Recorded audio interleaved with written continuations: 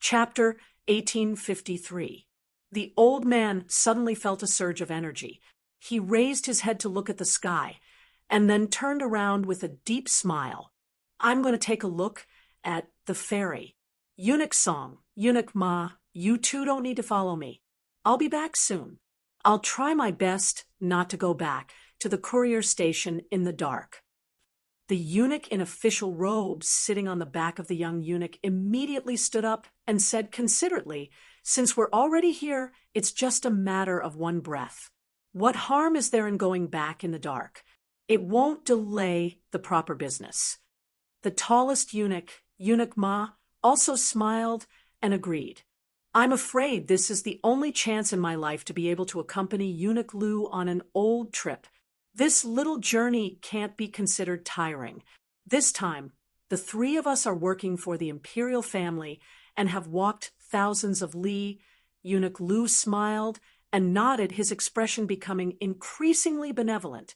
Although the Directorate of Credentials was not an overly prominent yamen among the 12 directorates of the Liang Imperial Palace and could not be mentioned in the same breath as the Directorate of Ceremonies under Song Tonglu, it was still not to be underestimated. After all, they were helping the monarch of a country look after those iron coupons, edicts, and yellow seals. When they were in Tian City, the Directorate of Credentials was definitely not as peaceful as it was now. It was probably because this diplomatic mission to the northwest had brought great pressure to the three elders of the Directorate of Credentials. It had truly become a case of sharing glory and suffering together. The old saying, "Looking at a mountain will kill a horse," was true.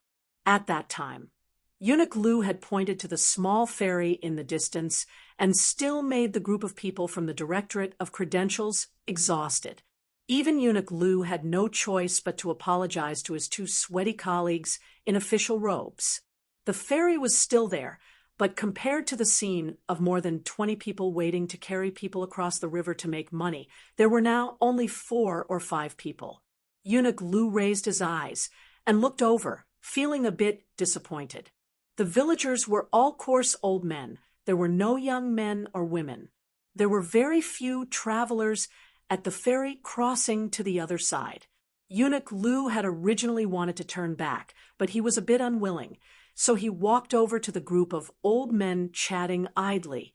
Those people had clearly noticed this group of people, especially the 3 eunuchs from the Directorate of Credentials. It was too fresh.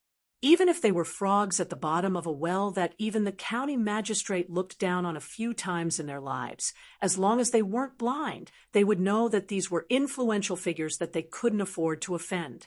They also knew that they definitely weren't customers who had come to cross the river. Although Longju River was the largest river in Liangzhou after the government built 2 bridges over a dozen years ago, one for the garrison and the other for the common people to use, there was almost no business to speak of even during the summer and autumn seasons. There were bridges available, but they insisted on strolling along the river. Did they have nothing better to do? Unless it was a merchant or traveler from the north who was in a hurry and didn't want to walk more than 20 li to the bridge in the south, they would wade across the river. However, if it was a large merchant or tycoon who had a good relationship with the government, they could actually use the bridge in the north. However, it was said that after the young vassal king ascended to the throne, the control became stricter. The garrison and the government no longer dared to turn a blind eye to people's convenience like before. Just as Eunuch Lu was preparing to return home, someone suddenly swept across the river from the other side. His white robes fluttered, a long sword at his waist. He skimmed the surface of the river a few times before crossing. After landing gracefully on the shore, the white-robed swordsman ignored the surprised gazes of the villagers and turned to look at his Jianghu friends on the other side of the river. They were betting on who could step on the water the least to cross the river, using this to compare whose sex qigong was better. However, although this young Jianghu hero from a famous sect displayed an arrogant attitude that kept people at arm's length, how could he not be wary of the eunuchs behind him? Since when did Baelyang have eunuchs appear? Everyone knew that Baelyang Palace was different from the other vassal mansions of the Liang dynasty. It had never used eunuchs. After the old man, named Su Tu, led his iron horse into Jianghu, Liang Jianghu people either stayed at a respectful distance from the court and the government or tried to make friends with them. They had never heard of any sect or sect that could wrestle with the family of an official. This handsome young hero standing by the river was not unfamiliar with the rules of the court, but he was not familiar with the high and mighty great Peace City. He was not sure what position the eunuchs were qualified to wear the eye-catching red embroidered robe. However, he knew that they were not small fries. Otherwise, they would not be able to leave the palace to do business openly. The two sides were worlds apart in terms of status, so he pretended that he did not see anything. The young eunuch who worked like an ox was good at reading people's expressions. When he saw that the three eunuchs all frowned, he immediately explained in a low voice. Earlier, the female Wulin leader of Mount Hui, Xianyuan Qingfeng, summoned the heroes of Jianghu to encircle and kill a few demons. They killed all the way to the western regions before stopping. After that, many Jianghu people were not in a hurry to leave Baelyang. These people must be young people from the Wulin of the Central Plains. Eunuch Lu snorted coldly. Heroes use force to suppress. Even the West Chu trader Chao Chongqing, the scholarly sage, has repeatedly shown off in Great Peace City. The fat and Buddha-like eunuch Song laughed in a low voice. Jianghu people are not the only ones who rely on force to suppress. Eunuch Lu and Eunuch Ma did not speak. Then, another two Jianghu people of similar age passed by Dragon Steed River. Eunuch Lu suddenly turned his head and asked one of the Imperial Guard commanders with a smile, "Commander Qian, what is the cultivation of these young people? What is the difference between them and the Grand Masters of Jianghu?" The burly Imperial Guard with a wooden expression said calmly, "Eunuch Lu, not to mention the 4 realms of first grade, even second grade master, is not a height that these embroidered pillows can reach. With their talent and foundation, unless they have a great opportunity, they will not be able to reach second grade master in 20 to 30 years. Eunuch Lu nodded and did not have any more interest in investigating. The Jianghu was far, but the court was high. What grandmasters of the martial way? As long as they were not those few people on the martial ranking, they were nothing more than fish in a pond that the emperor casually raised. Just as Eunuch Lu was about to turn and leave, he suddenly narrowed his eyes and looked hard into the river. A young person that was crossing the river was probably only skilled in external martial arts. His qinggong was something that even he, a ribbon insignia eunuch, felt was not good to look at. Not only did he step on the surface of the river many times, the splashes he made were shocking. If others were said to be flying on the grass, then this brother was really rolling in the grass. But this was not something that Eunuch Lu paid attention to. The old man saw a young person carrying a fairy that seemed to be an old woman as they slowly crossed the river. Chapter 1854. In the end, he was trampled by the young hero with terrible qinggong splashing water all over his head. In the Dragon Steed River, the old woman helped the young man wipe the water off his forehead. She was kind, but also a little distressed. She said helplessly, "You've suffered, haven't you? I told you you could cross the river yourself, but you insisted on carrying me. I've carried you across the river for decades. Even if I were blind, I could still cross the river during a flood. Why would I need you to carry me?" The young man smiled. "During that storm, the banknotes in my bag almost turned into paste.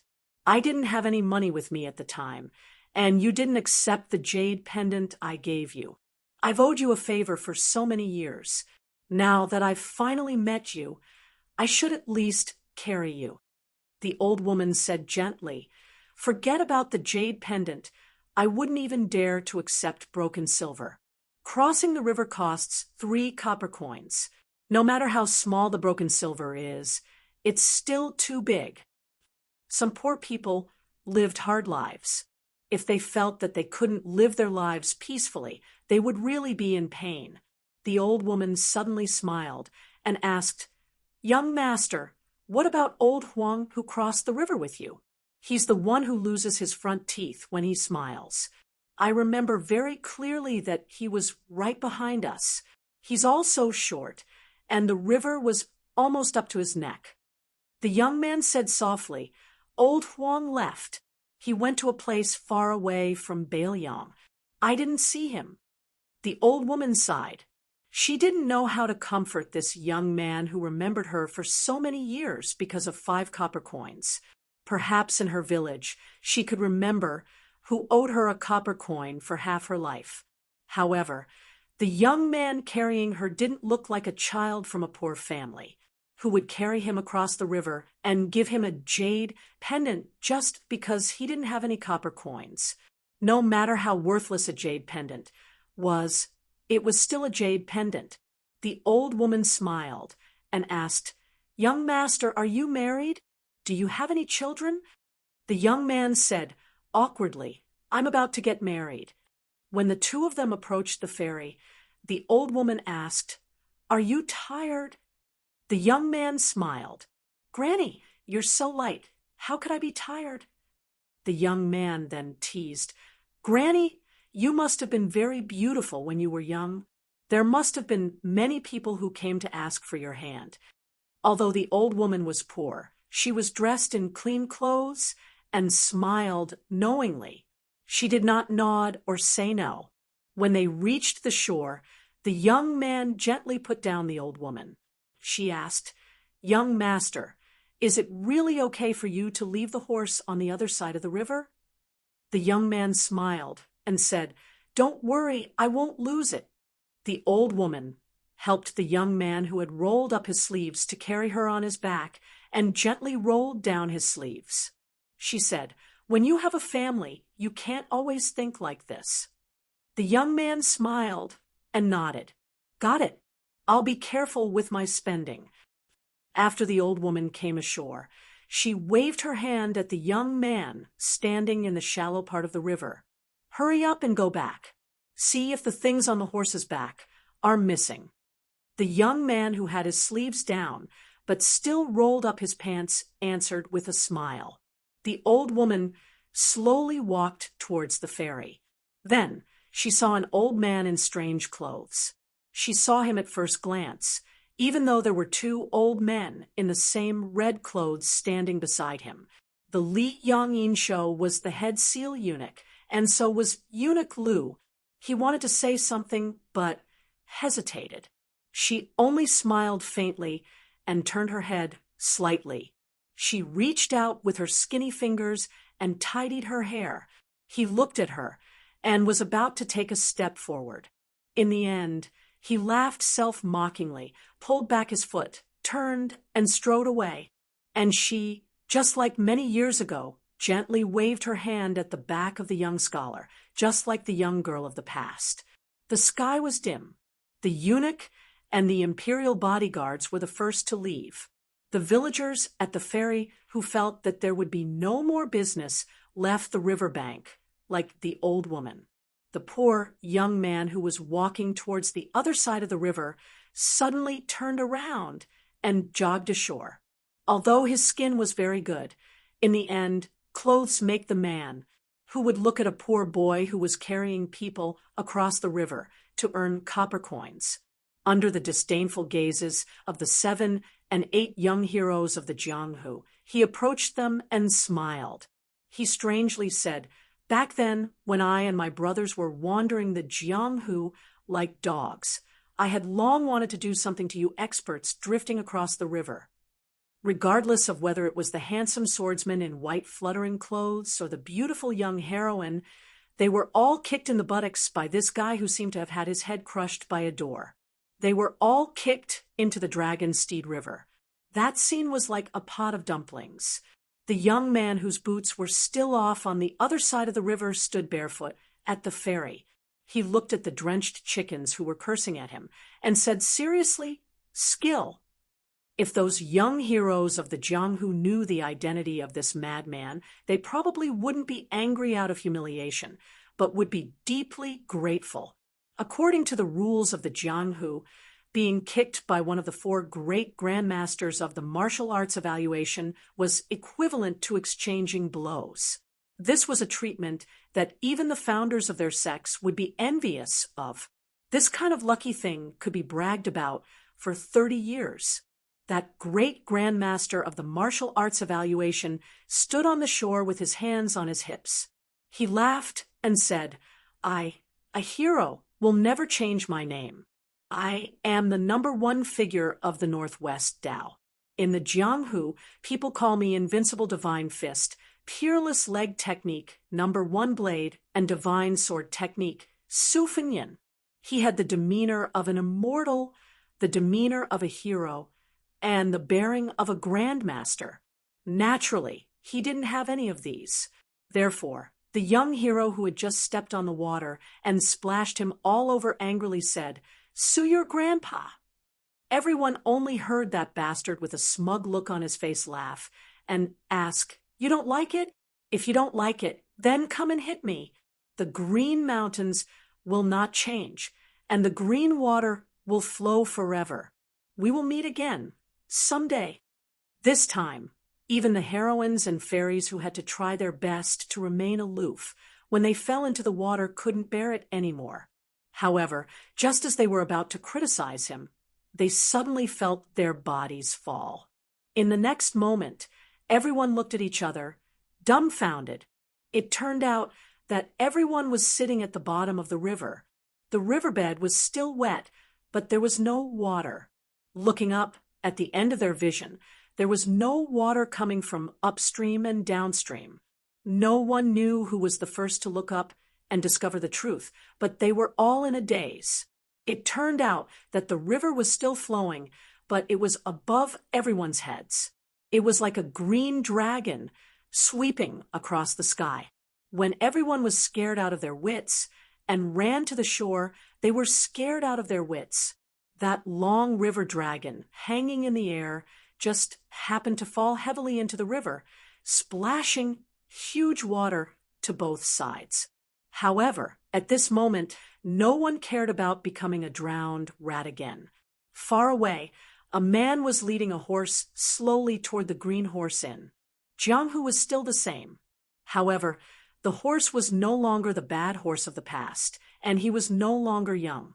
He no longer had old Huang with missing front teeth and the wooden sword ranger. Chapter 1855.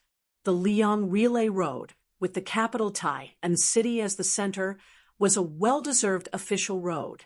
It was once praised by the old Ministry of War as the bloodline of the country. It was also compared to the prosperous dynasty that unified the Central Plains to an unprecedented land god. The power of the essence and blood could be said to be unparalleled in both ancient and modern times. Liangzhou's Qingma Relay Road was close to the provincial capital and was set up in the downtown area of a bustling town. Because this was a place that one had to pass to enter and exit the city of Liangzhou, not only was the relay station large, it also had the only one of the many relay stations on the road of Beiliang. There were as many as 70 postilions. There was also a garrison of light cavalry stationed nearby all year round. It was said that the young king's personal guards, the White Horse Righteous Followers, came from this cavalry in the early years. Naturally, their combat ability was not to be underestimated. For example, the madman Hong Shuwen, who was now climbing up the ranks in the Beiliang army, came from this troop that did not show off. Li Gongda, who had always firmly maintained the #1 civil official position in Beiliang, stayed at the Qingma Relay Road in his early years. When he was in the mood, he wrote a calligraphy piece that said, "There is a world of difference." However, no one knew whether it was because the relay station treasured it too much or because the 4 words were too strong and beautiful, but it had not been mounted or hung for many years. Bayan Town, where the Qingma Relay Road was located, was also an unusually prosperous place. Lingzhou had always been known as Jiangnan beyond the Great Wall, while Bayantown was known as Little Lingzhou. It was enough to show that this big town in Liangzhou was different. In recent years, with the strong rise of the young king, more and more people from the Central Plains came to Bayantown after hearing the news. They all entered the Jianghu of Beiliang together. Over time, the local residents of Bayantown became accustomed to it. As one of the few places in Liangzhou that did not have a night ban, Bayantown was a veritable money-squandering den. Just like the two restaurants and brothels next to each other, they worked together to advertise the two golden signboards of "If you don't go to the 2 floors, you're in vain coming to Beiliang," and "the best wine in the world." They were very arrogant. The restaurants said that they had the best wine in the world, which was not inferior to the imperial court's tribute, and the brothels said that their girls were not inferior to the imperial court's concubines. Many Jianghu people who did not believe in heresy went to the brothels with the mentality of destroying the place. In the end, almost without exception, they all drank themselves to the ground or lay on the bed of the girls. As a result, the 2 floors of Bayantown became more and more famous, and it was known throughout Beiliang and Lianghuai, especially when a courtesan from the brothels eloped with a scholar from the Green Deer Cave Academy. Logically speaking, the brothels should have been furious, but instead of breaking up the lovers, they burned the contract of the courtesan. The restaurant even sponsored the scholar to buy 100 books with 1,000 taels of silver. This romantic story shocked the scholarly and literary circles of Beiliang. Even the Jiangnan region of the Central Plains had heard about it. It was to the extent that a famous scholar in the literary circle clicked his tongue in amazement in front of everyone, and he personally praised the heroic spirit of Beiliang. If this was 3 or 4 years ago, if he dared to say a few good words for Beiliang, no matter how prestigious this famous scholar in the literary circle was, he would probably become a rat on the street, and he would implicate his family and be condemned by everyone. But now, although there were very few people who agreed, there was definitely no one who would actually compete. By the time the 3 eunuchs from the Directorate of Credentials returned to Bay, a town from the small crossing of Dragon Horse River, it was already late at night. Previously, the Green Horse relay station was afraid that something unexpected would happen, so they had no choice but to send out 20 or so elite riders from the capital to meet them. If they could not find any trace of them, the Green Horse relay station would definitely skip over the local government and directly notify the garrison 20 li away. After all, this group of eunuchs who delivered the edict represented the face of the Zhao clan of Li Yang. Eunuch Lu and his group, who had walked into Bay and town on foot, were already hungry as they passed by the particularly noisy restaurant and smelled the thick scent of wine. They couldn't help but be a little tempted. Eunuch Lu felt a little sorry for his 2 dog-tired colleagues, so he smiled and suggested that they all go to the restaurant to have a good meal. Eunuch Ma, who was tall and imposing and not like a eunuch, was more cautious. Although he didn't refuse, he still suggested that it was best to go back to the Green Horse relay station and change into ordinary clothing. Eunuch Song, who had a large body but was able to walk as light as a swallow in the royal palace, wanted to say that it wasn't a big deal. Could there be an assassin under the nose of Beiliang Palace? However, since Eunuch Lu, the head shopkeeper of the Directorate of Credentials, had nodded, Eunuch Song, who hadn't had a good time since coming to Beiliang, could only quietly swallow his words. After returning to the Green Horse relay station and washing up and changing clothes, the 3 eunuchs were accompanied only by the Imperial Guard commander surnamed Qian. The 4 of them walked together into the restaurant called the Restaurant, because the restaurant next door was the most famous brothel in Bay and town. They could vaguely hear the soft and seductive laughter. This made Eunuch Lu laugh involuntarily. If their drinking trip traveled to the capital, it would most likely become a rumor that the eunuchs of the Directorate of Credentials had gone to a brothel. That would be a great joke. The restaurant had 3 floors. Although it was late at night, the lobby on the first floor was still packed. There weren't many seats left on the second floor. The restaurant waiter, who was good at reading people's expressions, led the 4 of them to a private room on the top floor with the best view. It was called a private room, but it was actually separated by a large screen with exquisite embroidery. After Eunuch Song sat down, he leaned comfortably against the back of a yellow rosewood chair with a natural gourd-shaped wood core. He laughed softly and said, "The layout here is somewhat similar to the market on our side." Eunuch Ma, who had changed his clothes and looked more like a burly man from outside the Great Wall, looked around and was quite satisfied. Compared to the 2 floors below, it was much quieter and more elegant. He narrowed his eyes and nodded. Eunuch Lu said amiably to the young waiter who had a cotton towel on his shoulder, 2 pots of Jizhou Laojia Jiangnan apricot blossom wine and cooked flower wine. As for the dishes and snacks, you can do as you see fit. The young waiter smiled and bowed to flatter. "Master, you are really an expert. You deserve the title of wine immortal. It's true that ordinary customers are generous when they come to our restaurant, but most of them choose the West Shu tribute wine, Jiannan Chun, to drink. In my opinion, the wine is good, but in terms of mellow aftertaste, it can't compare to the cooked flower wine. In terms of burning intensity, it is far inferior to the green ant from Bailiang. By the way, for masters, I have to say something. Our restaurant has an unwritten rule. When you come here, as long as you want to drink the green ant, you can drink as much as you want without charge." Eunuch Song asked curiously, "Even if you want to drink 8 or 10 pots, it's still free? Aren't you afraid that your restaurant will go bankrupt from drinking? Also, if someone comes to your restaurant and only drinks the green ant, will this rule still be valid?"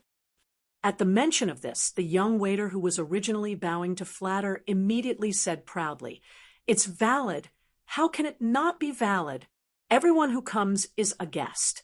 Our manager has already said that for those who are willing and able to drink our Bailiang's green ant, it's not a big deal to ruin their business. Just treat it as making friends with these heroes. Our manager has even set a special rule. If anyone can drink 6 pots of our restaurant's signature green ant in one go, not to mention the cost of the banquet, even if they want to sleep in the building next door for a night, our restaurant will pay for it." Eunuch Lu smiled and said, "It's rare to see a restaurant open for business like this. Interesting." Eunuch Song chuckled and held the comfortable antique chair with both hands. He looked at the eloquent young waiter and said, "It seems that although your manager stinks of money, he's not an ordinary person. Today I'm in a good mood, so I'll give your manager face and ask him to propose a toast to Master Lu beside me. To tell you the truth, if you miss this chance, you won't be able to get it for the rest of your life." The young waiter listened to the fat man's official language of the Central Plains, and the arrogance he put on was even greater than the county governor. In fact, he was complaining in his heart, but he didn't show it on his face. He begged for mercy and said, "Sir, I'm really sorry. Our head manager isn't someone from Bayan Town. Even I haven't seen him before. Unfortunately, the second manager, who is in charge, has a meal next door that he can't refuse. But please don't worry. Just based on the 6 pots of wine you ordered, as long as the second manager returns to the restaurant, I'll immediately inform him. I won't let the second manager miss the 4 masters." Eunuch Song, who couldn't be at ease again, was already unhappy. Just as he was about to explode, he saw Eunuch Lu take out a large amount of silver from his money pouch. He didn't throw it to the waiter like other rich guests. Instead, he placed it on the table and slowly pushed it forward. He smiled and said, "This is a reward for you. Don't think it's too little." The young waiter had the best impression of the old man sitting in the main seat. He was like a kind-looking rich man or an old scholar who had walked out of a scholarly family. He was polite to everyone. It was rare to see him in a restaurant where the rich and the poor were all masters. The young waiter hesitated. Then he heard the burly middle-aged man, who had been silent, say coldly, "If I tell you to take it, then take it." After the young waiter carefully put away the silver and left, Eunuch Lu asked in a small voice, "How is it?" Commander Qian, who was famous in both the palace army and the Ministry of Justice, said softly, "There's nothing strange." Looking along the way, the waiters in this restaurant are all normal people who have never practiced martial arts. However, there are a few tables on the third floor that are not simple. Eunuch Lu smiled faintly and said, "In the worst-case scenario, this place is only 15 minutes away from the Green Horse relay station. The cavalry will arrive in the blink of an eye. Also, I believe that the Baelyang spies who are secretly watching us won't be useless decorations. Let's just drink and not worry." Chapter 1856.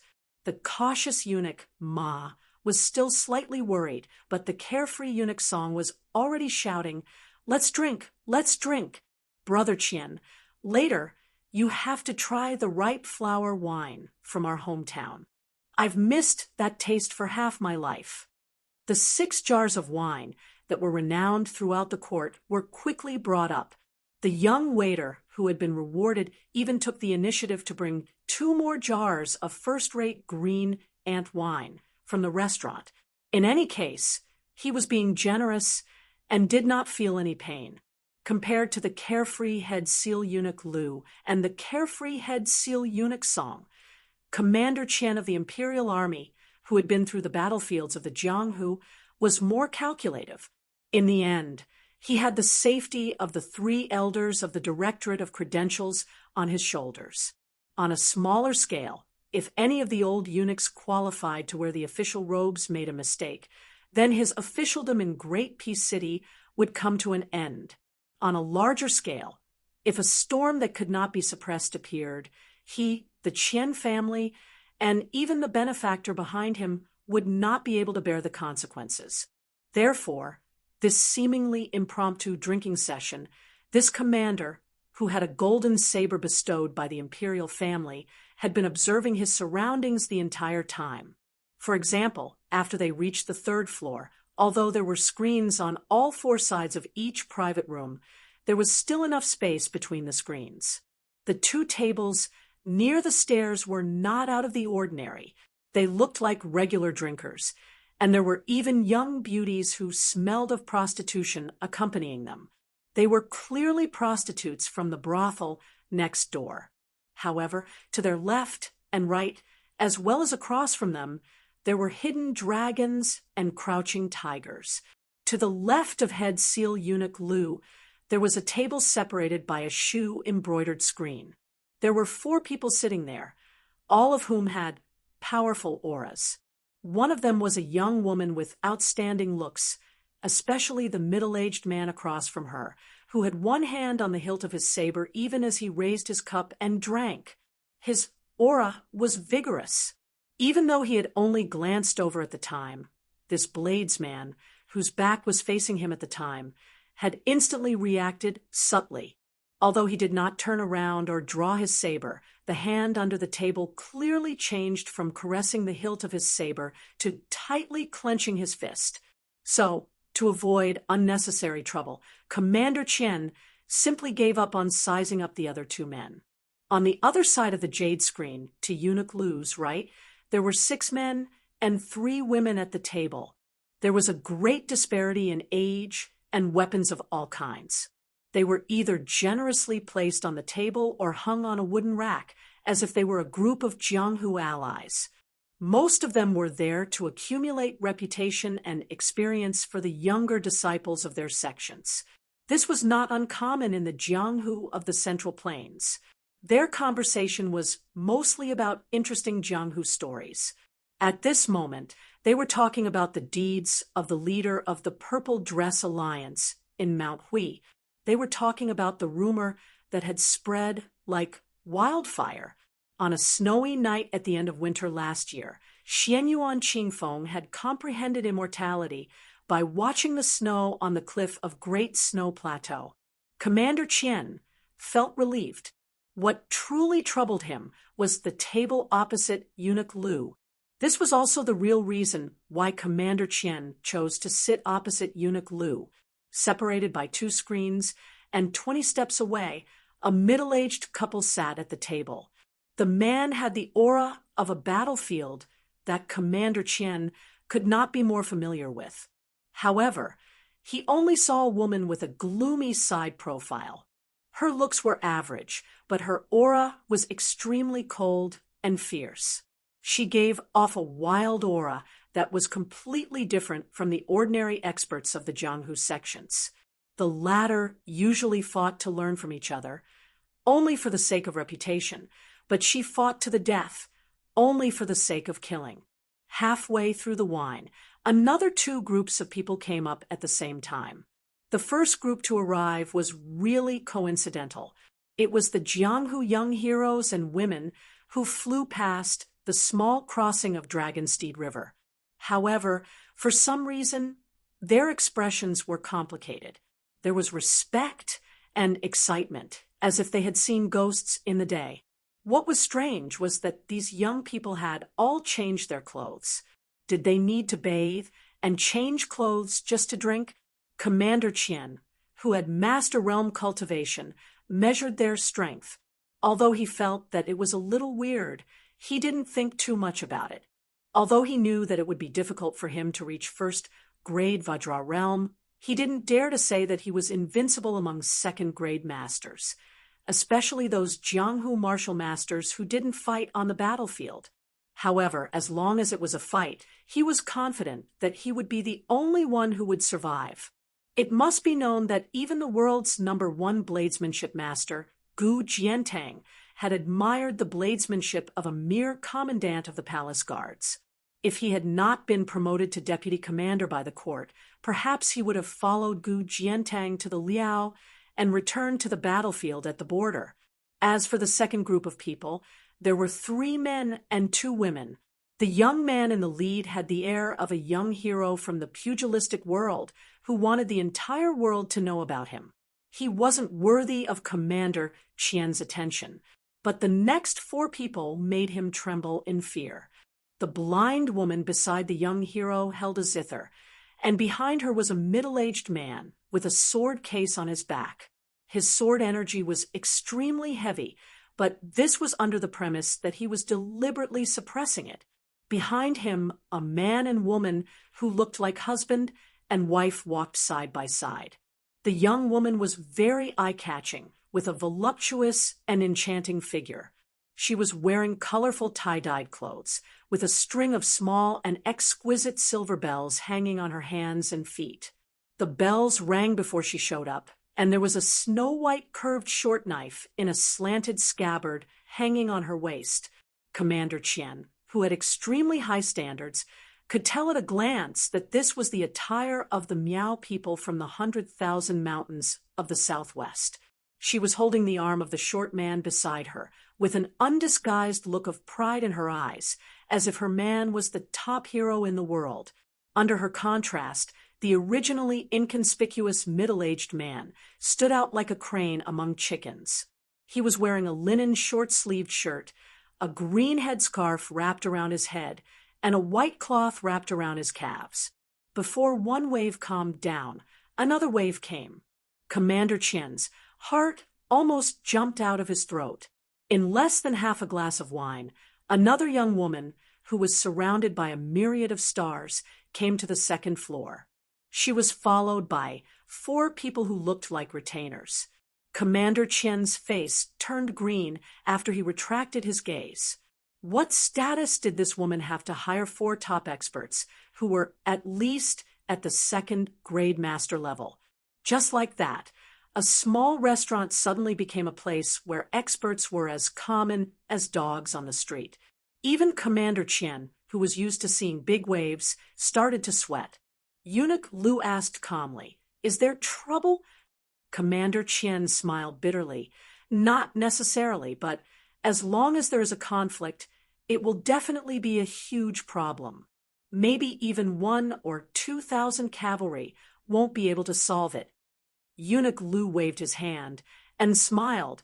As long as this is Bailiang, it's enough. At that moment, Commander Qian finally had a whole new level of respect for this head eunuch of the Directorate of Ribbon Sealing. Outside the restaurant where all kinds of fish and dragons gathered, a young man with a sword and a horse suddenly stopped on the street. When he stopped, the procuress at the entrance of the brothel saw his appearance clearly. Her eyes immediately lit up, and the two gorgeously dressed girls beside her wished they could pounce on the handsome guy who was still rolling up his sleeves and swallow him whole on the spot.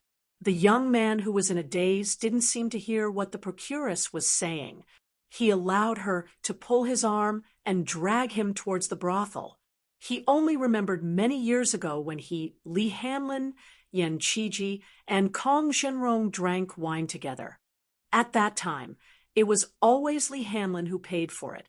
He stole the money from his stingy father in Bailiang.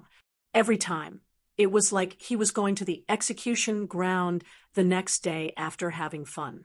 At that time, Yan Qiji, who had been given the nickname Eating Chicken Yen, couldn't let go of himself, no matter how many girls were around him. It always seemed like he was being taken advantage of.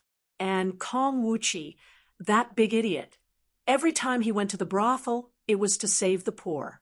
As soon as he entered the door, he would say, "Whichever girl in the brothel hasn't had a customer for the longest time, I'll order her." So every time Kong Wuqi was there, the most beautiful girl and the ugliest girl in the brothel would appear at the same time. The young man finally came back to his senses and asked with a smile, "His Royal Highness is drinking wine with girls. Can I not pay?" The procuress, whose chest was trembling, was overjoyed and replied, "This young man really likes to joke. Even if the prince came, he would have to pay." The young man, who had been dragged a few steps, stopped. He still held the horse with one hand and said with a bitter face, "Then I won't enter the brothel." The old brothel woman glared at him. "Young man, you're not being honest. You dare to walk on the street with this kind of sword. You think you don't have money? I can promise you that even if I don't have a single copper coin on me, it's fine. I'll owe you." Just as the young nobleman seemed to be in a dilemma, an ordinary-looking man suddenly appeared beside them. Trying his best to conceal the excitement in his voice, he lowered his voice and said, "Second-class room, Earth number 16, I have something to report." The young man nodded and silently broke free from the arms of the three brothel girls. He smiled apologetically at them and then led the horse forward. The young man turned to look at the elite spy from the whisk room, whose eyes were burning. "Is there an emergency?" The latter said in a low voice, "I just discovered that someone tried to assassinate 3 eunuchs from the Directorate of Credentials. If I hadn't discovered the prince's whereabouts and acted on my own initiative, I would have already used the Green Horse Relay's secret military seal and moved the garrison into the city." Speaking of this spy, who had a high position in the whisk room in Bailiang, lowered his head and said, "Please forgive me, Prince." The young man joked, "No wonder you're from the whisk room. You're the same as Chu Lushan. Why are you asking for forgiveness? It's more like you're asking for credit." The spy from the whisk room, who was in charge of the intelligence of Bayan Town, was obviously at a loss after a moment of distraction. He hurriedly reported the situation to the young man who was leading the horse in detail. The young man was the young king, Su Fengnian. After listening, he nodded. "You don't have to intervene in this matter. This king will handle it himself." Just as the spy was about to accept the order and turn to leave, Su Fengnian said in a low voice, "Thank you for your hard work." The spy from the whisk room was stunned. He wanted to say something, but stopped. In the end, he didn't say anything. He grinned and then left silently. Su Fengnian led the horse slowly to the brothel. Chapter 1857. A young swordsman staggered past the screen and was about to ask the waiter for a few more pots of Jian Nan Chun wine when he suddenly felt as if someone had strangled his neck with a rope. He was dumbstruck and stared at the woman who was only 7 or 8 steps away from him. What did a man of Jianghu rely on to meet a land immortal? He could only rely on his ancestors' graves. Then, in one day, he met a land immortal for the first time, and then met a world-famous fairy. What did he rely on?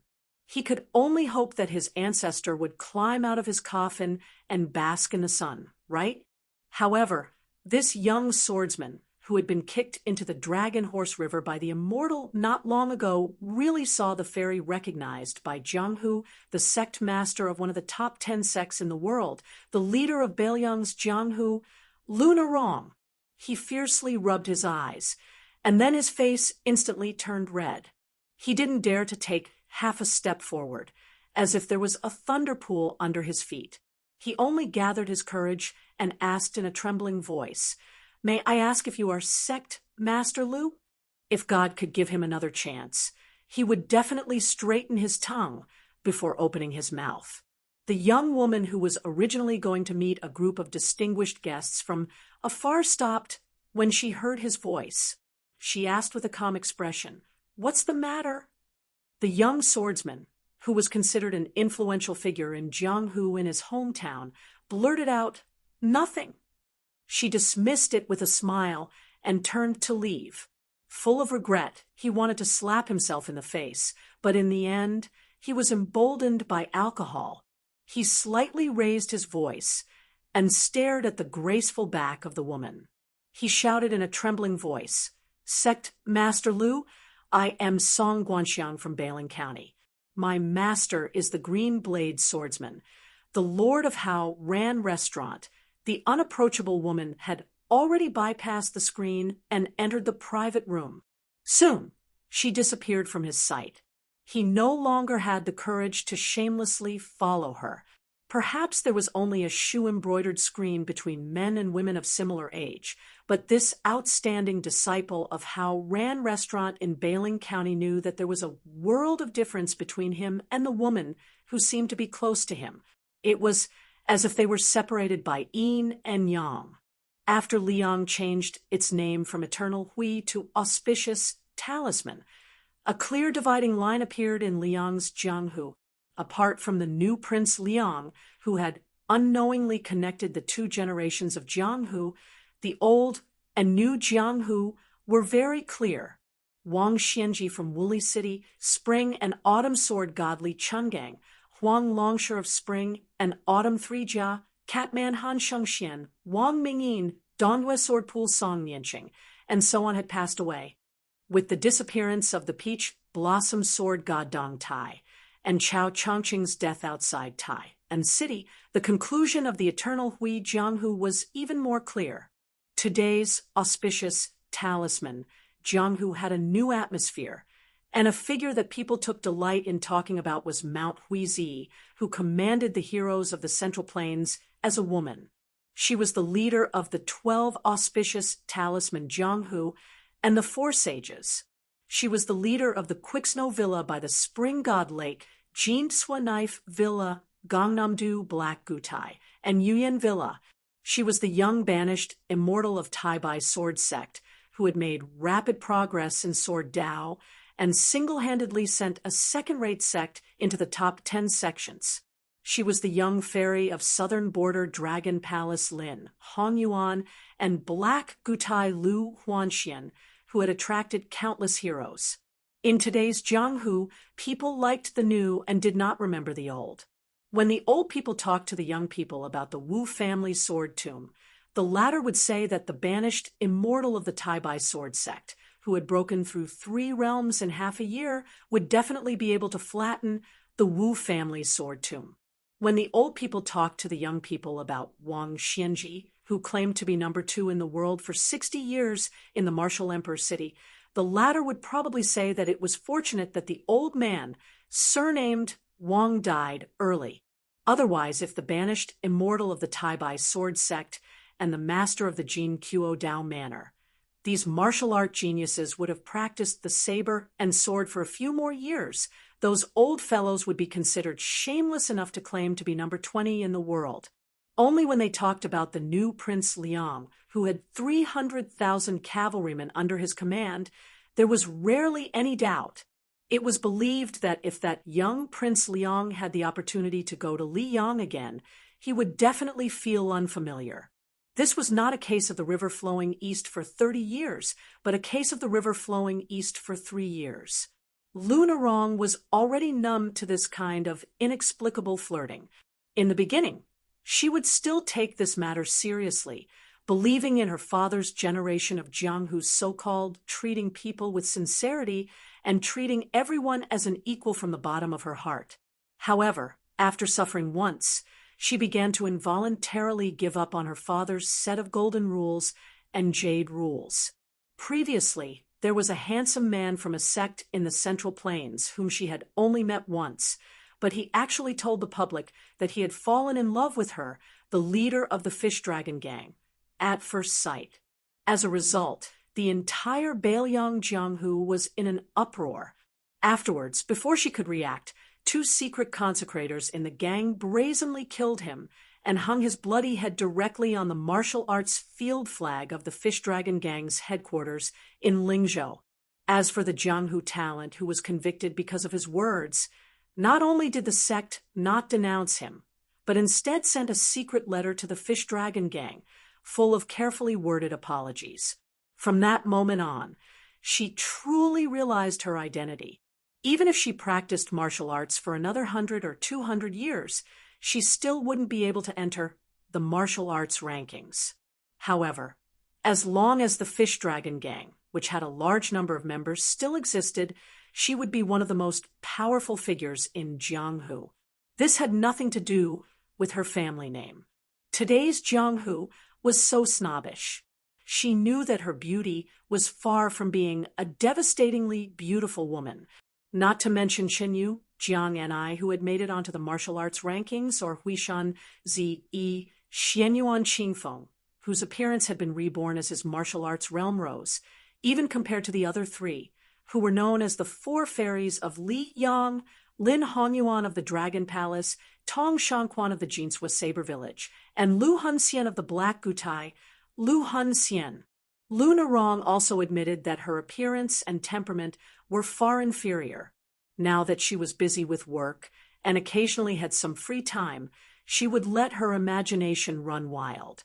She felt that those seemingly heroic men in Jianghu, whom they admired, were just her identity. Even if she was a bit uglier, even if her personality was violent and temperamental, there would still be countless people fighting to be her subject. Therefore, she missed the time when she was desperate and became a Beimang bodyguard. She was an ignorant young girl in Jianghu. After bypassing the screen, Lunarong quickly put away her ridiculous thoughts and looked at the 4 distinguished guests from Nanjiang who came from afar. As a well-deserved local tyrant, she still did not hurry to take a seat. Instead, she raised her hand and cupped her fist to apologize. We were delayed on the road for 2 days.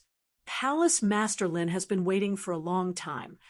The man closest to the leader of the Fish Dragon Gang was the machete man that Commander Qian of the Imperial Guards was very afraid of, although he had already noticed the 4 people behind Lunarong when she went up the stairs and waited until Lunarong stood beside him.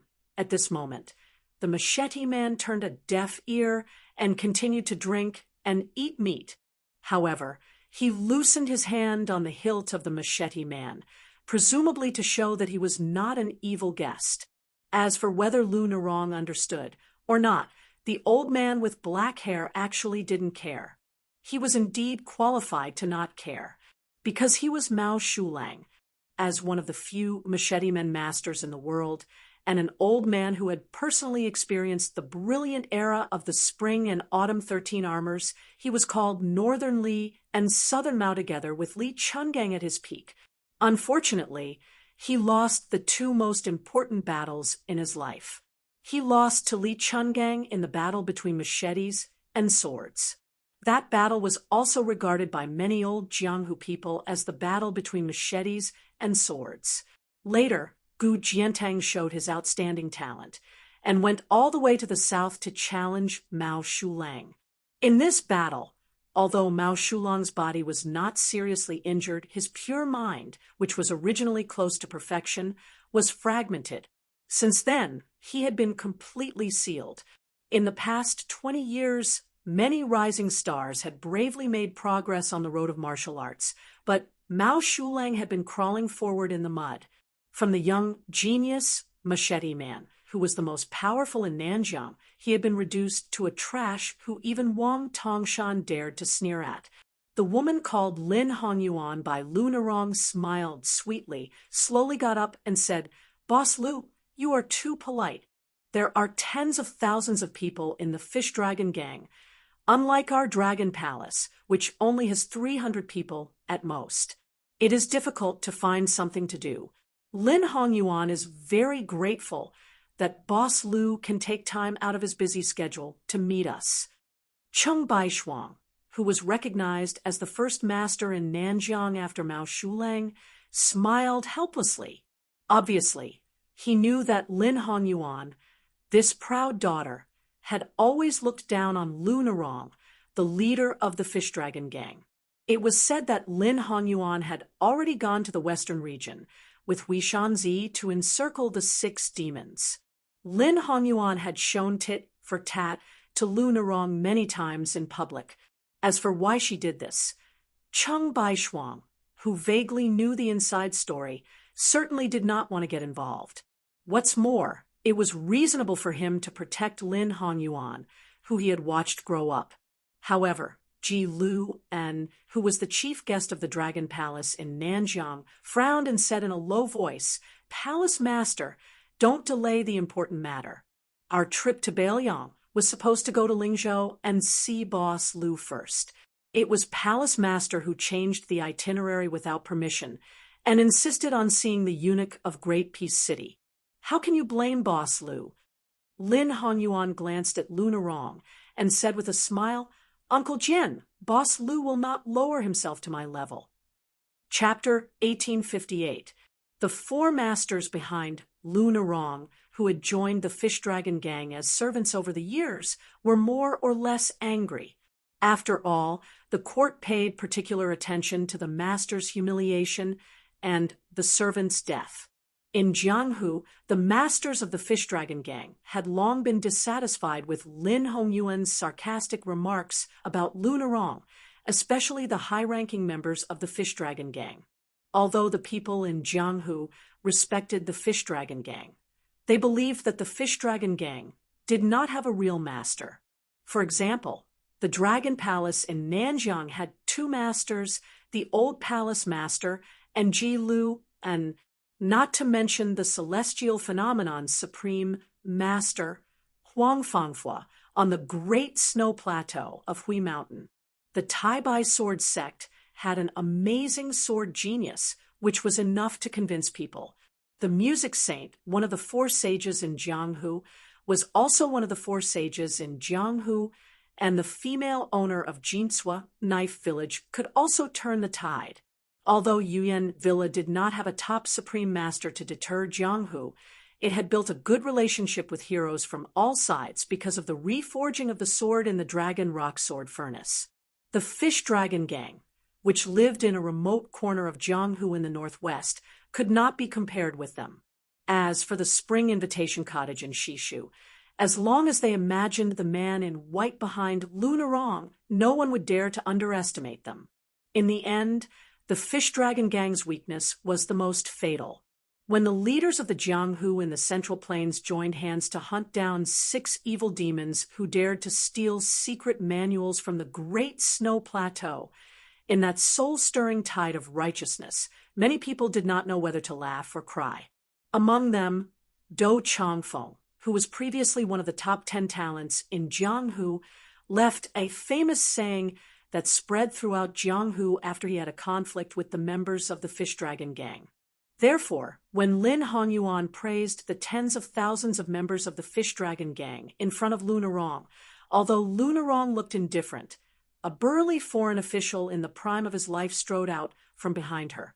Even though Lunarong tried to stop him, he still walked to the table, put one hand on the table, and sneered, "I heard that there is a Sword Tao Supreme Master named Jilu and in the Dragon Palace. His swordsmanship is outstanding and quite amazing.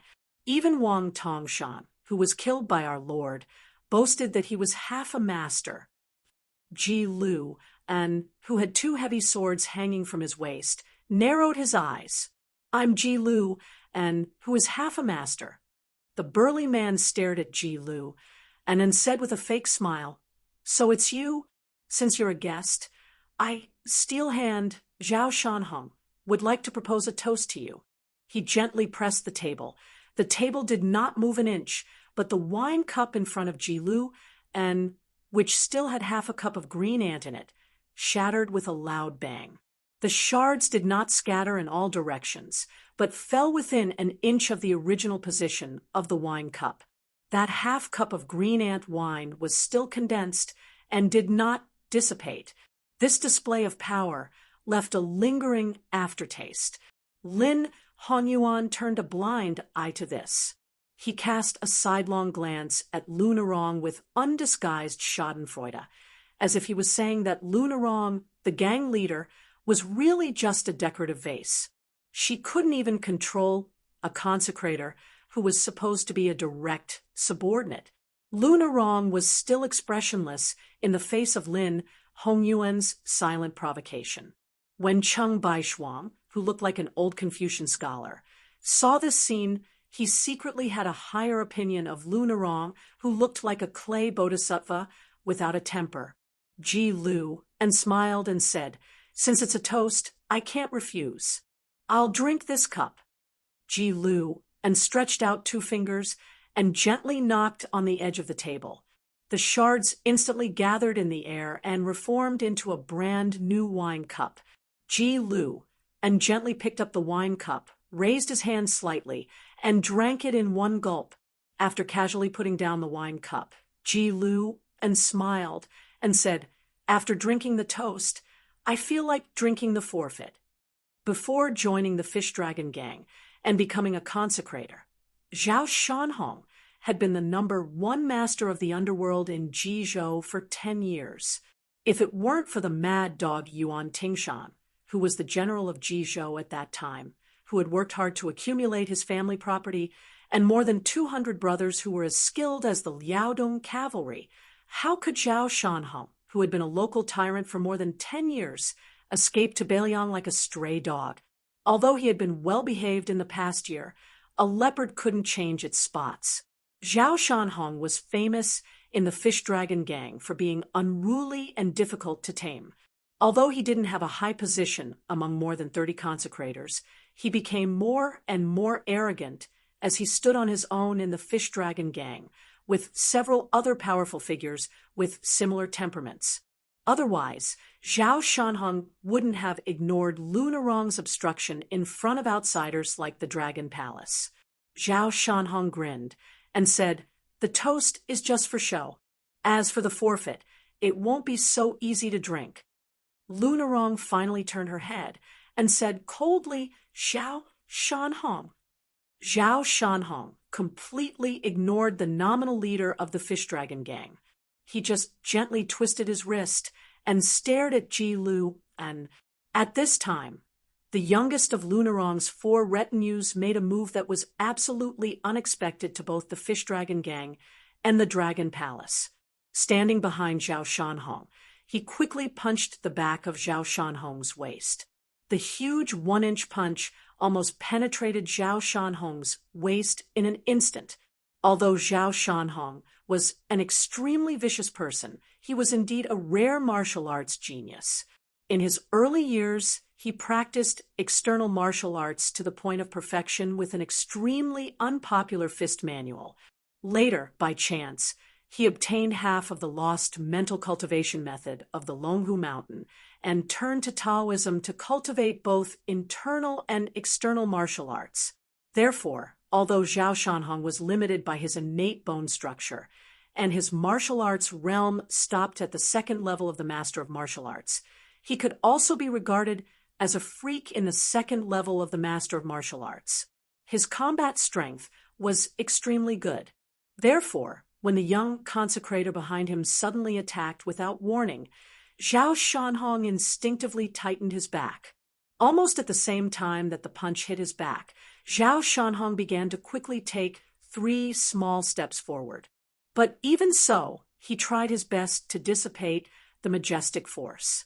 Zhao Shanhong's burly body still shook a few times. He bent down to pull a chair and sat down. He poured himself a glass of wine, or to be precise, half a glass. When he lowered his head to drink, he first spat out the blood into the glass and then swallowed it together with the wine. It had to be said that Zhao Shanhong had always been ruthless to others, and he was not any better to himself. Zhao Shanhong wiped his mouth and turned his head. His eyes were red. He gritted his teeth and said, "In the end, my family is considerate, and let me drink a glass of good wine." The young consecrator said calmly, "When we go back, I'll treat you to a few more glasses. It's enough." Surprise flashed in Lunarong's eyes. In her impression, this taciturn young consecrator never formed cliques in the Fish Dragon gang. He was one of the few loners, so his influence was far less than Zhao Shanhong's, who liked to group up. Now, there were many leaders in the Fish Dragon gang. For example, the 2 old men behind her were her trusted subordinates. However, the so-called trusted subordinates were only relative to the young consecrator or the steel opener Zhao Shanhong, who had been watching coldly before today. Otherwise, the 2 old men would not stand by and watch when Zhao Shanhong was insatiable. However, generally speaking, in some internal affairs, the 2 old men could agree with Lunarong, the leader of the gang. Zhao Shanhong had 3 or 4 consecrators on each of the 3 internal mountains, and they often arm wrestled with Lunarong. The remaining 2 groups of people formed their own alliances. There were not many people, but they were quite powerful. One group was privately called the Cold Blade Department, and they had a good relationship with the local general schools in Lingzhou. The other group was ridiculed as the Civil Official Department. Previously, they followed the leader of Lingzhou, Song Yan, blindly. After Song Yan left his post and was promoted to Yuzhou, they were now in a heated relationship with the new provincial governor of Lingzhou, Chang Sui. The Fish Dragon Gang was really a mix of good and bad people. The name of the gang that Lunarong's father gave back then was a prophecy. However, because the Fish Dragon Gang had learned a lesson from the past, they had cleaned up a large group of real power figures a few years ago. So Zhao Shanhong and the other ruthless people were more or less afraid and did not dare to fall out with Lunarong. Although it could be concluded that Lunarong definitely did not have that kind of ambiguous relationship with the young lord, it was obvious that the Fish Dragon Gang had nearly 30,000 members. Not to mention the government of Longqing County. Even the Lingzhou provincial governor's mansion and Mount Qingliang had people specially watching the Fish Dragon Gang. This was the root cause of Zhao Shanhong, and the others not having the courage to do whatever they wanted. Once they angered Mount Qingliang, which even the Liang imperial court could only turn a blind eye to, not to mention the young lord, one of the 4 grandmasters of wushu arts, to come personally, they did not need to mobilize any cavalry in Beiliang. As long as the Water Room or the Eagle Room came, they did not need to mobilize all of their forces. They just needed to bring out 100 elites. It was believed that the Fish Dragon Gang would fall apart in the blink of an eye. When the tree falls, the monkeys scatter. Then they would go back to their own homes. Of course, the premise was that they were not included in the must-kill list of those spies and men of sacrifice. In the final analysis, just as the Central Plains said, the Fish Dragon Gang lacked a stabilizing force that could suppress all the heroes. In fact, it was not that there were no smart people in the Fish Dragon Gang secretly speculating why Mount Qingliang did not directly find someone to replace Lunarong, who had mediocre cultivation and was not tough enough and cold-blooded enough. Otherwise, that person only needed to reveal his identity as from Mount Qingliang, even if he was a trash who was even more useless than Lunarong, who would dare to not bow their heads and listen to him obediently. Don't talk about tripping people up. They would wag their tails and beg for mercy. In fact, Lunarong did not understand this point. At first, she thought that that person wanted an easily controlled underground dynasty to appear in Bailiang. However, as the Fish Dragon gang prospered day by day, that person never took back the crops that he had cultivated. Therefore, Lunarong did not understand that person's thoughts at all, casting a long line to catch a big fish. But they were about to fight the second battle of Liangmang. From beginning to end, Mount Qingliang did not show any signs of forcibly conscripting the young men of the Fish Dragon gang. Could it be that they still hoped that after Baimang broke through Jbicheng, the Fish Dragon gang would be able to defend Bailiang Road? Lunarong was a little disheartened. This Jianghu was very different from the Jianghu she had envisioned when she was young. Chapter 1859. After Su Fengnian gave the horse to the waiter of the restaurant, he did not go straight to the third floor. Instead, he chose a table near the window on the second floor and ordered 2 stewed eels and sauced carp. After hearing that the green ant wine was free, he ordered 2 pots of it. It was unexpected for Bay and town to be so lively, but it was still within reason. There would be a Wudong martial arts symposium during autumn and winter this year, which would undoubtedly attract many heroes of the martial arts world. Anyone with a discerning eye would know that the Northern Liang sect wanted to help Mount Wudong suppress Mount Longhu. As for the idea of taking advantage of others' weakness, it came from Deputy Administrator Song Dongming. Chun Yao and Yuxing Rui, the only 2 old men left in Wudong, did not have no differences. Chun Yao did not want to be so ostentatious. The endless incense on the mountain had already made this old man very busy. However, the heroic Yuxing Rui insisted on doing it, so Chun Yao had to comply with this temperamental junior brother. In the end, the reason why Chun Yao took a step back was not the hint of Mount Qingliang, nor the fact that he could not persuade the current leader Li Yufu, such a good disciple, but the 4 words on the mountain gate's memorial arch Wudong will prosper. Li Yufu's words also made Chun Yao completely relieved. When there is no one on the mountain, I cultivate peace. When there is a sea of people on the mountain, I also cultivate peace. Compared to the time when the purple clothes of Mount Huishan attracted the righteous people of Jianghu to the western region, the Wudong martial arts competition this time might be bigger. The real boss of the Snow Plateau, Huang Fangfua, had already spread the news to the Central Plains. At that time, all the guests of Mount Huishan would go to Wudong together. The Snow Villa and Yuyan Villa nodded almost at the same time, followed by the Dragon Palace and Dark Drum Stage. The young banished immortal of Tai Bai Sword Sect, who was in the limelight for a while, even announced that he would discuss Dao with Wudong's leader Li Yufu in the Purple Virtual Palace, and that he would discuss martial arts with the king of Bailiang, Su Fengnian, on the top of Little Lotus Peak. In this way, including the fish dragons in Bailiang, 7 of the top 10 sects in Liang had already decided to participate in the Wudong Martial Arts Symposium.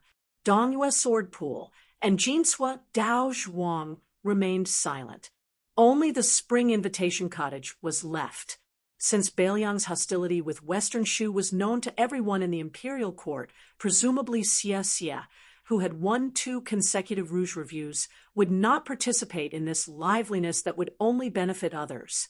Xianyuan Qingfeng was one of the 12 champions of Auspicious Talisman, which originated from the 13 armors of Spring and Autumn. He alone occupied 3 of the 12 champions, while the other 9 almost all left. Among the 4 sages, including the music sage of Black Drum Station, 3 of them would also come to Mount Wudong. At least half of the top 10 loose immortals and top 10 young masters of Jianghu would definitely appear in this event. The Quicksnow Villa, Yuyan Villa, Tai Bai Sword School, and Black Drum Station, whose foundations were not stable, indeed needed to show their faces in public.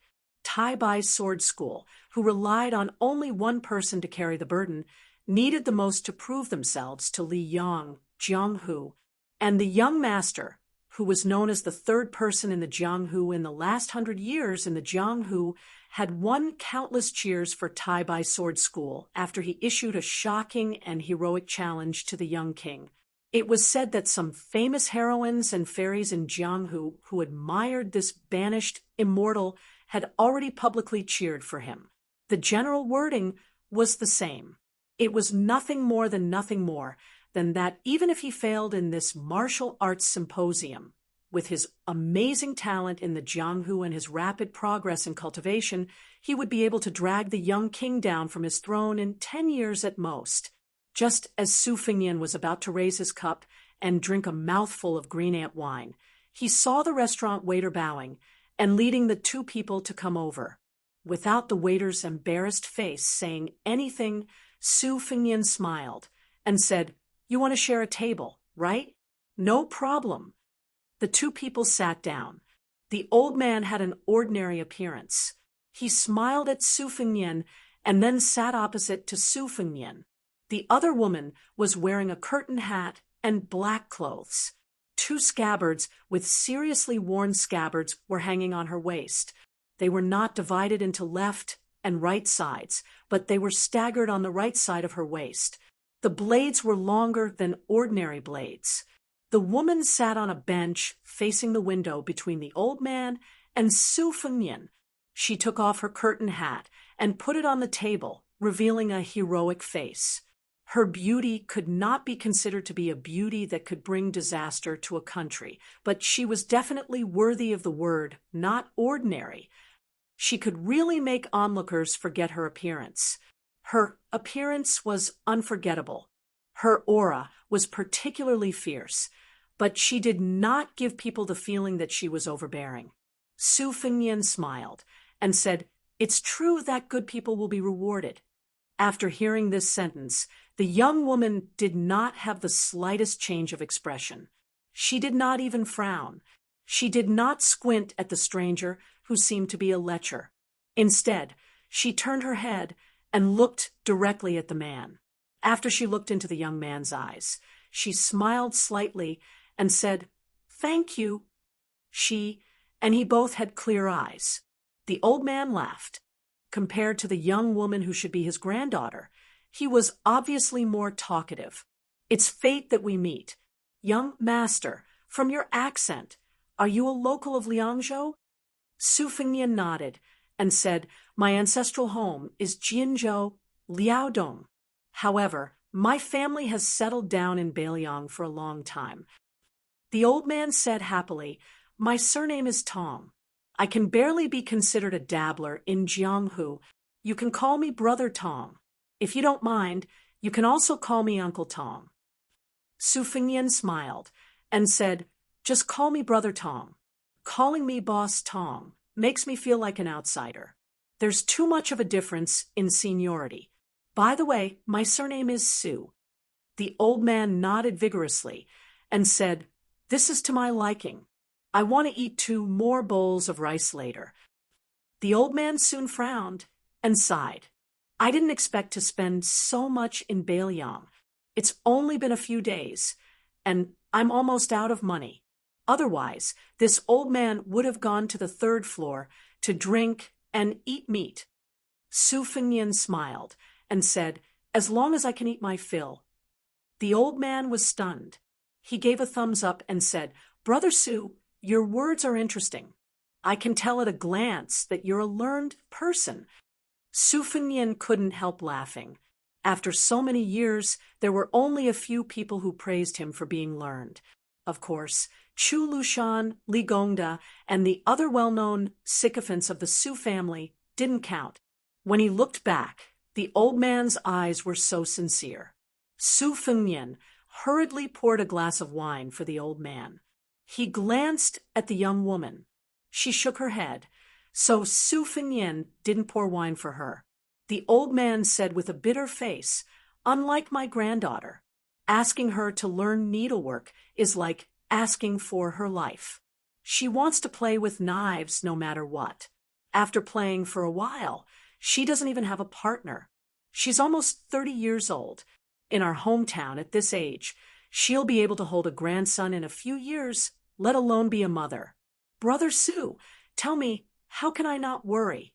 Su Fengnian couldn't help but laugh. However, he couldn't say anything in front of the young woman. The young woman with the two knives seemed somewhat helpless. She obviously couldn't do anything about her grandfather's innate enthusiasm. The old man carefully glanced at his granddaughter. He sighed and drank a mouthful of wine. He said softly, "Borrowing other people's wine glasses to pour on your own blocks." The young woman was indifferent. As he said, the old man was embarrassingly short of money. He was even worse than Su Fengnian, who ordered 2 dishes. Although they were both dishes, the price was much lower. Fortunately, Su Fengnian kept urging him to drink, so the old man was in a good mood.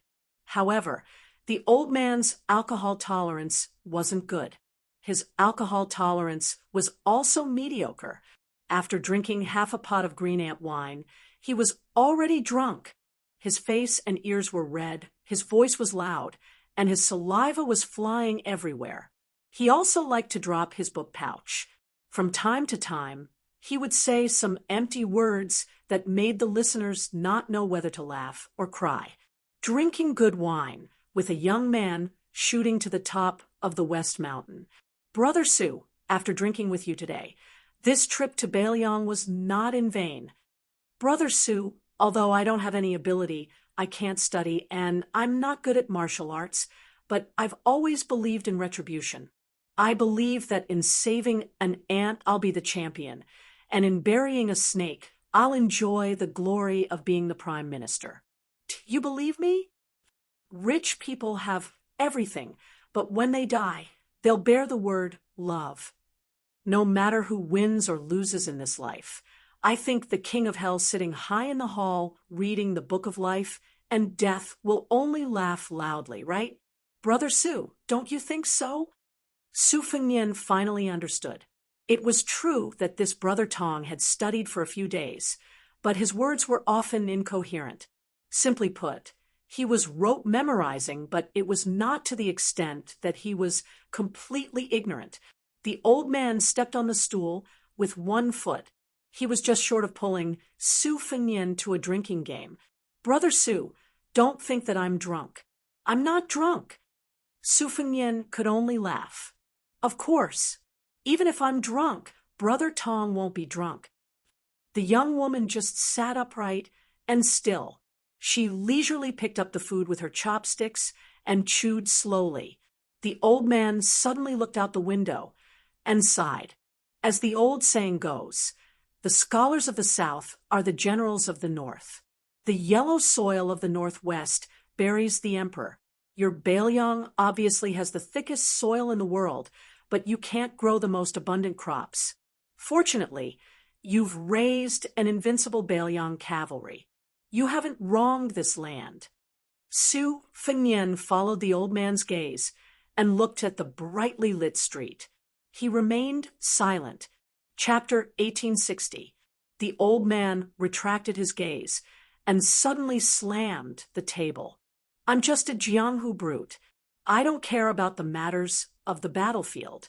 Brother Su, we're family now. To put it bluntly, please don't take it to heart. Along the way, I've looked down on the Fish Dragon gang in Bailiang. What do you mean by one of the top 10 gangs? You're just like a nest of snakes and rats. I don't understand. Just like the southern border dragon palace, which was given to Nalen Yusi by the king of Yen, how good is the Fish Dragon gang in Mount Qingliang? It's nothing more than the second tide listening lake of that young King Su. 20 to 30,000 gang members. What's the difference between them and the 10,000 tailed carp in Mount Qingliang? Of course, The drum platform in Gangnam-do is the same. It's said that it was created by the eldest grandson of the Pillar State, Yu Jiankong. Who knows if the otherworldly Lu Hunxian is the lover of some great eunuch's son? The old man lowered his head and looked at the wine in his cup. He was somewhat sentimental. Even if it's the Dongyue sword pool, a sect with hundreds of years of history, why did Song Nianqing die? Why did Chai Qingshan appear on the city walls of Great Peace City? Brother Su, you're still young, unlike me who's lived for so long. There are many things that you probably don't understand. When Wang Xianji was overseeing Martial Emperor City, or rather the entire Jianghu, the Jianghu wasn't like this back then.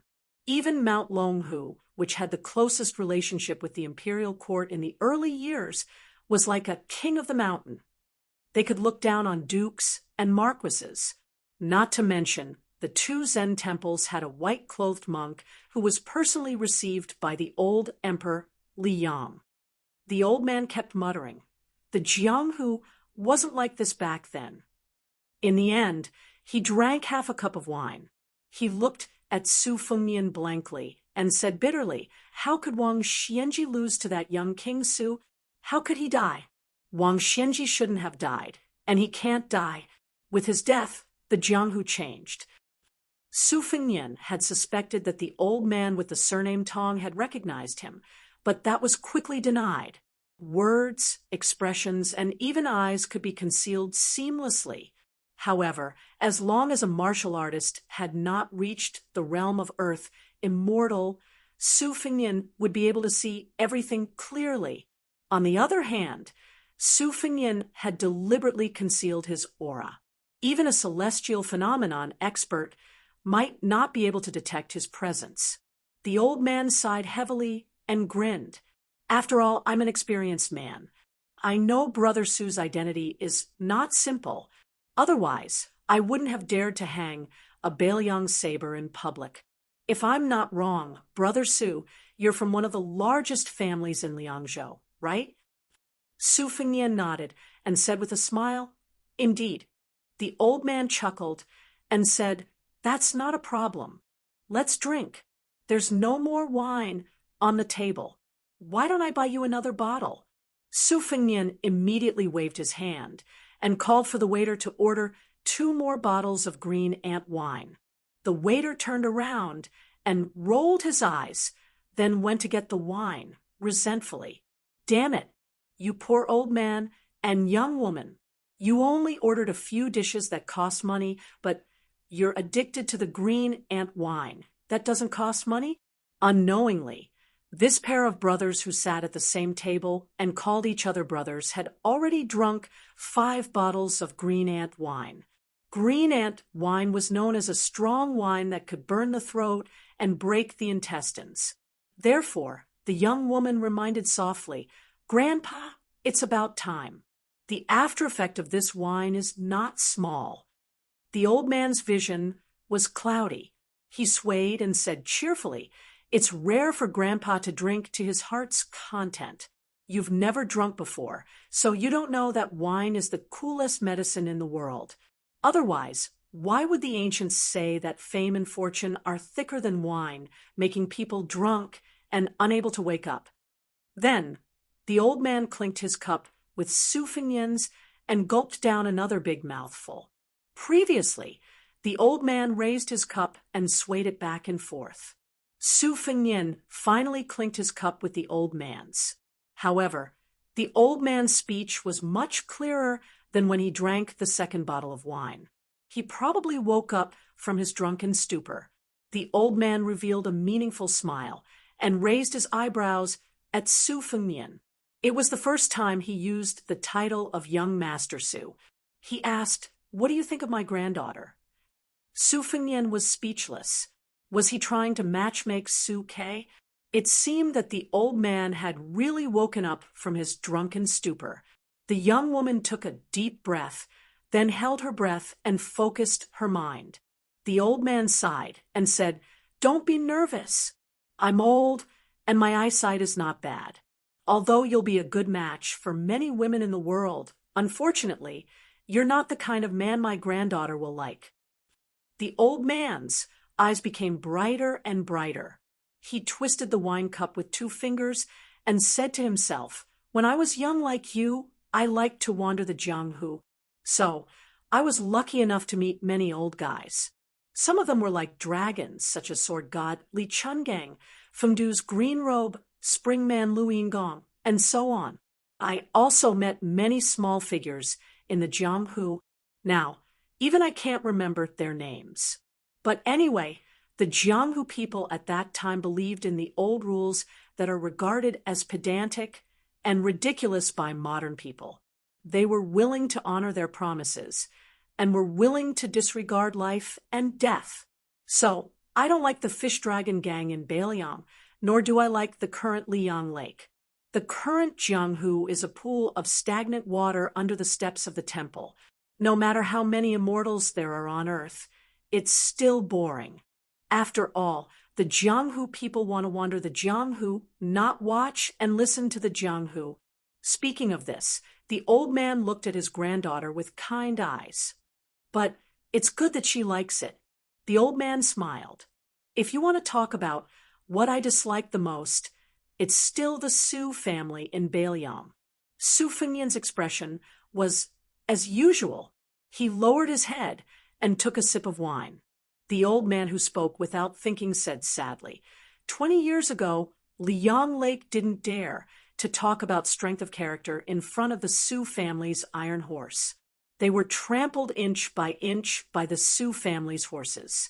Now, that butcher finally went to see the king of hell, but Liang Lake still doesn't dare to call itself a master in front of the Su family. This Jianghu seems to be regressing. Back then, Butcher Su Xiao relied on his invincible iron horse to dominate the Jianghu, but now Su Xiao's eldest son alone is enough to make the whole Jianghu suffer.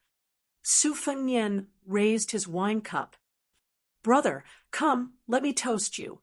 The old man who had originally planned to stop drinking hesitated for a moment, but still poured a full cup of green ant wine. He asked with a smile, "Why?" "Brother, your surname is Su. Are you related to the Bailiang Palace in Mount Qingliang?" Su Fengyan narrowed his eyes and smiled. "Because it's free to drink green ant wine in this restaurant." The old man's mouth twitched. "What? It doesn't cost money to drink?" Su Fengyan nodded. "The food is extremely expensive, and it can't be less than a copper coin. Only the green ant wine doesn't cost a copper coin." The young woman held back her laughter. The old man was dumbfounded.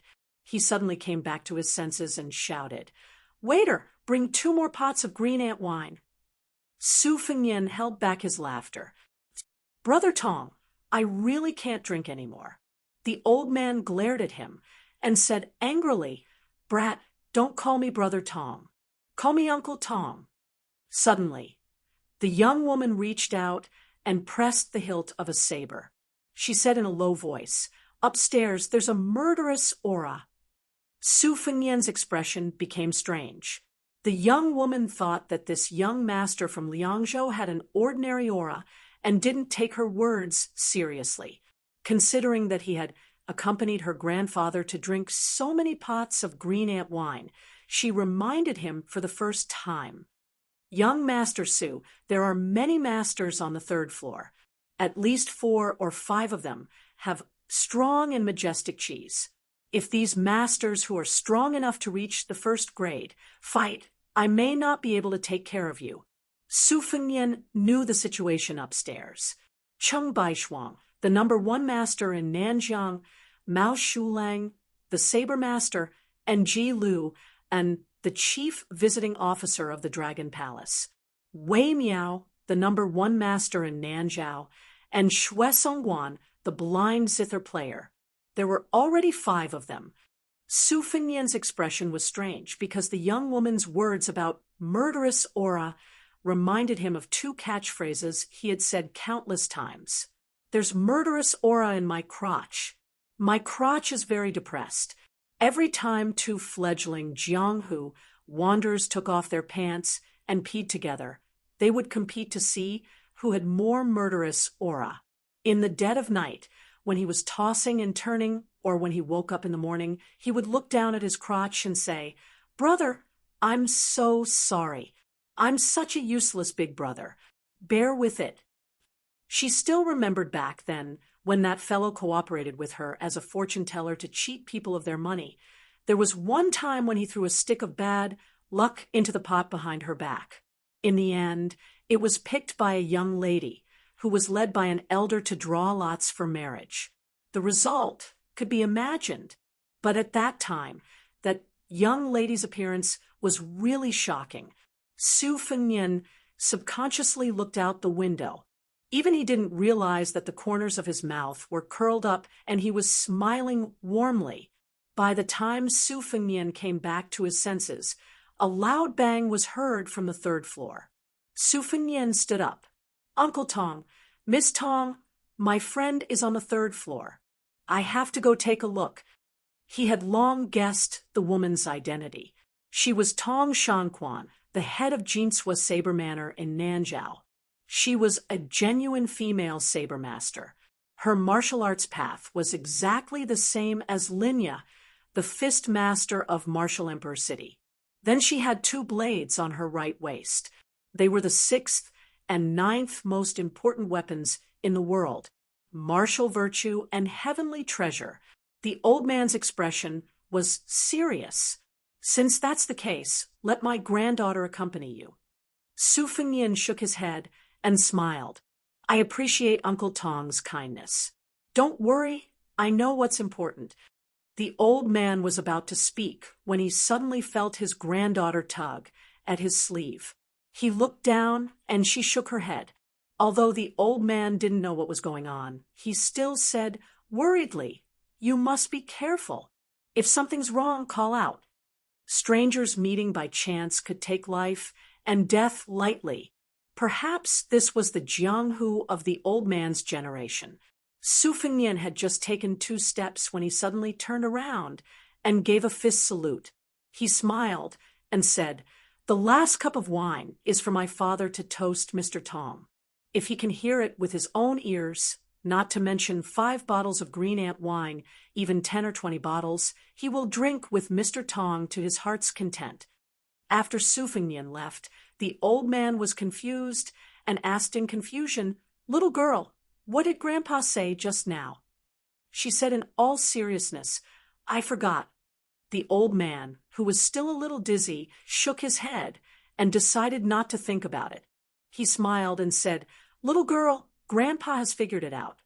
She was a little curious. The old man said seriously, "This young man is not simple." The woman, who was known as the twin prides of Jianghu, with the young banished immortal of Tai sword sect, took a deep breath and pursed her lips tightly without saying a word. Just as she was feeling disappointed, the old man said something shocking. "He is the king of Beiliang, Su Fengnian." She was horrified. The old man lowered his head and took a sip, chuckling. "Silly girl, you believe this?" Chapter 1861. The death of the envoy of the royal family in the territory of the vassal prince was both a conspiracy and an overt one.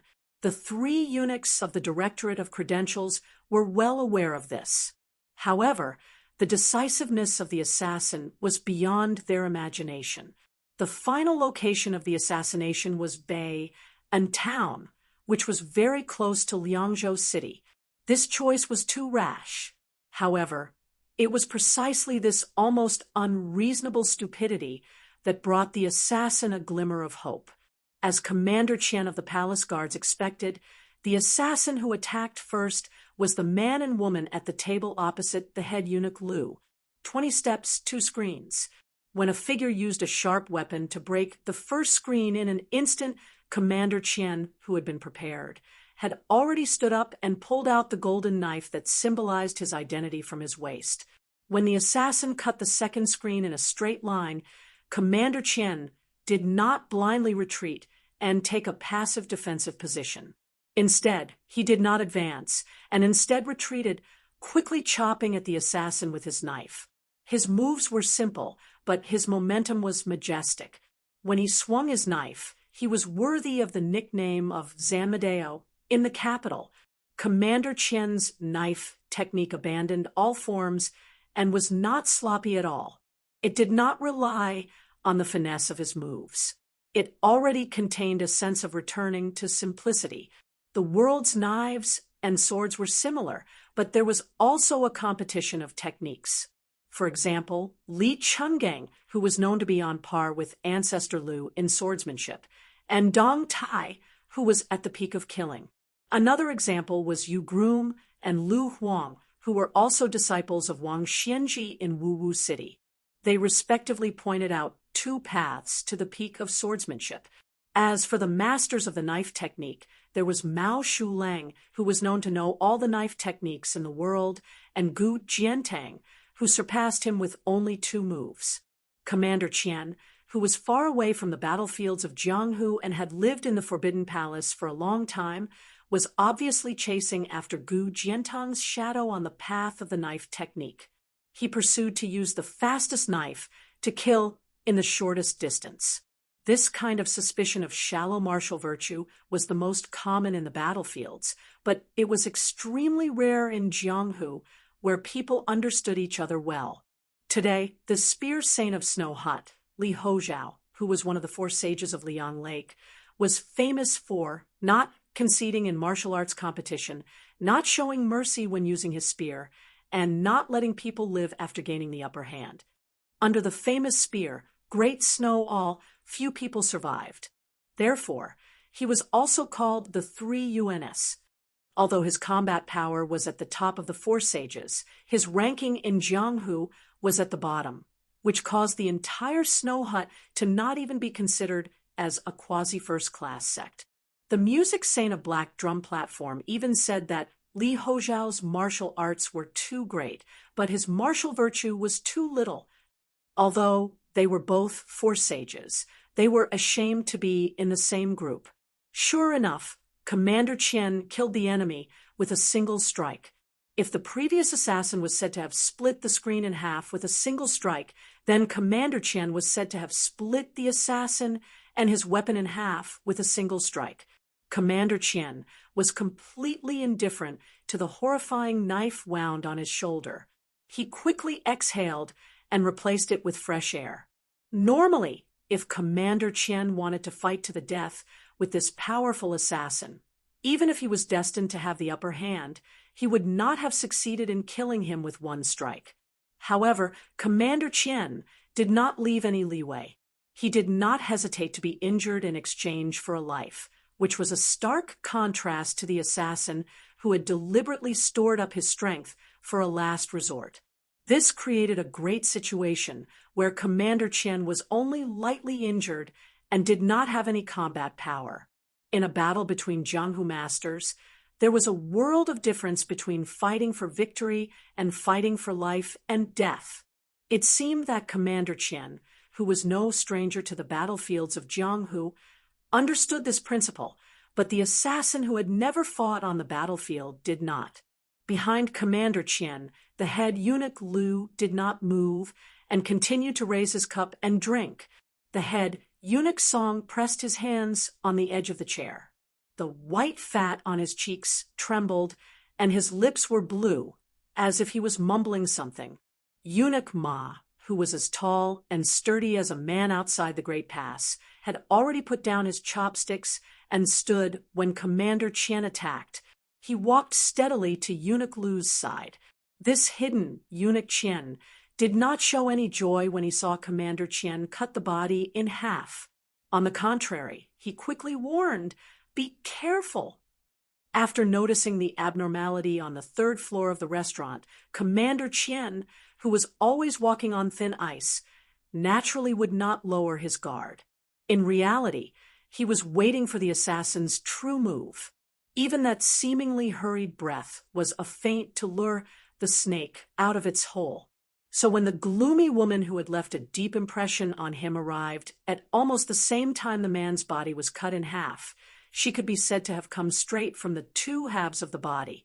This scene was indescribably strange and bloody. Commander Qian opened the door to welcome the guest at least 70 to 80% faster than she had imagined. It was still a heavy chop that could cut through a mountain. The woman did not use her sword to block the momentum of the chop at all. The tip of her sword still went straight for Commander Qian's heart. Her eyes were cold, and the slender arm that held the 3-foot-long sword did not tremble in the slightest. She was so calm when she killed, and she was so even when she was killed. This was probably a true top assassin. Even if Commander Qian had tilted his body slightly at the last moment and avoided the fatal blow, the green tip of the sword still cut a bloody groove in his chest. As for the vicious and merciless female assassin, she had already died under Commander Qian's second strike. Although the force of the blade didn't chop her body into pieces like before, it still knocked her body flying out, causing the table to collapse and explode into pieces, causing the ground to be in a mess. Her body fell into a pool of blood, and a shocking scarlet line of blood slowly appeared from between her eyebrows to her abdomen. Near her head, it happened to be where a wine jar had fallen. The wine slowly spread on the ground in silence. There was wine in death. From beginning to end, from life to death, she and her companions had not said a word. This kind of silence was far more intimidating than the murderous fighting. Chapter 1862. It was said that the deer reaping tower that had gradually surfaced was regarded as the 11th sect in the world by the Wuling. It specialized in cultivating assassins who treated killing like dirt. They took money to eliminate disasters for others. No matter the identity of the person they killed, whether it was a high official or a top master who had already made a name for himself in the Jianghu, as long as the price was right, the deer reaping tower would take the job. Even if the assassins died and suffered heavy losses, the deer reaping tower would only continue to send a second and third batch. They would not stop until they reached their goal. After killing someone, they would cut off the head to show the reputation of the deer reaping tower to their employer. It was widely rumored in the Jianghu that when Su Fengnian was still His Royal Highness, the assassins who killed Wang Mingyin for him outside Xiangfan City, and the men of sacrifice who later killed the Celestial Realm Grandmaster Lu Haosher all came from the most mysterious 9th tower of the Deer Reaping Tower. However, as for the truth, after Su Fengnian ascended to the top of the Jianghu, it became an unsolved case. The Deer Reaping Tower shrouded in fog would not give an answer, and no one dared to ask in front of the young king. After killing the 2 assassins that were very likely to have come from the Deer Reaping Tower, Commander Qian's face was pale. He quickly raised his trembling left hand and tapped a few major acupuncture points in front of his chest, causing the qi and blood that had been flowing normally in his meridians to immediately take a different path. He had to turn the blood groove near his wound into a place of death, without help because the tip of the female man of sacrifice's sword was coated with poison. Once it seeped into his bone marrow, even an immortal on earth would not be able to save him. However, in this way, his life was not in danger for the time being. Commander Qian also lost the ability to continue fighting. He was afraid that the assassins still had people lurking in the shadows, so he quickly turned his head and said in a low voice, "3 eunuchs, we have to leave this place." In reality, from the first assassin splitting open the screen to Commander Qian speaking, it had only been a few blinks of an eye. At this moment, an angry roar came from outside the screen to Eunuch Lu's right. An ancient voice sounded above the heads of the 3 eunuchs of the Directorate of Credentials and Commander Qian. There was endless joy in the voice. "Castrated dogs of Great Peace City, you came to Beiliang's territory to show off, and now you want to leave." Eunuch Song, whose bloated body was squeezed into the yellow rosewood chair, was pushed back along with the chair. It was clear that this great eunuch of the Directorate of Credentials was terrified. Eunuch Ma, who looked extremely heroic without his red python robe, had somehow circled to Eunuch Lu's right side. He raised his head and looked at the man and sword flying down. The burly eunuch had one hand behind his back and the other clenched into a fist on his abdomen. He sneered softly, "I'm waiting for you traitors." Eunuch Lu, who was sitting as steadily as Mount Tai, glanced at the old man with a head full of frost and snow. He sighed softly and drank the cup of green ant wine in his hand. The remaining people at the table behind the screen on the right all followed the white-haired swordsman, who was the most senior of them all, and flew towards the 3 eunuchs from the capital. For a moment, the screen seemed to be filled with butterflies and bees. It was a beautiful sight. In this group, other than a few who had taken down their weapons and placed them on the table, the others didn't get up to retrieve their weapons from the wooden racks. This was also why Commander Qian didn't immediately inform the 3 eunuchs. In Commander Qian's eyes, these 9 people had been chatting merrily about Xianyuanzi on the great snow plains and comprehending immortality through observing snow for one night. Of the 4 young grandmasters, banished immortal of the Tai-Bai sword sect was the most likely to become the leader in the future. They were just ordinary people who wandered the Jianghu, and they racked their brains to gather together wherever they could accumulate prestige for their faction. They tried to curry favor with famous Jianghu figures, exchanged pointers with fellow Jianghu cultivators, and became sworn brothers with those who shared similar ideals. Commander Qian, who had once relied on an iron blade to conquer the world, had seen too many of these Jianghu figures more than 10 years ago. Compared to the 2 true men of sacrifice, this kind of trash couldn't be measured. However, Commander Qian felt a strong sense of unease in his heart for no reason. He subconsciously tightened his grip on the blade in his hand and turned his head to look at those Jianghu experts who, logically speaking, should have reached a higher level of Jianghu, but definitely couldn't be counted as assassins. The old swordsman, who had pounced down with the momentum of a lion hunting a rabbit, suddenly saw a blur in front of his eyes. Then, this old man, who had always been extremely confident in his swordsmanship, felt as if a sledgehammer had struck a bell in his chest. He came quickly and left even faster. Before he landed on the ground, he was already a corpse with blood flowing out of his 7 orifices. The old man's corpse that flew out collided with a young woman in white fluttering behind him. After flipping over the screen, they both fell onto the table together. Then, the table full of dishes and bowls slid to the ground. It was unknown whether the woman was dead or alive. Commander Qian suddenly shouted sternly, "Be careful below the screen."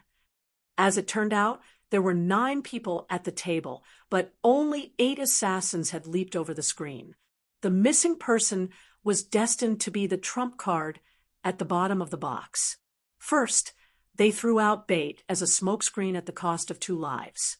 Then, they pretended to be weak. And finally, they coincided with each other.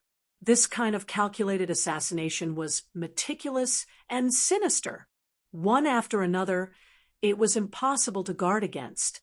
Commander Qian had already seen through the killing intent after realizing that something was wrong. That Eunuch Ma's reaction was not slow either.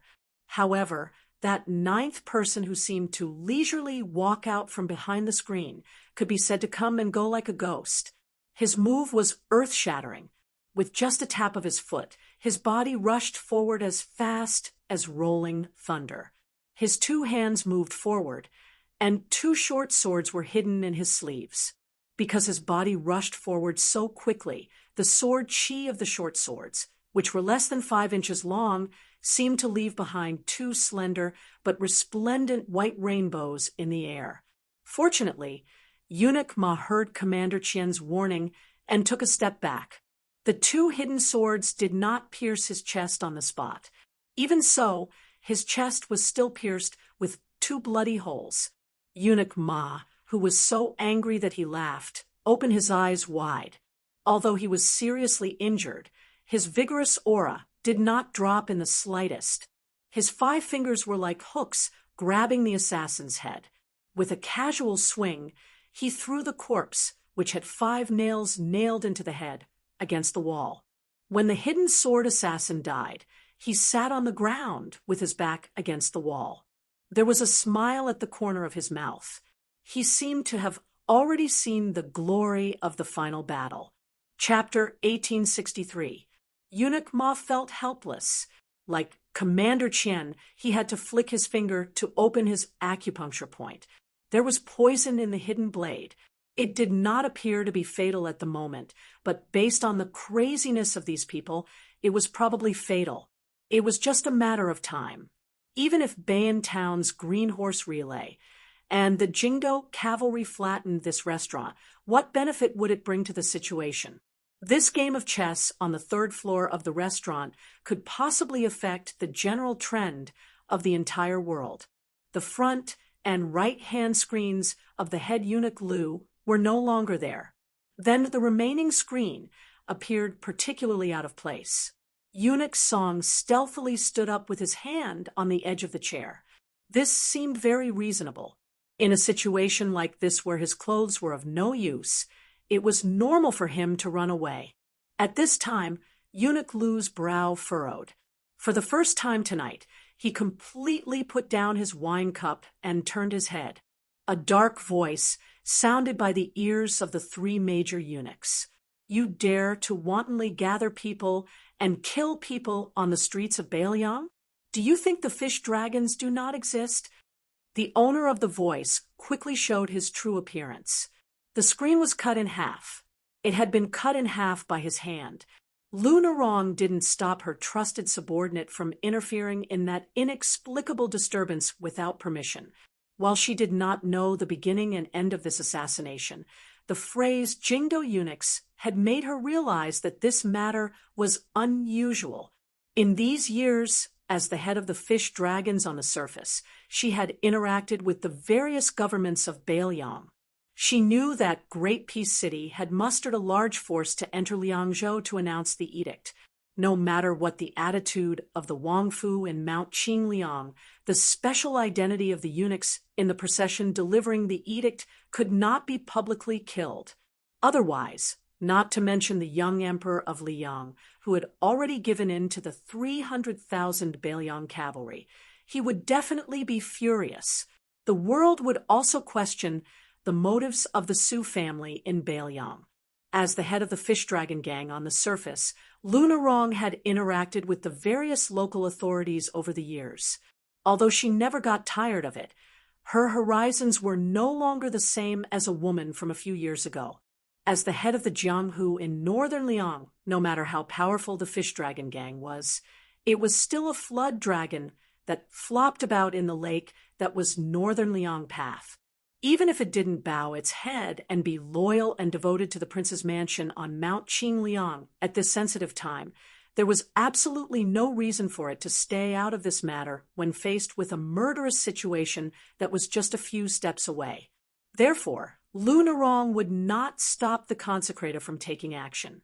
She even knew that in this complicated and obscure situation, she had to cut the Gordian knot. Sitting at the same table with Lu Narong was the chief visiting official of Dragon Palace, Ji Lu, and as a powerful Wu Dao grandmaster, he could see that the eunuchs of Great Peace City were at their wits' end. Even if the remaining 5 assassins were not worth mentioning in his eyes, they might be lucky enough to succeed in this chaotic situation. After getting the nod of Palace Master Lin Hongyuan, Ji Lu and smiled slightly and waved his hand. 5 white porcelain wine cups on the table flew in front of him and kept spinning. Between the wine cups full of spiritual qi, the soft knocking sounds were exceptionally crisp and pleasant, like 5 little white sparrows chirping. The wine cups flashed and disappeared. The next moment, before the 5 assassins could get close to Eunuch Ma and Commander Qian, their heads all swayed backward, and they fell to the ground. The foreheads of the 5 pitiful creatures were all red without exception. Without the screen blocking their view, Eunuch Ma and Commander Qian could see the 5 wine cups. After returning to the table, they shook slightly, as if they were asking for credit. Eunuch Ma narrowed his eyes and remained calm. Commander Qian held the golden saber in his hand and turned to Ji Lu and to thank him. This bloody storm, which should have ended here, became particularly moving because of a certain someone's hidden action. Lunarong's face was aghast. Even Lin Hongyuan, who had been happily watching from the sidelines, was slightly stunned. His handsome face had some annoyance and shame from playing with fire, and there was uneasiness hidden in the depths of his limpid eyes. Cheng Baishuang, the first master of Southern Border, who looked like an old Confucian scholar, frowned, and there was clear anger between his brows. This old man had been thinking about a major event that involved the fate of the country, so he was absent-minded for a moment. It turned out that no one had thought that the servant of the fish dragon gang, who went to rescue, would actually slap the head of the fat eunuch, who had just stood up trembling with fear. With this palm strike, he could easily cut through the screen, as if he was cutting tofu. Wouldn't he be able to easily smash the entire head into smithereens? Mao Shulang, who had been drinking with his head lowered, had actually held the hilt of his saber, but he suddenly released his fingers. Mao Shulang gave up midway, and Cheng Baishuang was caught off guard. The two grandmasters of Southern Border didn't make a move, so it was reasonable to say that this slap would definitely cause blood to splash. However, the mad servant of the fish dragon gang did slap the head, but he didn't succeed, because his arm was broken. Therefore, the broken arm that fell on the head of Eunuch Song was like a family elder patting the head of a younger generation intimately. Behind a screen in the distance, on the table in front of a blind female zither player, there was a simple and unadorned scorched tail guqin. Her little finger was bent, purely based on her deep understanding of the Xian finger realm. She was firmly in the top 3 in the world, not convinced. However, this was the conclusion of a certain Grandmaster of Martial Arts Evaluation. Chapter 1864. The top 3 were Dong Tai, who had long become an earth immortal, Cat Han Shengxian, who was good at killing celestial phenomena with his fingers, and the blind woman who was unknown in the Central Plains. She was the female guqin player who came to Western Shu from Beimeng, Shuesongguan. Eunuch Lu cast a glance at his colleague, who had just escaped from the gates of hell, but still had a confused look on his face. Under the eunuch's long stare, Eunuch Lu finally put away that comical expression of a layman in the world of martial arts. He chuckled, and his expression was gloomy and conceited. It was not until this moment that Eunuch Ma realized that his comical colleague was actually a martial arts master whose cultivation was not lower than his. Tonight, the mantis stalks the cicada, unaware of the oriole behind, and all kinds of slingshots that had been shot and not shot. Was there an end to it? Eunuch Ma had mixed feelings. A ghostly wailing voice suddenly rang out. This, what the hell is going on? In the aisle between the left and right private rooms, a middle-aged man in bright clothes looked as if he had lost his parents. Why are so many people dead? How can our restaurant continue to do business? Then, when he saw the frosty expression on Lunarong's face, it was as if his parents had died, followed by his son. His face was full of despair. Head shopkeeper, listen to me. These people killing each other really has nothing to do with me. This is an undeserved disaster. Eunuch Ma glanced at the middle-aged man and then turned to stare at Lunarong. He sneered, "What a fish dragon gang." Eunuch Song also turned his head while rubbing his neck. He laughed and said, "What a fish dragon gang in Bailiang." Lunarong's face instantly turned pale. The young minister of offerings beside her was full of anger and murderous intent. Zhao Shanhong, the steel opener, was gloating. He didn't care whether Lunarong had received instructions from Mount Qing Liang or not. He only knew that after this assassination failed, it didn't matter whether Lunarong was innocent or not. The Fish Dragon Gang, which was at the peak of its power in northern Liang Path, would soon usher in a major change of blood. After all, A new emperor would bring in new courtiers. As for whether Lu Narong would be able to get out of here alive, she would probably have to pray to Buddha and Bodhisattva for protection, right? Lu Narong didn't explain anything to the two great eunuchs of the Directorate of Credentials. She just looked at the second shopkeeper of the restaurant, who was crying incessantly. Guoxian, I only ask you one thing. Did you participate in tonight's matter?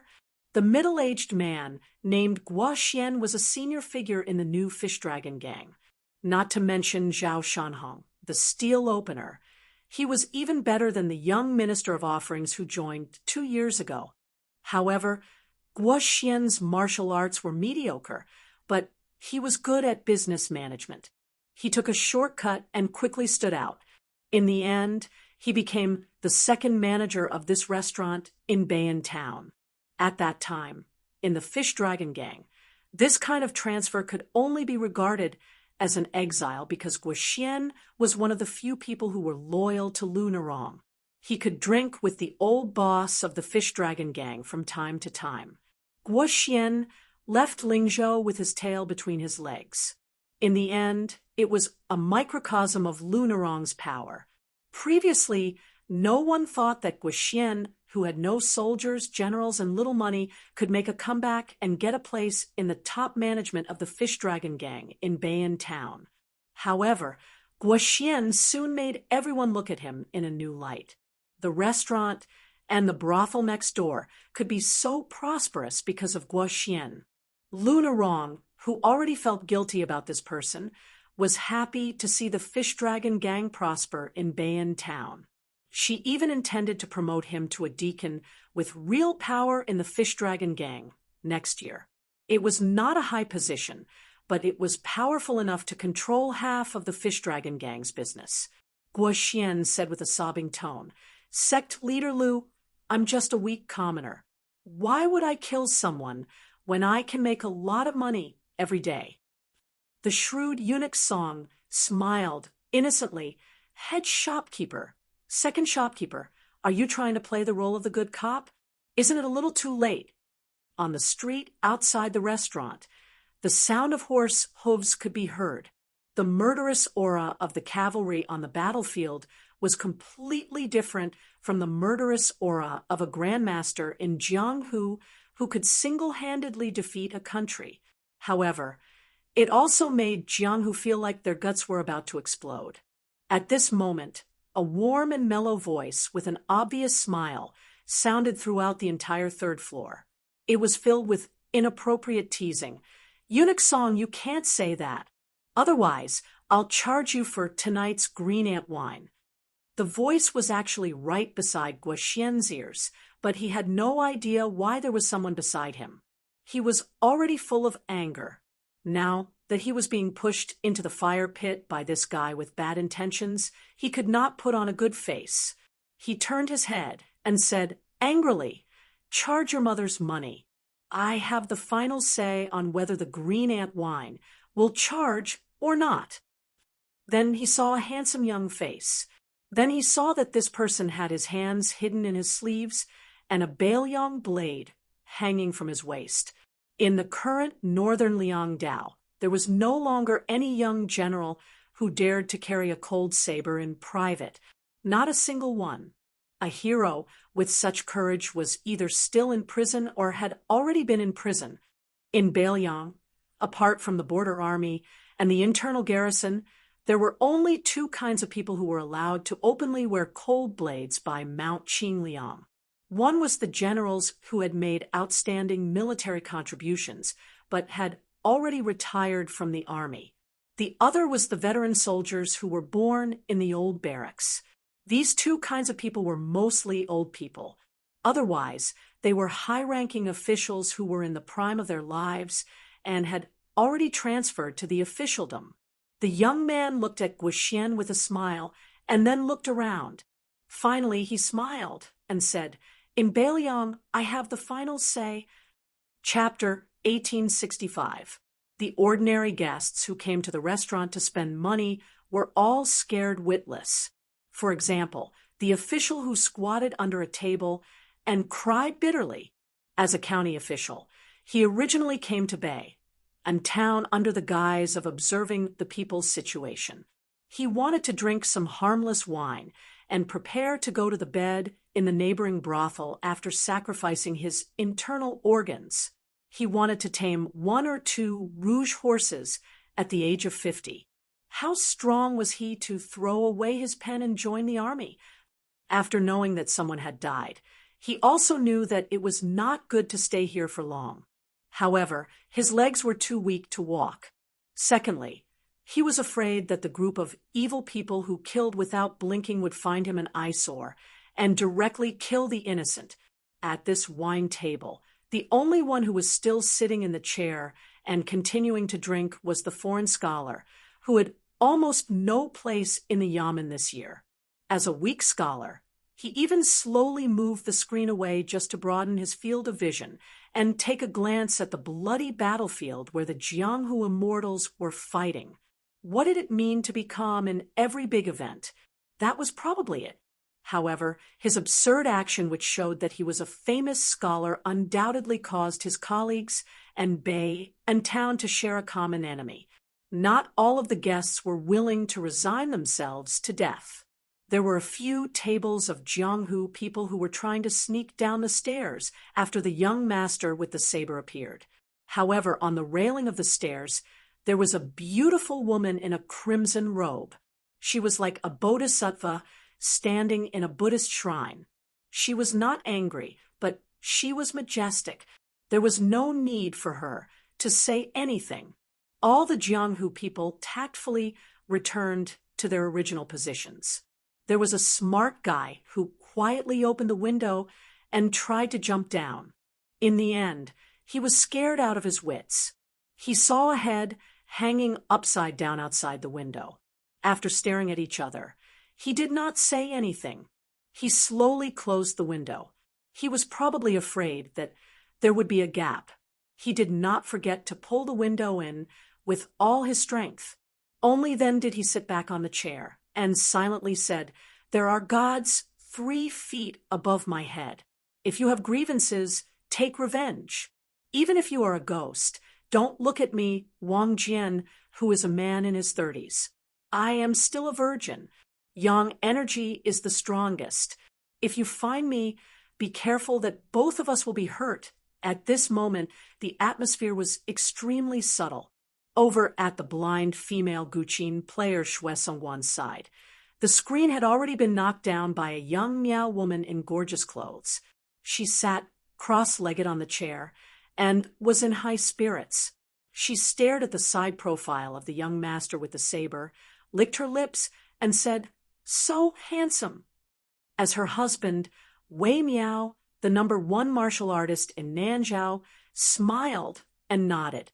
This unremarkable man had never cared about his wife's deviance. There were countless good things in the world, and it was best if his wife was happy. Su, whose real identity was the crown prince of the fallen Western Shu kingdom, had mixed feelings after seeing that guy again. Jealousy surged in his heart. Just based on this point, he could be considered as a fellow sufferer with the sword tomb's sword crown, Wu Luding. At Lu Nerong's table, other than Mao Shulang, Cheng Baishuang, and Ji Lu, and had already left their chairs.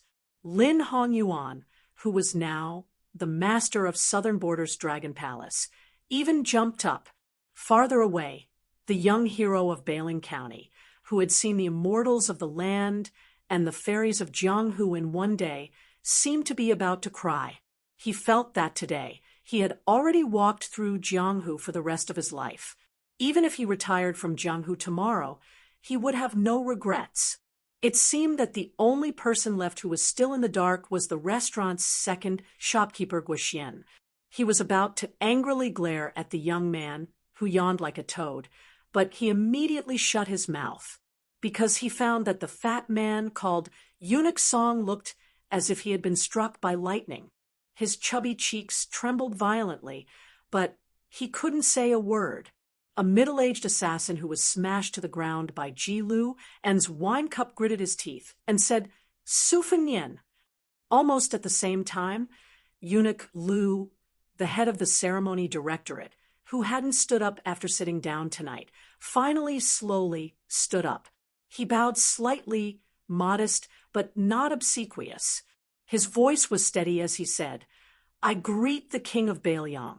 Earlier at the Dragon Horse River crossing, I was lacking in manners. I hope the king will be magnanimous enough to forgive me."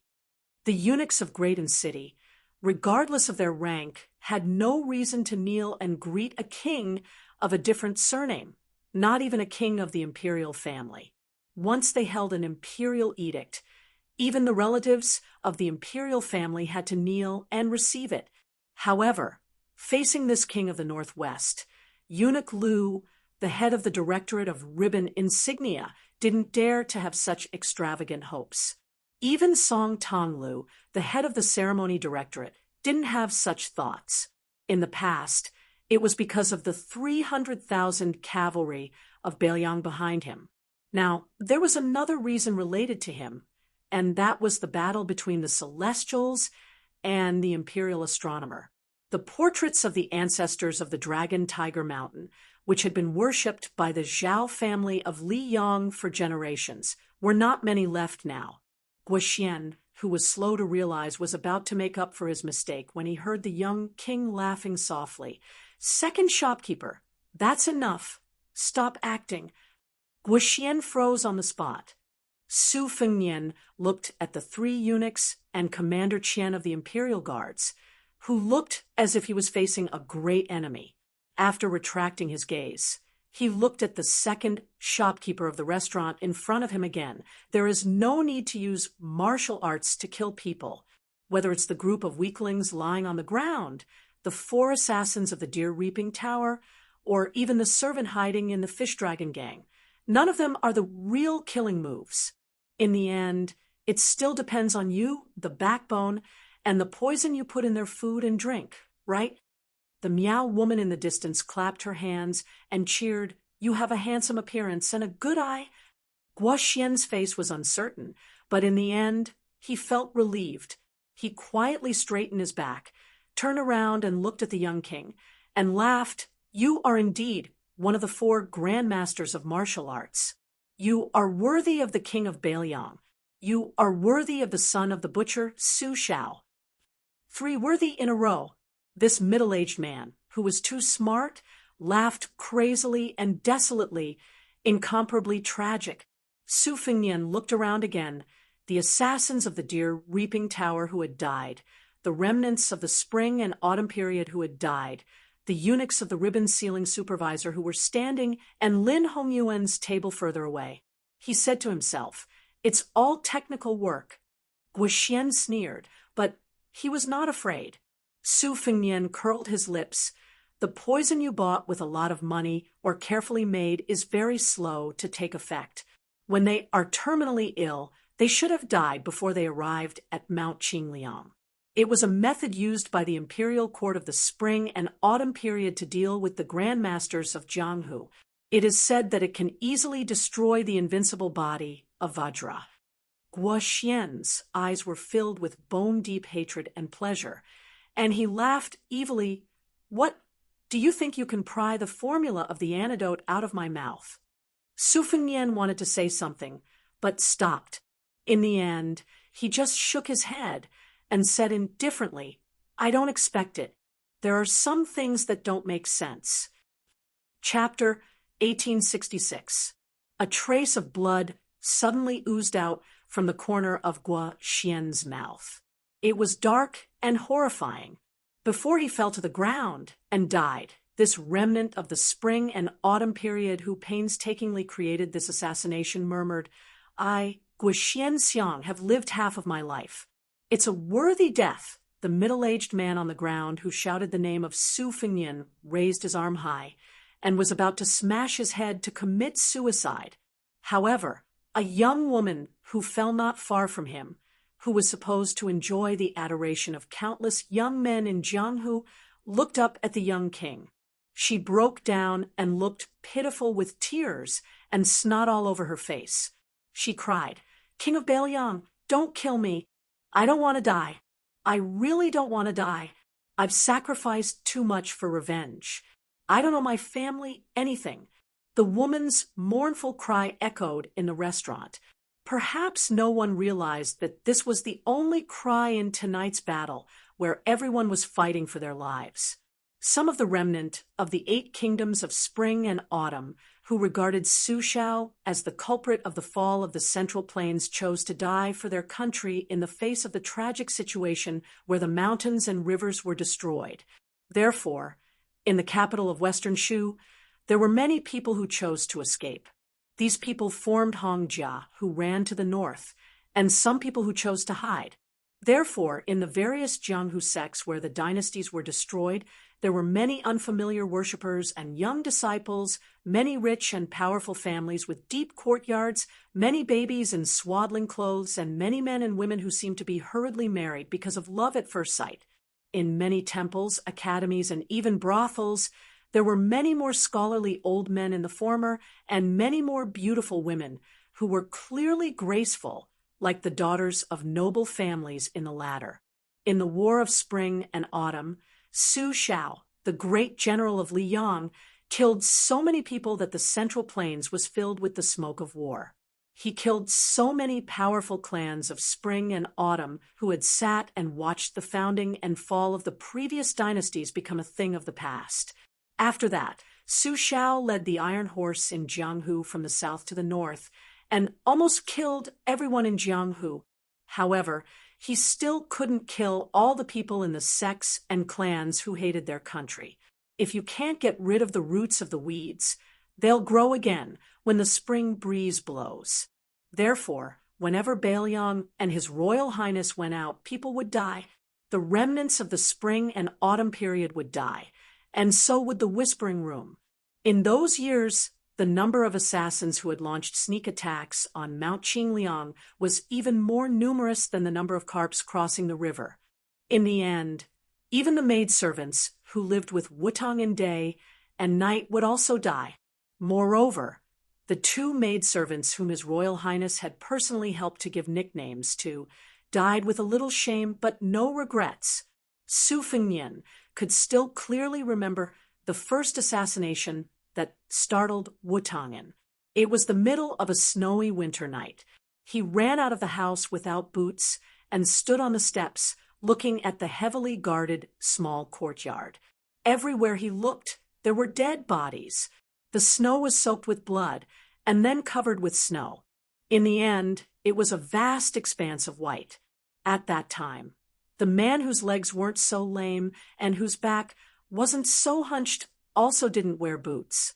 He walked up the steps and stood shoulder to shoulder with the youth. He had the imperial bodyguards in iron armor carry the bodies away. He laughed and said, "In this life, Father has too many enemies. I can't count them all, and I'm too lazy to count them. Son, are you afraid?" The youth didn't know if he was cold or scared, but his teeth chattered. However, he still stubbornly said, "What's there to be afraid of?" At that time, the man whose hair wasn't completely white took off the old mink coat he was wearing and put it on the youth. He laughed loudly and said, "You're a descendant of our old Su family." The youth rolled his eyes. He grabbed the warm mink coat with both hands and quickly ran back to the house. The man who hadn't been called father by his son since the death of his wife turned around and walked down the steps. He strode out of the courtyard. However, as soon as he stepped out of the courtyard, he lost his heroic spirit. He was so cold that he almost jumped. When he caught a glimpse of his adopted son, Yuan Zuozong, he kicked him without saying anything. The latter was at a loss. The man stared at him and lowered his voice. 2 words came out from his teeth. "Take off your boots." Unfortunately, the funny scene couldn't be seen by the youth. At this time, on the 3rd floor, an angry shout interrupted the woman's crying. "Shut up!" The woman was suddenly stunned. Then, her heart-wrenching cry turned into a low sob. The middle-aged assassin said sternly to the young woman, "I'm from the Chongshan Song family. We've been loyal for generations. We'll never shame our ancestors." After saying this, the middle-aged man's eyes flashed a complicated look. Finally, he suddenly raised his arm and slapped the woman's forehead. 20 years of living in humiliation, only to die for innocence. This was the only wish of the Song family's man. As for what the younger generation of the family thought, he didn't care. Although the woman could summon up the courage to beg for mercy from the king of Baelyong, she had exhausted all her energy. At this time, she didn't have any courage to resist the anger of the elders of the family. Su Fengnian, who had been gentle, suddenly became furious. The next moment, he appeared in front of the man on the ground and stepped on the head of the man who tried to put justice before family. The assassin, who was killed in an instant, slid several feet away. Su Fengnian took a deep breath and quickly stabilized the qi in his body. Ordinary martial artists did not feel much pressure from the sudden burst of aura. Even Lin Hongyuan only felt a little suffocated. However, Wei Miao, Mao Shulang, Cheng Baishuang, Ji Lu, and Xue Songguan, these 5 martial arts grandmasters, almost simultaneously raised their auras to the peak. The blind female zither player even pressed her hands heavily on the zither strings. Mao Shulang, who had stood up, almost pulled out his saber from its sheath. Su Fengnian looked at the young guardian beside Lunarong and nodded. The latter silently stepped forward and made a cryptic gesture. As the young guardian made this gesture, 3 men and women of completely different identities quickly walked out from the 3rd floor. One was a bartender from a neighboring brothel, one was an old waiter with a cotton towel on his shoulder and a wine jug in his hand, and the last was a local of Baelyong who had originally been accompanying a group of new heroes to watch the show. The 4 began to clean up the battlefield together, carrying all the survivors of the spring and autumn period who were still alive down the stairs. No one was interested in whether to drag them out and kill them or torture them until they were better off dead. If no one recognized the identities of these 4 people by now, then they really had been kicked in the head by a donkey. They were either spies raised by the water whisking room or men of sacrifice raised by the eagle raising room, or both. The restaurant belonged to the fish dragons, but Lunarong had always been an outsider. Su Fengnian turned his head to look at the 3 eunuchs of the Ribbon Insignia Directorate and said expressionlessly, "Don't worry about the poisoning. Also, when you reach Mount Qingliang, put down the imperial edict, and you can return to Great Peace City." Eunuch Lu didn't speak and led the way to the stairs. But when he passed by the young king, he intentionally or unintentionally slowed down, his eyes full of questions. When the head eunuch of the Ribbon Insignia Directorate brushed past him, Su Fengnian whispered, as if he was speaking in riddles, "Tell him she's fine." Eunuch Lu looked straight ahead, but bent his waist slightly, and then sped up. Chapter 1867. After the group of powerful, but slightly embarrassed eunuchs left, Su Fengnian walked to Lunarong's table.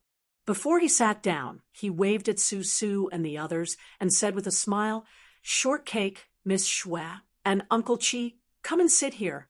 The more people, the merrier." Su Fengnian was the first to sit down.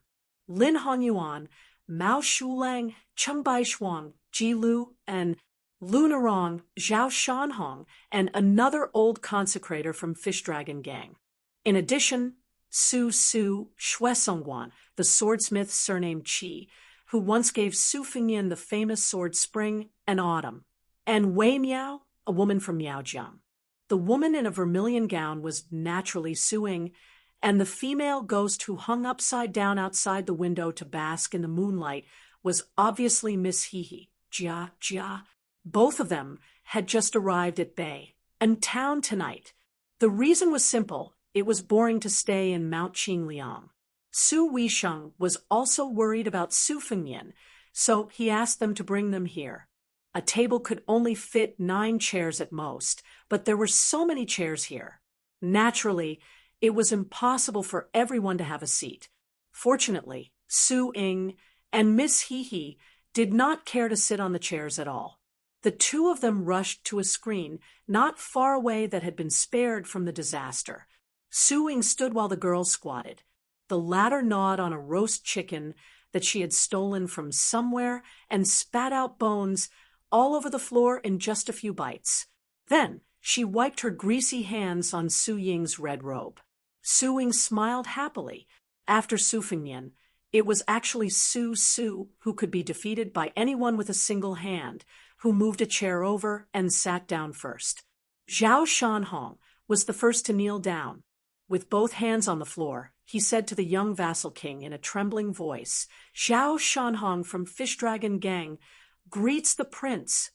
This #1 expert of the underworld in Jibei was beaten up like a stray dog by the mad dog Yuan Tingshan, and that was the reason why he came to the Fish Dragon Gang, to live under someone else's roof.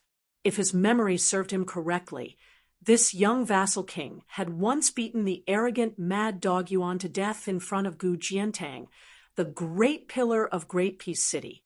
For Zhao Shanhong, who believed that the fist was the law, he sincerely thought that kneeling down in front of the leader of the Bailiang cavalry was the blessing of his previous life. Su nodded. "Get up." Then he turned to look at the leader of Fish Dragon Gang and asked with a smile, "Of course, why don't you sit down?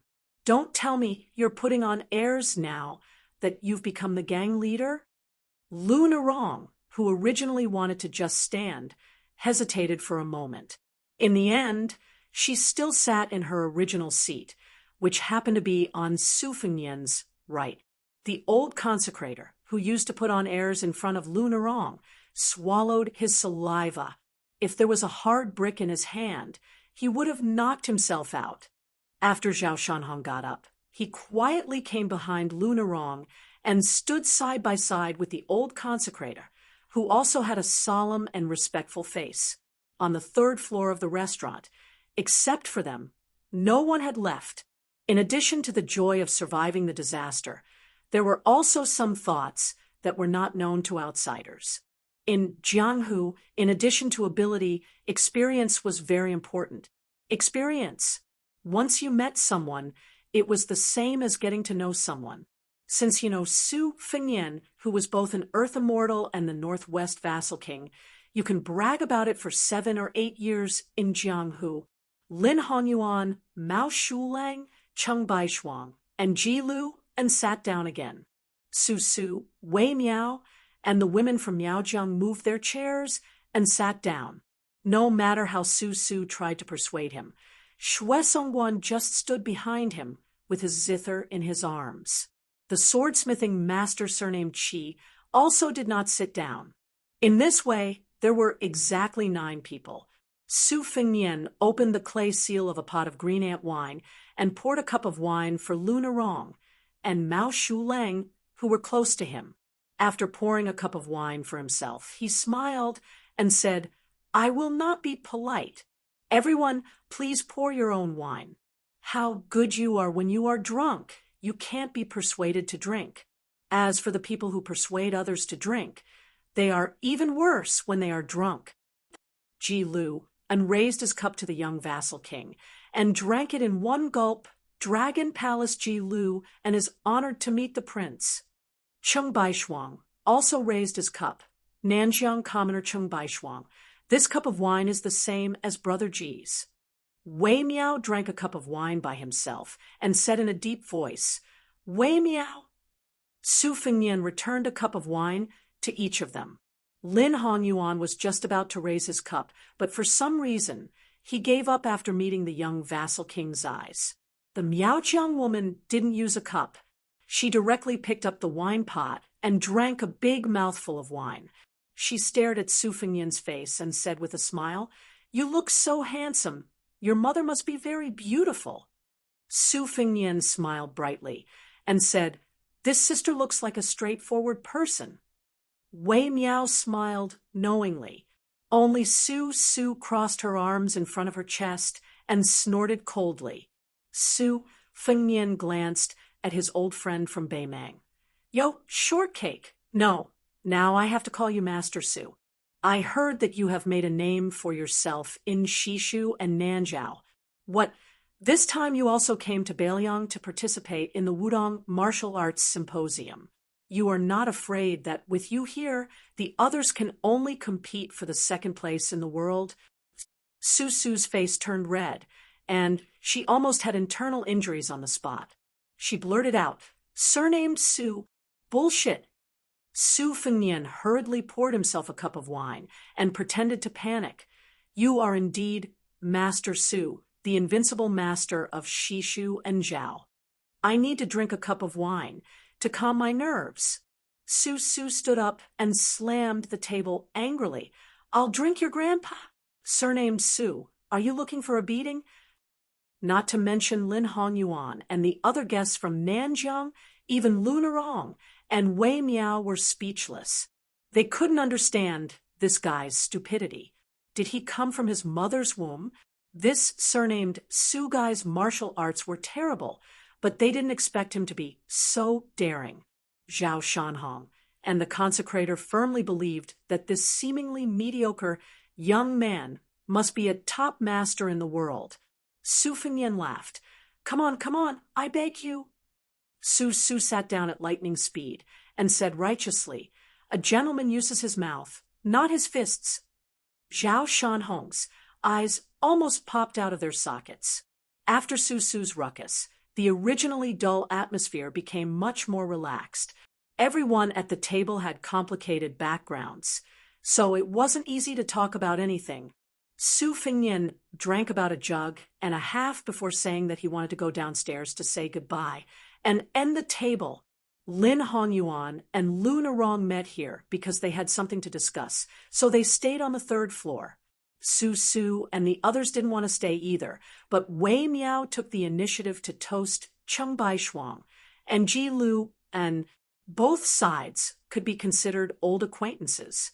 Earlier, they each represented the Prince of Shu, Chen Zhibao, and the Prince of Yan, Zhao Bing, to a small town in Liaodong to meet with the great pillar state, Gu Jiantang. At that time, the three sides parted on bad terms. The world was unpredictable, and no one could have predicted that in the end, these two vassal kings would join forces to rebel between the heroes of the world. Even if they served different masters, it didn't prevent them from appreciating each other. Moreover, they were now considered a family, so there was no need to hold grudges. Su Fengnian returned to the second floor and saw that it was empty. There was only the grandfather and grandson sitting at the table by the window. Seeing that Su Fengnian returned safe and sound, the old man was relieved. Although the head of Jinsua Knife Manor, Tong Shanquan, was expressionless, his brows relaxed a little. Chapter 1868. After Su Fengnian sat down, the old man asked, "How is it?" Su Fengnian, who had drunk quite a bit tonight, let out a long sigh. Other than the smell of alcohol, he was also depressed. He smiled and said, "It's fine now. When we're outside, we have to rely on our friends. Although there's a lot of commotion upstairs, my friends can handle it." She wasn't a young virgin, but she was a young saber master. She frowned again and said in a low voice, "Just now, there was someone with a particularly strong aura. He's at least a heavenly phenomenon expert." The old man said unhappily, "It must be that Wei Miao." After that fellow joined the King of Shu, he became even more confident. Instead of being a master of the pugilistic world, he chose to be an official's lackey. I must have been blind to think that he was a real man a few years ago. Su Fengnian didn't say a word about this. In an instant, Tong Shanquan had already stood up. Her left hand pressed on the hilt of a long saber on her right waist. The saber was unsheathed by an inch. However, it was unknown whether the saber she was holding was a martial virtue or a heavenly treasure. Su Fengnian was helpless. The three of them were near the window. At this moment, two heads were hanging upside down, staring at the three of them. Su Fengnian rubbed his forehead and smiled bitterly. "Manor Lord Tong, don't misunderstand. They're my family." The old man, surnamed Tong, was dumbstruck. He looked at Brother Su, then at the two heads outside the window. Even with Tong Shanchuan's unwavering determination, his mouth was slightly agape. From this, it could be seen that Su Ying and Miss He He weren't very well received, especially at night. Jia Jia chuckled 3 times, curled his lips, and disappeared in a flash. Su Ying followed suit and chuckled 3 times before disappearing as well. The atmosphere was awkward. No one spoke. Fortunately, Su and the others came down from the 3rd floor. Su clicked her tongue and said, "Yo, Su, you're spending time with a stranger again. How busy." Then Su raised her voice and said sincerely to Tong Shanquan, "Miss, please ignore that pervert. He already has 3 wives and 4 concubines. Even his children can climb trees and dig out bird nests." Su Fengnian laughed angrily. "Scram!" Su gave him a thumbs up. "You teach me first?" Su Fengnian pretended to get up, but Su simply ran away like a wisp of smoke.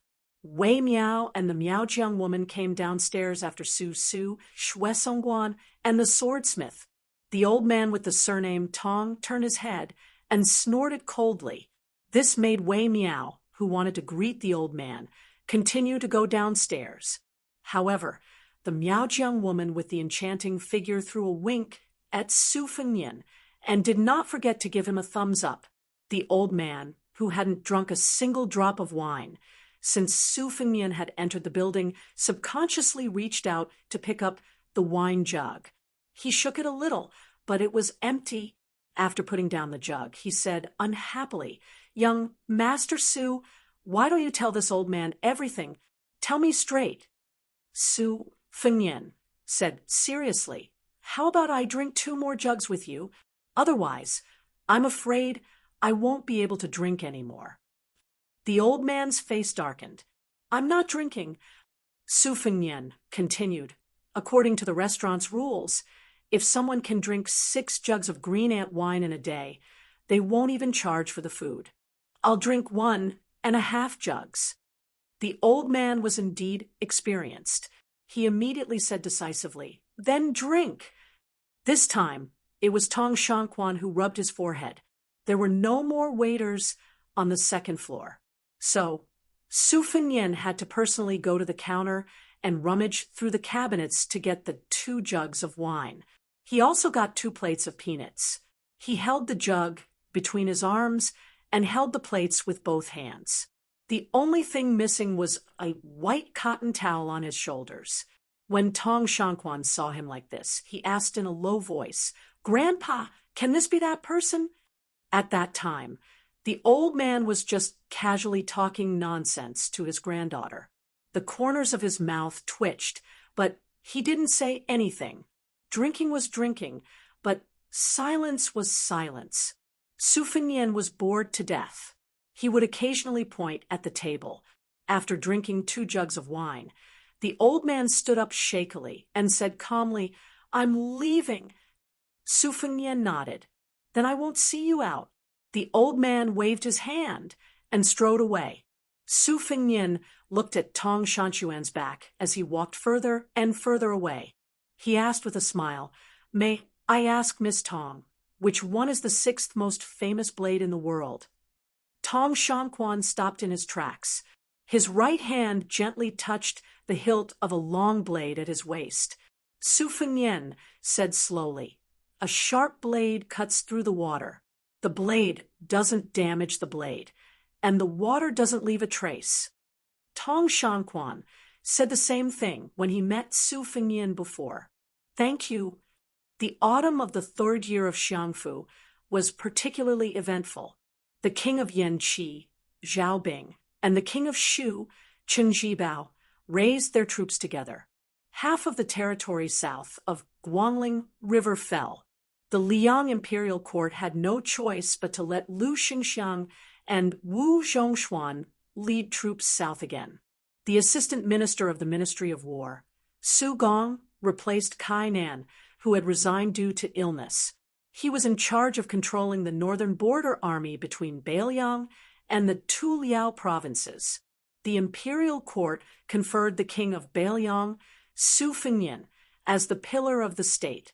At the same time, he also conferred posthumous titles to Lu Jinu, Wang Lingbao, and all the heroes who died outside the Great Pass.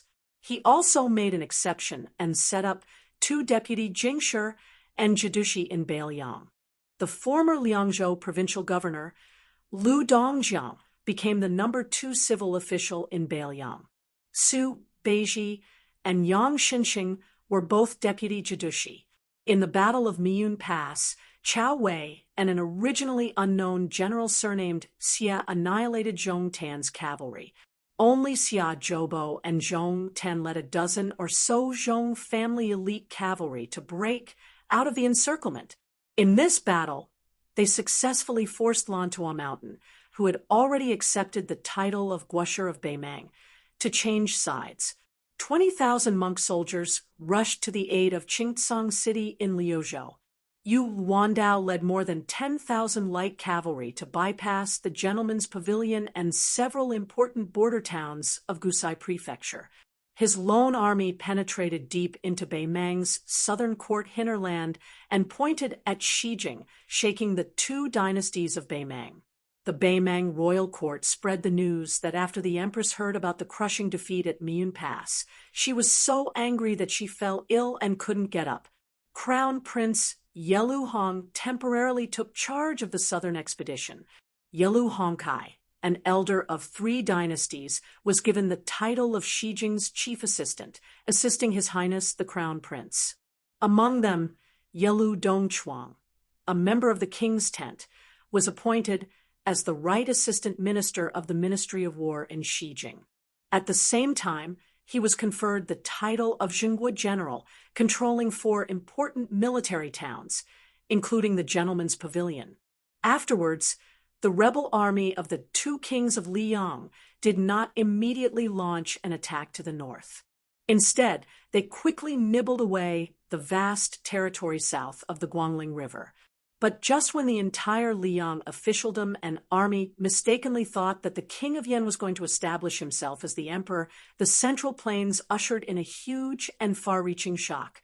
It was rumored that the 2 kings of Liang were going to raise the king of Jing and Zhao Sun to the throne because of his loyalty to the orthodox Zhao family. The eyes and thoughts of the world were all focused on this series of shocking changes. Among them, the crown prince of Yan, Zhao Zhu, was still calm and collected. He also did not pay attention to the small place in Liangzhou called Bay and Town. On that night, behind the thick smell of blood, there was real blood. The real blood, there was no blood. On the contrary, it was the warmth of the past, the life and death of the past. On the 2nd floor of a big restaurant, Su Fengnian sat alone on a bench, closing his eyes and taking a nap. When Su Fengnian opened his eyes, Lu Nerong was standing alone at the table. Seeing that she was not the woman he expected, the young king was relieved. Even if he was destined to meet the other woman, it was always good to meet her a little later. This was like His Royal Highness, who had returned from traveling Jianghu. He knew that Su Xiao was starting to grow old, but it was better to be slower. Chapter 1869. Looking at the leader of the fish dragons, Su Fengnian said softly, "Sit down." Lu Nerong nodded and sat opposite him. Su Fengnian asked with a smile, "Do you feel tired?" Lu Nerong smiled. She looked tired, but her eyes were bright, probably a little more relaxed than you. Su Fengnian poured a glass of wine for Lu Nerong and joked, "I won't persuade you to drink. You're really casual. It's not appropriate for a man and a woman to get drunk." Lu Nerong dismissed it with a smile. She didn't pretend to drink it all in one gulp. She just took a small sip. When the meaning was there, the meaning was there. Su Fengnian didn't drink. Instead, he put his hands in his sleeves and said slowly, "Hot," annoyed, and cool, but only in the state of mind. Therefore, there is no cold or heat in the Buddhist land. and the immortal city is like the three springs. It's just that we are mortals after all, and it's difficult for us to reach this state. Even if we do, it may not last long. In the end, there are two kinds of people in the world who live the easiest lives. One is the really generous people. Some people scold the old and clumsy, but the old and clumsy only say yes. Some people beat the old and clumsy, but the old and clumsy just fall asleep. The other kind is the really petty people. They will seek revenge for the smallest grievance. They pay attention to kindness and hatred, and they can even repay kindness with evil with good conscience. The former only cares about retreating, while the latter only cares about climbing up. Lunarong asked, "What about you?" Su Fengnian grinned and said, "Of course I'm the former of the latter. I'm not a good person, and I can't be a good hypocrite. I can't rely on either side. So I'm very depressed at the moment." Lunarong was not amused. Instead, she lowered her head and said in a low voice, "The fish dragons." Su Fengnian interrupted her and said, "Do you know why I want you to be the leader of the fish dragons? You may think that I need an additional source of soldiers, or that I've been coveting your beauty for a long time." Lunarong, who didn't know whether to laugh or cry, looked up and found that his expression was actually very serious. Su Fengnian said calmly, "None of them. My original idea was very simple. I felt that the Jianghu of Bailiang needed one or two heroines like the one I had envisioned when I was young. It didn't matter whether she was good at martial arts or not, but she was full of righteousness. She was in high spirits and could pass judgment on the world. She was born with a chivalrous heart and was willing to lend a helping hand when she saw injustice. Then I looked around and found a girl called Lunarong from a small gang. She also happened to like the Jianghu and had gone through thick and thin with me." Lunarong suddenly smiled. "I believe you." Su Fengnian teased, "Because you're stupid, you believe whatever others say." Lunarong laughed at herself and did not deny it. At this moment, Su Fengnian realized that she was really tired. If it had been the Lunarong who escorted Bei Mang back then, she would have been at loggerheads with him. Even if she felt guilty, she liked to talk back. Su Fengnian said, "I will find someone to replace you as the leader of the fish dragons. Please apologize to the old leader for me. After all, the fish dragons is his life's work." Lunarong nodded. She seemed to be a completely different person. She asked curiously, "What's going on tonight? Can you tell me?" River crossing dragon, Great Lake flood dragon, wild mountain python, cave snake, and pond carp. I feel like I've gathered all of them. Su Fengnian smiled and said, "Why can't I tell you? When I was still the heir of Bailiang, there weren't many fools who were willing to go to Mount Qingliang to seek trouble. After I became a prince and a martial arts grandmaster, the majority of the spring and autumn period survivors who hid in Bailiang were close to despair and gave up.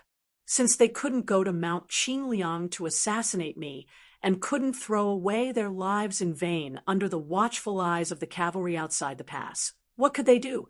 They could only resentfully wait for death. Afterwards, the fish dragons rose rapidly. At the time, there were rumors that I had an ambiguous relationship with you. Naturally, there were many people who made a last resort and infiltrated the fish dragons, waiting for an opportunity to make a move. The second shopkeeper of this restaurant, Guo Xian, was one of them. His real name was Guo Xuanxiang, a descendant of the martyrs of northern Han. His father and Fan Xiaochai's grandfather were both pillars of the country. One was scholarly, and the other was martial arts. However, even Fu Shuifang didn't expect that the Guo family's youngest son, whose corpse had been identified, would still be alive. Moreover, he was right under our noses.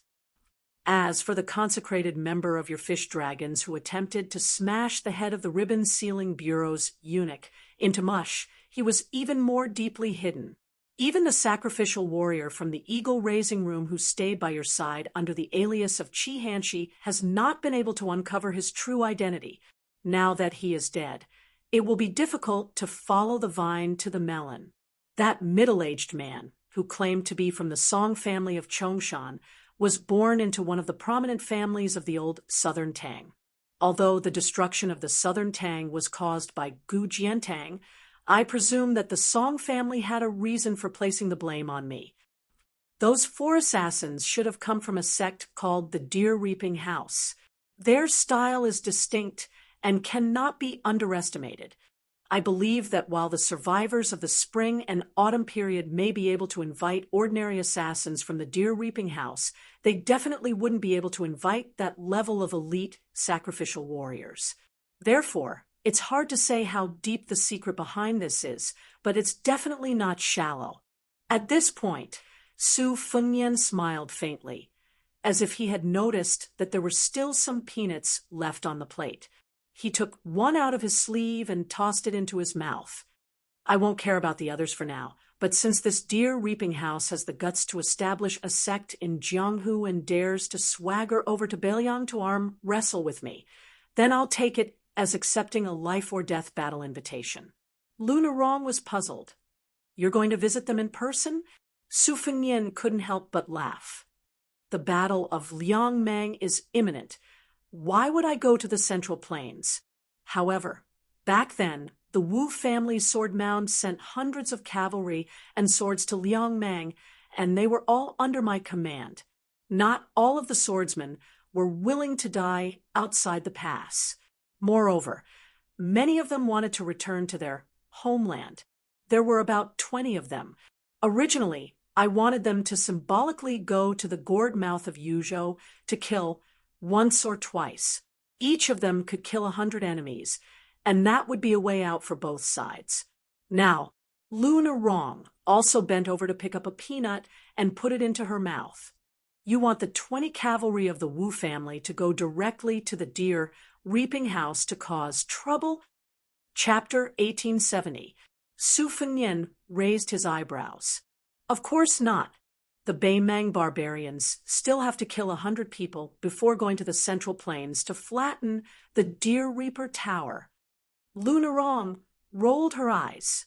You sure know how to do business. Su Fengnian snorted. This is called swallows holding mud in their mouths. Good housekeeping. After saying this proudly, the great king of Beiliang tossed a peanut high into the air and caught it with his mouth open. Luna Rong was speechless. The small plate of peanuts was quickly devoured by the two. Luna Rong thought for a long time and finally couldn't help but ask, those people obviously didn't even want to assassinate you, so why did they still do it by hook or by crook? Don't they know that once Beiliang and Liang become enemies, not only will the Beiliang cavalry suffer, but also the people of the Central Plains? Su Fengnian waved his hand and said casually, didn't I tell Gua Xuanxiang earlier upstairs that some things can be justified by both sides? This kind of reasoning doesn't work. Luna Rong's face darkened. She wanted to say something, but stopped. She could only sigh. Su Fengnian thought for a while, and said slowly, some people really have nothing left. They're just hanging on by their last breath. If you want them to swallow that last breath, it's worse than killing them. So what can you say? You haven't experienced the spring and autumn war, so some things are harder to understand. As for me, it's only because I'm my father's son that I have more than you. No matter what, the grudges of my father's generation are there. It's only right for the son to pay the father's debts. However, if someone really has the ability to kill me, I'll admit it. If they don't, then don't blame me for killing faster.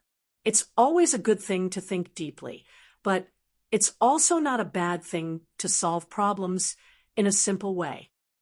Luna Rong asked, you're talking about these things so calmly? Su Fengnian said unhappily, what else can I do? Others are about to stab me with a knife, and I still have to ask those heroes to put down their knives first and talk about how it's better to squash enmity than keep it alive. It was clearly a waste of energy, and his heart was tired. What was the point? I've thought it through a long time ago.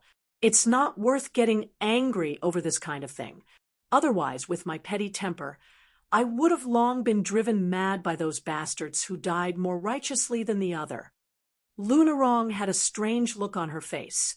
Su Fengnian was somewhat resentful. Suddenly, he blinked and patted the cold saber on his waist. Su Xiao left this for me. Who am I afraid of? At the very least, even if I were to die from anger one day, I would definitely die after those people, at least 100 years later. Lunarong yawned. Su Fengnian got up and said with concern, "You should sleep early. Otherwise, there will be more wrinkles at the corner of your eyes." Lunarong smiled and said, "Please, get lost. Stay away." Su Fengnian gave her a thumbs up. This heroine is really a sentimental person. Without waiting for Su Fengnian to finish flattering, Lunarong had already stood up. With her hands behind her back, she turned and left with light steps. It turned out that she was still wearing a ponytail as before. She swayed gently, like a rippling river. Su Fengnian left the restaurant and walked on the street. The farther he went from the restaurant and brothel, the quieter it became. Then Su Fengnian saw that figure. He knew that she would wait for him, but he didn't want her to appear. His originally comfortable mood gradually became heavy. However, when Lin Hongyuan saw this young vassal king, he was still the guy who brought her countless nightmares by the spring god lake. He looked sloppy, but in fact, he was extremely shrewd and sinister. The two of them walked together. Although they were chatting, after all, both of their identities were there. It couldn't be trivial matters. Instead, it involved the recent trend of the Guangling Road War, Liang and Zhao Gou's strong infiltration of the current Jianghu, and the latest deployment of the two vast border armies under Gu Jiantang.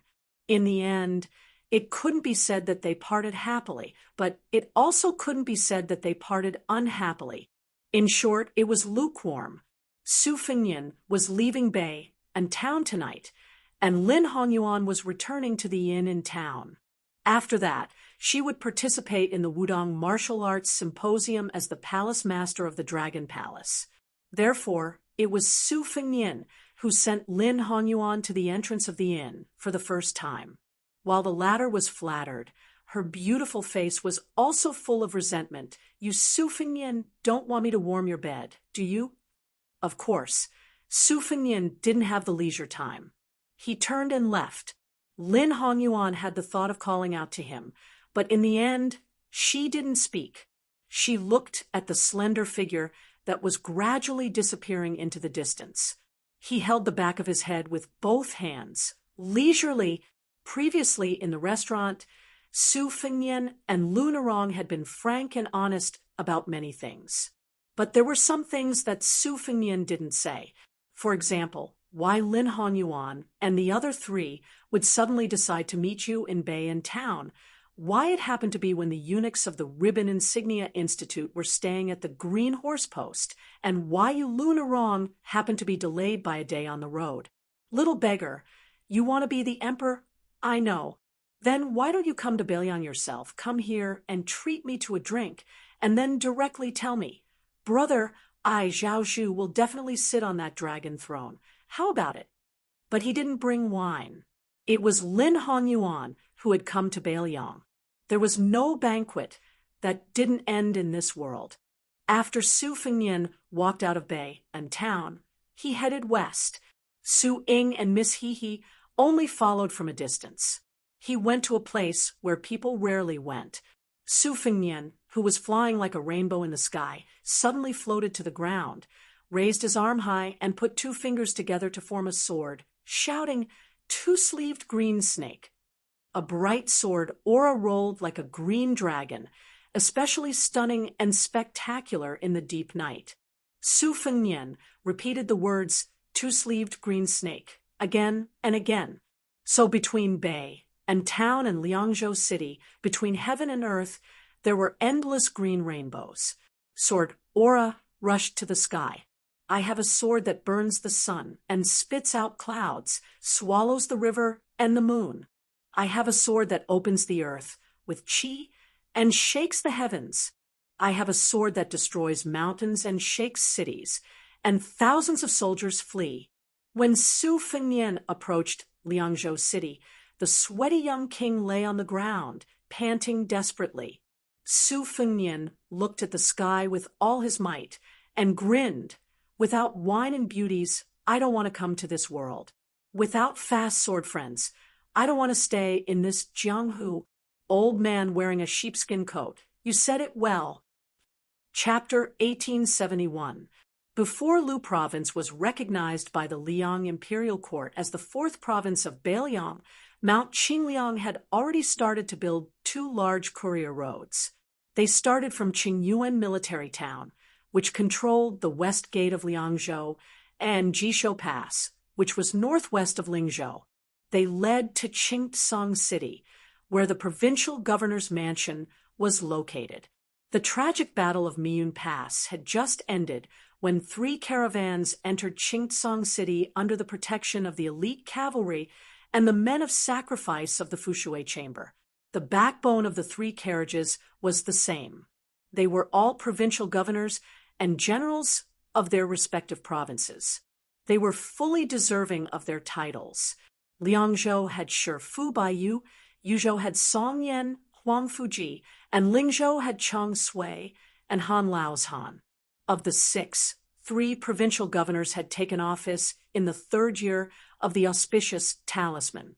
This was especially true for Bai Yu, the newly appointed provincial governor of Liangzhou. He had shocked the officials of the Northern Liang Path. No one had expected that Mr. White Lotus of Mount Longhu would become a subject of the Su family.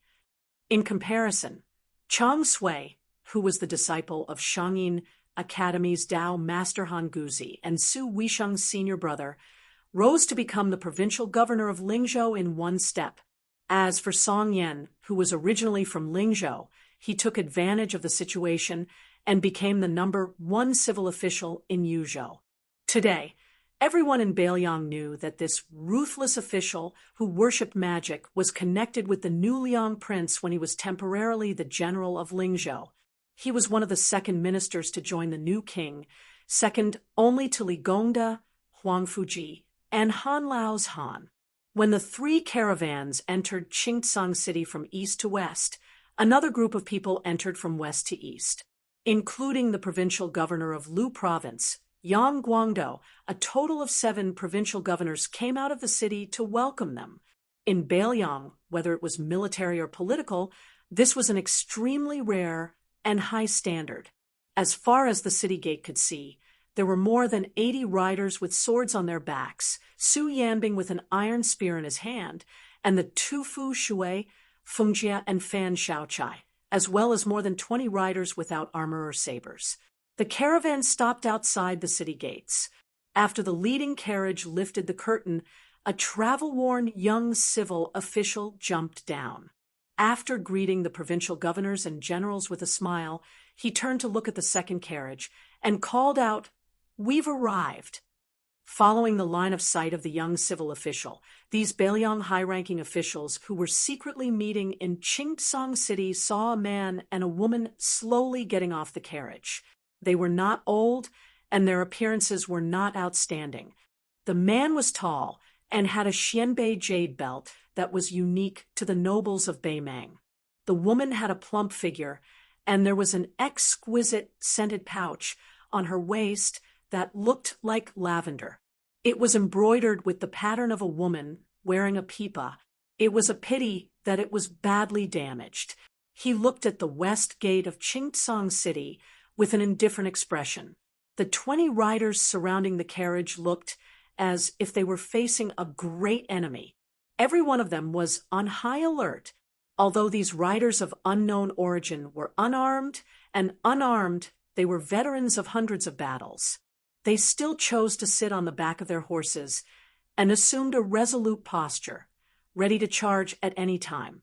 If a rider died on the back of a horse, it would be a good death. The young man with the Xianbei jade belt on his waist said flatly in Beimang language, "Dismount." Although the riders were unwilling, they did not hesitate to dismount and land on the ground. Many of them were clearly injured, but each of them stood tall and straight. The two young men of similar age were both from Beimang and came from prominent backgrounds. However, their fates were completely different. The former was the grandson of the former king of Beimang's northern courtyard, Su Huainan. Now, he was visiting Su Beiji of Mount Lantua as the deputy provincial governor of Beiliang. The latter's identity was only known from the military spy report of the provincial governor's residence. He was Xia Jibu of Beimang, Zhong Tan, the eldest grandson of the Zhong family. He was one of the few famous generals of the new generation in Beimang's imperial court. Just like the old saying, you can escape the first time, but you can't escape the second time. Zhong Tan, who had previously broken out of the siege at the gourd mouth of Yuzhou, was successfully intercepted by Su Yanbing and the 80 Wu family sword Tum cavalry at the border of Gusai Prefecture. Then he met up with Su Beiji at the military town of Linyao and came to Qingtsang City together. When Zhong Tan identified the people at the city gate through the spider web spy report, his already heavy heart sank to the bottom. The reason why he assisted Huang Songpu in commanding the Battle of Liuzhou seemed to be the aftereffect of the defeat at the gourd mouth battle, and was abandoned by the Beimang imperial court outside of the main battlefield, where he could obtain military merits. However, this time, not only did the Zhong family have high hopes for him to make a comeback, even the imperial court of Taiping also paid close attention to him. And before the Battle of Mayanku was over, Zhong Tan was only one step away from success. Once the tens of thousands of monk soldiers from Lantua Mountain surrendered to Beimang and cooperated with Huang Songpu's army, it meant that the situation of Liang Mang and Liang Mang in the battlefield of Liuzhou was not just a disparity in military strength, but also the fact that Beimang was the first to achieve a general trend on the battlefield. Swallowing the Long Xiang army was inevitable. Moreover, to the west of Liangzhou that was supported by Qingyuan military town, and even to the entire Lingzhou that did not participate in the first battle of Liang Mang, it would be a huge deterrent. No matter how Huang Songpu's victory in Liuzhou was a Pyrrhic victory, in the end, he only needed 20 to 30,000 cavalry to invade the northwest of Lingzhou. Destroying Lingzhou meant destroying the vitality of the Beiliang frontier army, and the strategic depth of the Su family cavalry would also be greatly reduced.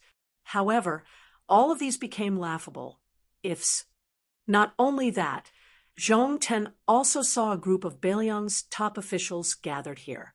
Only at this moment did Zhong Tan completely confirm that Beiliang was determined to make a big move in Liuzhou. Therefore, the Battle of Mayanku was definitely not a last-minute idea of the two young Beiliang generals. Riches and honor were sought in danger, and if one succeeded, it would often be great riches and honor. Zhong Tan sighed slightly. He was the same. It was just that Zhong Tan's luck was really too terrible. Later on, when he learned that Mount Lantua had discovered Chao Wei's cavalry, they did not watch the fire burn across the river. On the contrary, they quickly gathered 20,000 monk soldiers and rushed to the battlefield. There were even 3,000 of them who left the main army behind, almost biting the tail of Chao Wei's cavalry. Mount Lantua could be said to be very decisive. If Zhong Tan had been given another hour, he would have been able to break through the bloody defensive line piled up by Xiexi's corpses outside Mian Pass. Perhaps if Chao Wei had been just a moment slower, he would have been completely entangled by the 3,000 Mount Lantua monk soldiers. Zhong Tan really could not understand. Chao Wei was one thing. After all, he was a Beiliang general born and raised here, but why was Xieshi willing to fight to the death for Beiliang and not retreat? Why was he even willing to give his life to Chao Wei? Zhong Ten only felt that this defeat was very unjust, but it was also not unjust at all. At this moment, Zhong Tan still did not know that his defeat to Chao Wei and Xie Shi's alliance would be praised by later historians as a glorious defeat. This was because Chao Wei and Xie Shi's alliance had steadily occupied the top 10 generals for 300 years after the auspicious talisman. Many years later, Zhong Tan would become the first person from Beimang to enter the central government of the Central Plains. He and Chao Wei would each become the left and right assistant ministers of the Ministry of War. At that time, Xie Shi's voice was very loud in the court and was most qualified to compete with Ko Jianghuai for the position of Minister of War. However, between the height of the imperial court and the distance of Jianghu, Zhong Tan chose the latter. Later generations would laugh that if Xie Shi did not give up his official career, then the Ministry of War's Yamen could be called Miyun Pass. On the way to Qingsang City, Zhong Tan and Su Beiji, two people who belonged to different camps, one to the military and the other to the civil, had several open and honest conversations. Zhong Tan more or less knew that after becoming a prisoner, his head would not be used as a sacrifice to the Beiliang border cavalry for the time being, nor would it be directly chopped off and thrown to the other side of the gourd to add bricks and tiles to those huge temples. Zhong Tan did not believe in the saying that death was better than living. As long as one was still alive, there was hope to rise from the ashes. So along the way, Zhong Tan didn't make any small movements that brought contempt upon himself. Of course, this was also because he was well aware that unless the northern Mang army's god, Bodhisattva Tuoba, personally led the troops over, otherwise with the terrifying combat strength of Su Yanbing's troops and the 80 Wu family swordsmen, even an immortal on earth would be unable to save them. Chapter 1872. At this moment, a carriage drove out of the city gate, and 3 people stepped out of the carriage. These 3 people were important figures of Beiliang, whose official positions were higher than the provincial governors and generals. Beiliang Deputy Administrator Song Dongming and Deputy Provincial Governor Yang Xinxing. There was also the King of Beiliang and Su Fengnian. After exchanging greetings with Yang Guangdou and the others, the young king came to Su Beiji and Zhong Tan. He looked at the Beimang Xia Jamo and his personal maidservant and said in a skillful Beimang official tone, "We meet again after we parted at the Hushi provincial governor's mansion." Zhong Tan said indifferently, "If I knew Prince's identity, I would have stopped Prince." Su Fengnian shook his head and smiled. "Although my cultivation was not high at that time, even if you and this expert from the princess tomb tried to stop me, you might not have been able to stop me from escaping."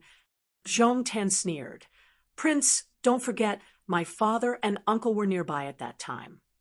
Su Fengnian said something inexplicable. "Let me say this first. I don't mean anything else. I've always been curious. You're called Zhong Tan. Your brother's name is Zhong Gui, and your uncle's name is Zhong Liang. They all have 2 characters in their names. Why is your father named Zhong Shintong?" Zhong Tan frowned and did not answer this question. Su Fengnian had Song Dongming, Yang Xinxing, and the provincial governors and generals go to the Liuzhou provincial governor's mansion first, while he pulled Zhong Tan and Su Beiji into the city on foot.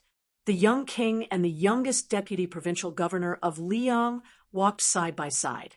Zhong Tan and his maidservant Lu Daogu followed closely behind. Zhong Tan looked at the back and asked directly, "Prince, may I ask if I am dead or alive? When will I die? And how long can I live?" Su Fengnian did not turn around. He smiled and said, "That depends on you." Zhong Tan said in a deep voice, "If your highness wants me to persuade the Zhong family to change sides before the battle, you're overestimating my influence and underestimating my Zhong family's style." Su Fengnian couldn't help but stop. He turned to look at Xia Jubo, who had a determined expression on his face, and said with a strange smile, "It's too early to say that." Zhong Tan could not figure it out, but he was too lazy to get to the bottom of it. After a moment of hesitation, he asked, "In Liuzhou, who will Bailiang use to deal with Huang Songpu's army? Who will go deep into Shijing alone?" Su Fengnian slowed his steps and walked side by side with Zhong Tan. He said frankly, "Originally, my younger brother, Huang Manor, and Liuzhou's General Ko Jianghuai were used to deal with Huang Songpu. Now, Xie's Mount Lantuo monk soldiers leading the western frontier will be added. Yu Wandao's Yuzhou cavalry will also be supported by Chao Wei's cavalry, and together they will enter the hinterland of your southern dynasty." Zhong Tan nodded. In the battle in Liuzhou, Bailiang was originally barely able to fight, but now you're barely able to win. Our great situation has been ruined at the last moment. Su Fengnian smiled and said, "General Zhong is a great contributor." Zhong Tan's expression was indifferent, but his personal maid did not have this old monk's composure. She was overflowing with killing intent. Su Fengnian was unmoved. He continued, "Earlier, when I said that you spoke too early, I meant that you don't need to be anxious. If the battle outside Bailiang's Pass is unfavorable, such as the loss of Beijiqing, then you, Zhong Tan, will definitely die.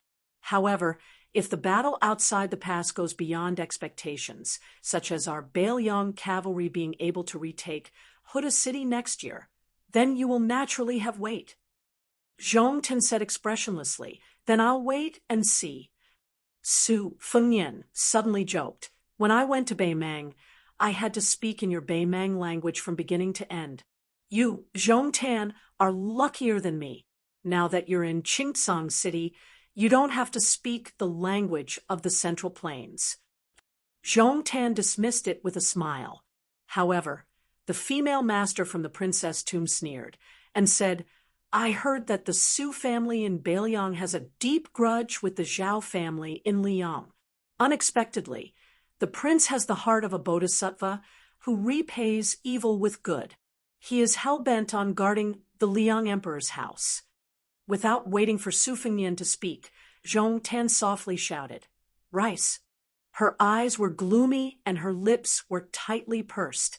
She was fearless and looked at the young vassal king, who was a grand master of martial arts evaluation. She was unafraid of death. Su Beiji, who had been silent all this time, said, "Your words are a little hurtful. It's not very kind." Pulling Lu Daogu behind him, Zhong Tan showed an expression of admitting defeat for the first time. "Please forgive me, Your Highness."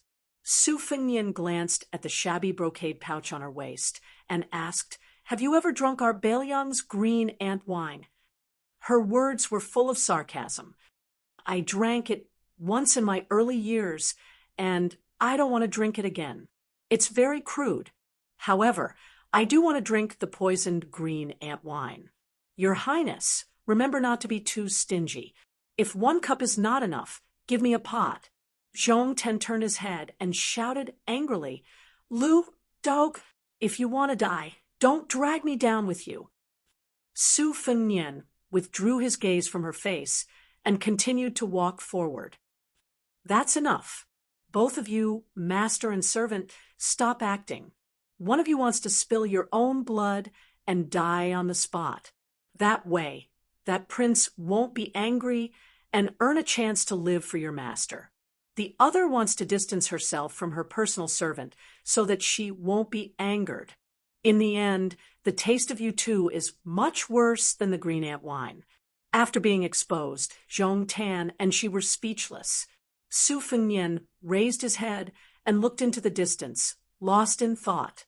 The reason he had asked that boring question about the green ant wine was that after seeing the spy and death warrior in the princess tomb, he couldn't help but think of the servant girl in Wutangen whom he had given the nickname Green Ant-Men were willing to die heroically for their country. Soldiers were willing to die for their friends. They died generously. Some women were only willing to live for men. They only wanted to dress up for those who liked them. In the end, even if they died with a tender heart. As they approached the provincial governor's mansion, Zhong Tan, Lu Daogu, and the 20 or so elite cavalrymen left under the escort of Mi Fungjie, Fan Shaochai, and a few spies from the Fushui chamber. Su Beiji stood on the steps outside the mansion and looked at the departing figures. He said self-deprecatingly, "I originally thought of a way to tell you not to rush to kill Zhong Tan.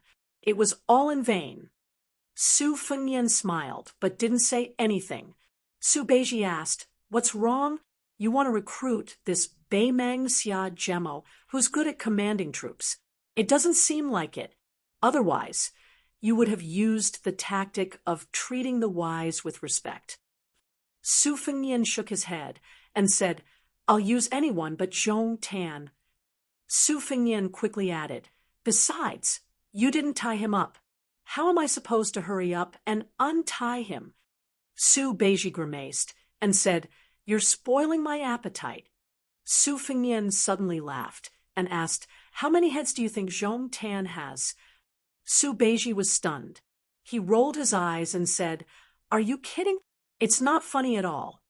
Su Fengnian looked into the distance and said softly, "There are 2 cities in Yozhou's Gourd, Sleeping Bao City and Luanha City, but Zhong Tan only has 1 head on his neck. It's not enough to split."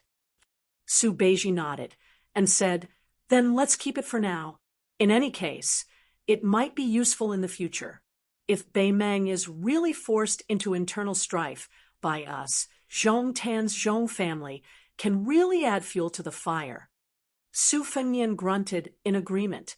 Su Beiji seemed to have recalled something and asked curiously, "Zhong Tan aside, why didn't you kill that Beimang girl? Are you taking pity on her because she's a woman? I have to say something about you. That maid's looks are so mediocre. Can you really do it?" Su Fengnian said helplessly, "That's not very kind of you to say." Soon, this persimmon grabbed Juzi's shoulder and said cheekily, "Didn't you realize that the girl was sweating profusely even though she looked like she was ready to die? Also, didn't you notice that I was emitting such a strong killing intent? I almost couldn't help but remind you, my killing intent is too strong. Get out of my way." Su Beiji only replied with 1 word, "Scram." Su Fengnian twitched his mouth. Su Beiji retracted his expression and said softly, "Zhong Tan said something very interesting. Let's wait and see.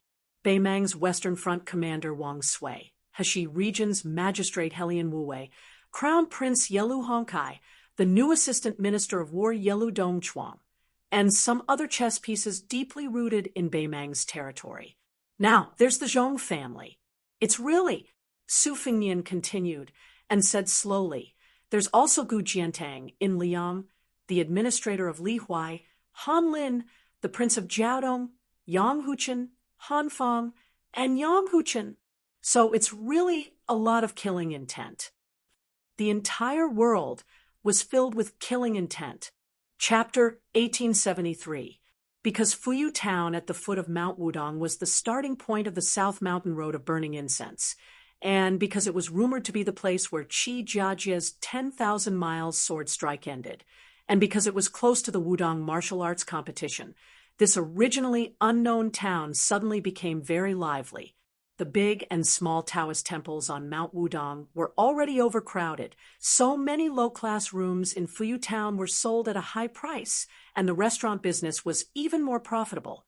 Some Jianghu people who came from afar were surprised when they recognized Yuqi Liangfu, the owner of the Snow Mountain Villa, on the street. But when they entered the restaurant, they were surprised to find Zhang Chunlin, the young owner of Yuyan Mountain Villa, sitting 2 tables next to them.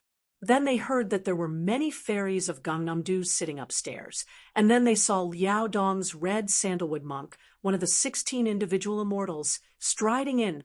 The onlookers were completely numb. Normally, when they walked in Jianghu, rare grandmasters were elusive, but now they were like cabbages on the street. It was hard not to see them. This small Fuyu town was full of crouching tigers and hidden dragons. Therefore, at this time, no matter what sect the young talents were from, or what cultivation they were from, no one dared to speak loudly. They were afraid that if they accidentally spat on the ground, it would splash on the clothes of some martial arts grandmaster, and then they would be in serious trouble. This was not an alarmist talk. Previously, the Fish Dragon Gang had sent a message to the Jianghu people that in Baliang, it was okay to stop sparring, but they were not allowed to fight and hurt people because of personal grudges.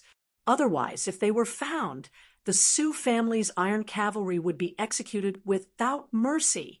Half a week ago, there were two pitiful people who were unlucky. Because someone glanced at the table next to him while eating, they drew their swords and fought each other. One of them was seriously injured on the spot, while the other left in a heroic spirit.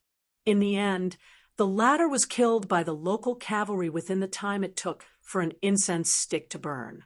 His head was hung on the street as a public display. This made people understand a principle. When traveling in Jianghu, especially Baliang Jianghu, which had always been outside the Central Plains, one should never blindly look or act recklessly. People might die. In particular, many of the heroes of the Jianghu rushed over to join in the fun. They witnessed with their own eyes the unique pursuit of the cavalry. That famous master with extraordinary lightness skills was killed in a single charge by 200 Baliang cavalrymen. Flying on the water or having the physique of a third-level martial artist, he had no power to fight back at all when faced with well-trained light crossbows. The Baliang cavalrymen's frontal charge, circling around the perimeter and intercepting them on fast horses, were all done in one go. In comparison, the fight between the constables of the Central Plains and the heroes of the Jianghu was like a vixen clawing at a man in love. The difference was like heaven and earth. There was a tea stall on the side of the main road outside the small town. It was noon, and the stall was selling Wudong's famous calming cold tea, coupled with the fragrant spring morning pancakes. Business was booming. By the side of the road, there were tall horses resting with their owners. 6 or 7 greasy tables were filled with foreign tea guests. Everyone had an extraordinary air about them, and it was obvious that they were all Jianghu people who had come to Wudong for the martial arts competition. 2 of the tables were occupied by 8 young women with zither, kongho, hule, and other musical instruments placed in front of them. One of the tables was occupied by a strong young man who did not carry any weapons. His eyes shone with a bright light, and he sat majestically. With just a glance, one could tell that he was a master of external martial arts. The young men at the other table each carried a white spear on their backs. Although they were wooden spears that they practiced with every day, the 4 of them had completely different styles. They had the relatively complicated crow neck spear, the simple awl spear, the great shoe brush spear, and the Dongyue splitting horse spear. These 4 tables surrounded the main table, in the middle like stars surrounding the moon. There were 3 people who seemed to be of different ages sitting there. The young woman had a crystal-clear jade flute on her waist. She was graceful and moving. The man with white hair on his temples carried 2 cloth bags. The middle-aged man was short, a full head shorter than the young woman, but he had a proud look on his face. The other 2 tables were probably outsiders to these 5 tables. They were also relatively close to the road. Once a carriage passed by, dust would fly up, and it would be hard to tell whether they were drinking tea or eating dust. At this time, a carriage slowly stopped. There were 3 knights serving as the carriage's retainers. The young coachman turned around and lifted the curtain. A handsome man in white walked out of the carriage. He habitually squinted his eyes and vaguely saw the outline of escaped summer town. After whispering to each other, the man returned to the carriage. The young coachman jumped off the carriage and took the reins from one of the retainers. The retainer took over as the coachman, and the carriage continued to move towards the small town. Only one of the 3 retainers followed the young coachman. It was a young woman with a knife on her waist. Her appearance was outstanding, but unfortunately, Her face was gloomy and cold. Her whiteness reduced a lot of her charm. The young man and woman, who were probably servants of a big family, led their horses to the tea stall. Coincidentally, there were also two men and women who were about the same age as them walking back from the distant river. The woman was carrying a peepa wrapped in a brocade case with western shoe pattern. Her lips were thin and her mouth was small, graceful, and charming.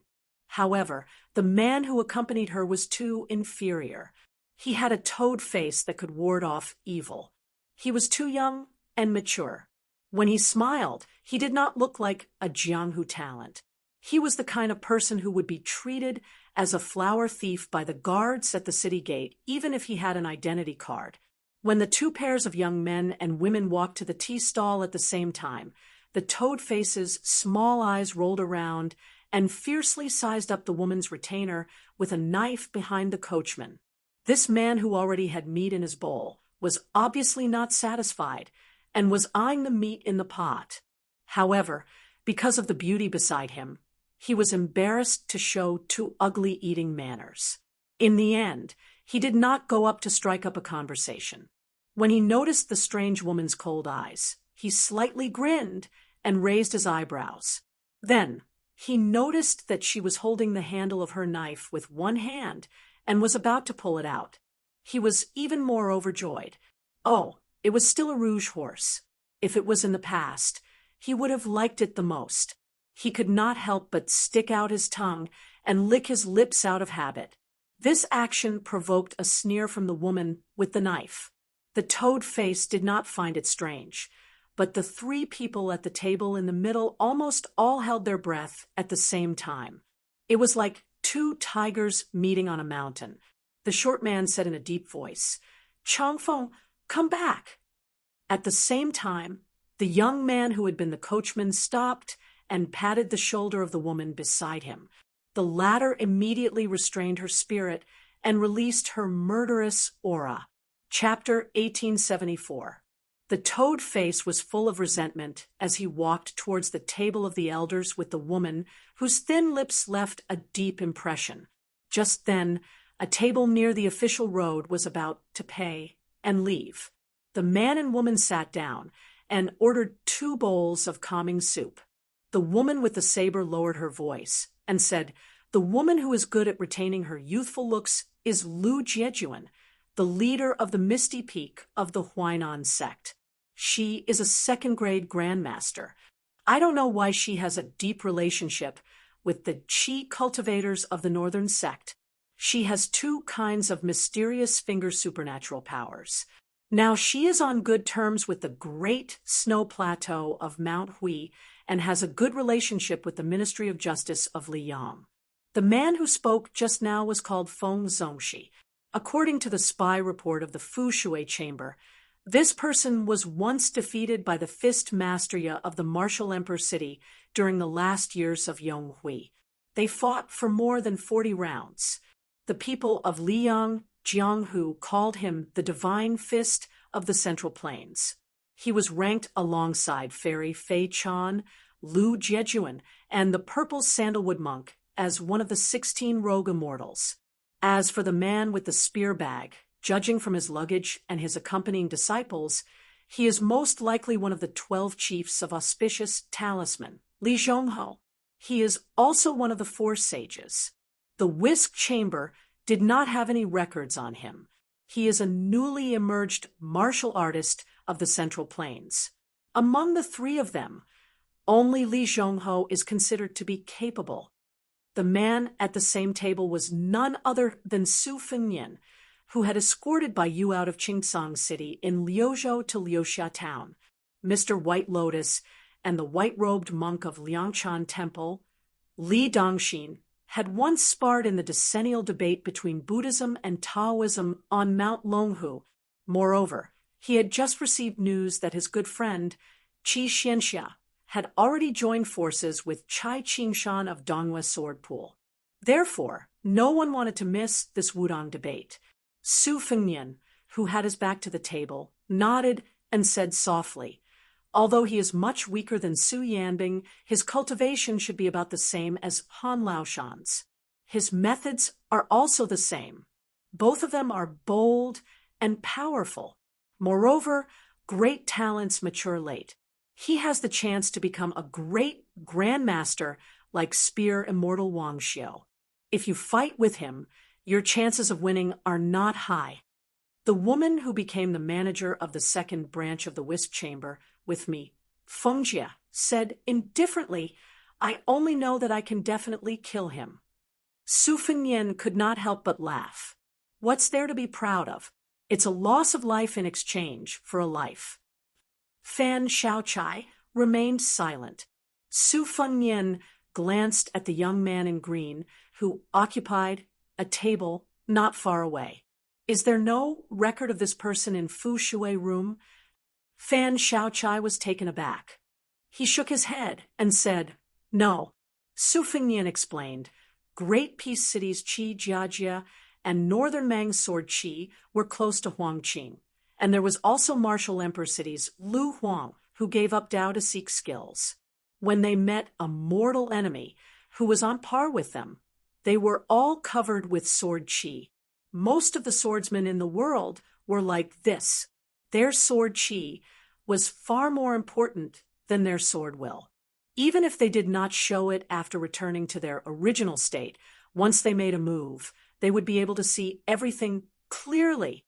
Only a very few swordsmen were born with high spirits, which is the so-called natural sword embryo. For such a rare genius, as long as they were enlightened and had a little luck, they could often achieve the achievement of a sword immortal on the land. Fan Xiaochai looked at the ordinary-looking young man out of the corner of his eye and frowned. Him too? Su Fengnian nodded. So many grandmasters of the sword have left over the years. Naturally, someone will rise. For example, if Gu Jiantang and Lu Xianlang of Nanjiang suddenly die, it will take about 5 or 6 years for someone to amaze the world. Fan Xiaochai's expression was strange. He glanced at the young king, who still had a cold saber hanging from his waist. If you, the great grandmaster of saber-wielding, died, who would you bring that torrential Guangling River's blessing and grace to? Would it be Wang Sheng, Yu Dilong, and Lu Yunzhang, the 3 disciples, or the woman surnamed Jiang, who was also a sword embryo? Would it help her become an earth immortal? Su Fengnian, who had guessed her thoughts, glared at her fiercely. Fan Xiaochai drank tea, with one hand, while the other hand under the table rubbed the hilt of the saber. Her slender hand, which had never done any household chores, was now holding the killing blood saber. Fan Xiaochai suddenly asked, "Are you really not going to climb the mountain?" Su Fengnian, who had a slightly strange expression, shook his head. "I'll pass. But if you want to join in the fun, you don't have to follow me to North Resisting City. I'll help you talk to Chu Lushan. I think you might as well go to Mount Wudong. After all, such a grand occasion may not be seen again in the future." Fan Xiaochai laughed. "No matter how high Mount Wudong is, it's higher than you." Su Fengnian rolled his eyes. "No matter how much you flatter me, it's useless. Even if I die young, I won't pass my luck to you." Fan Xiaochai laughed it off. After drinking that bowl of calming soup, she really did have a sense of calmness. Fan Xiaochai suddenly tightened his grip on the hilt of his saber, his aura surging. Even the toad-faced man in the distance could feel his strong killing intent. This was Fan Xiaochai's style. If she wanted to kill someone, she would always do it openly. There was no victory or defeat, only life or death. The young swordsman, whose strength she couldn't see through, stood up and walked towards them with a cup of tea. He sat down without any courtesy, facing the young lord. Su Fengnian smiled and didn't say anything. He didn't mind that the unknown swordsman had taken the liberty to disturb him.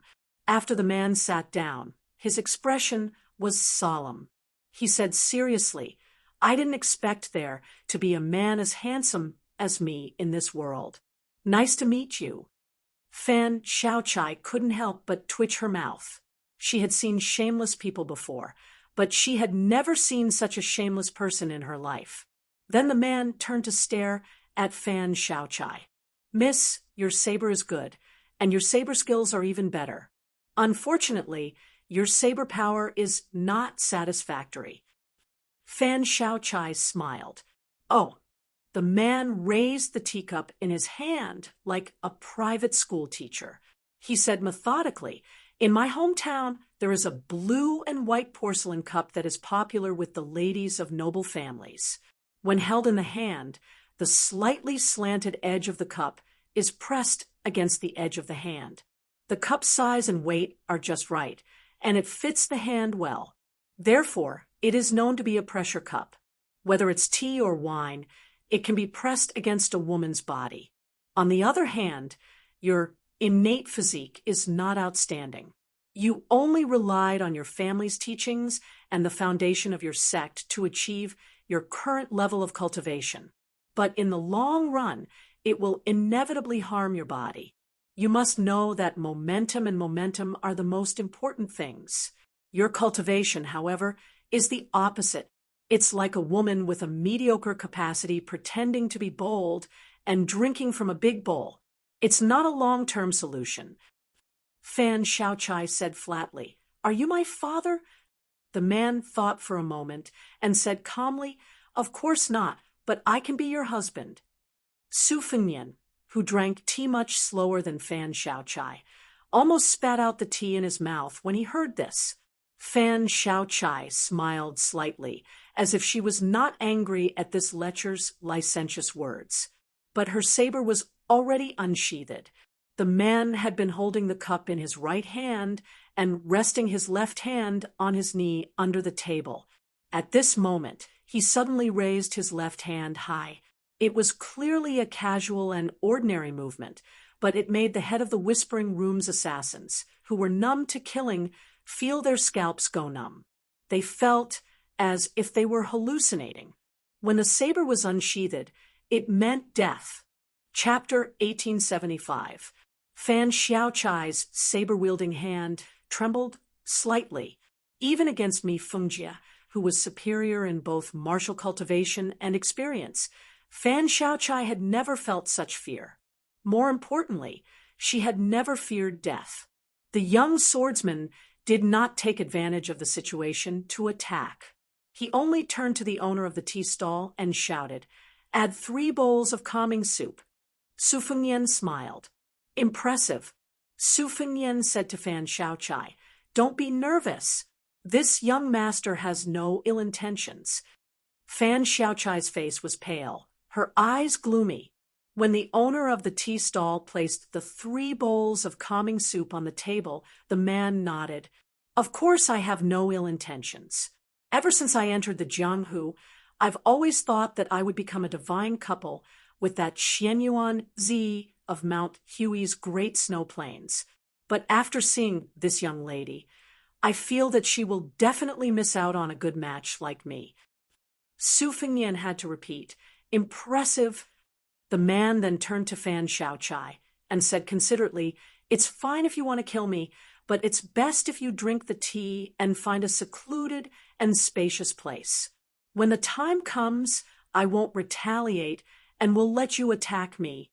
Fan Xiaochai took a deep breath, her fingers gripping the hilt of her saber tightly. She gnashed her teeth.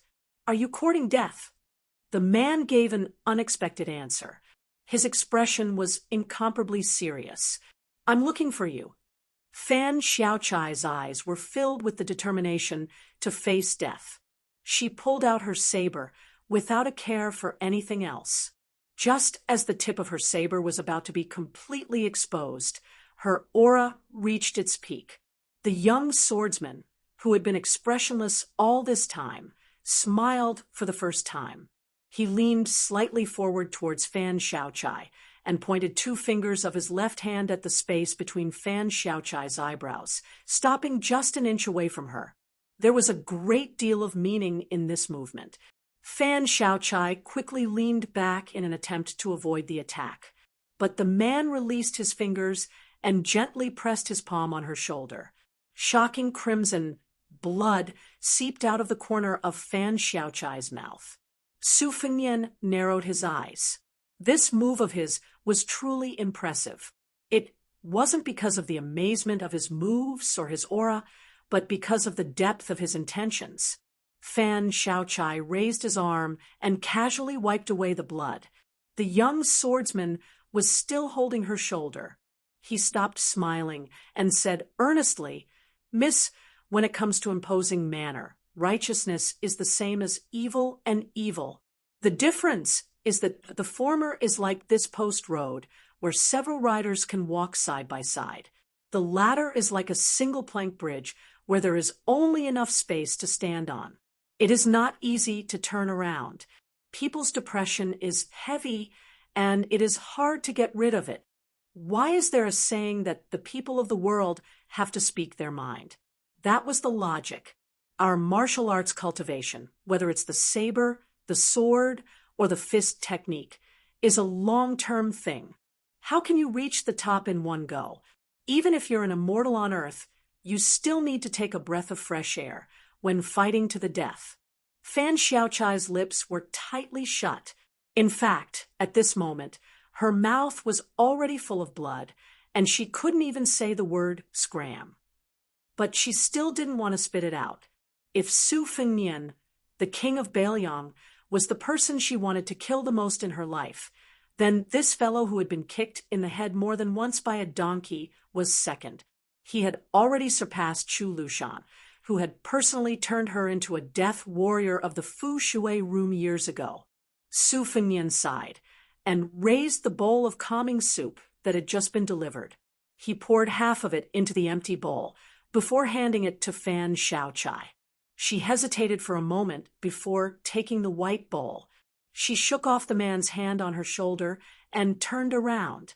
Lowering her head, she spat blood into the bowl and drank it all in one gulp. Perhaps apart from Su Fengnian, only the Snow House Spear St. Li Hongho of the Jianghu people around the table had figured out the mystery.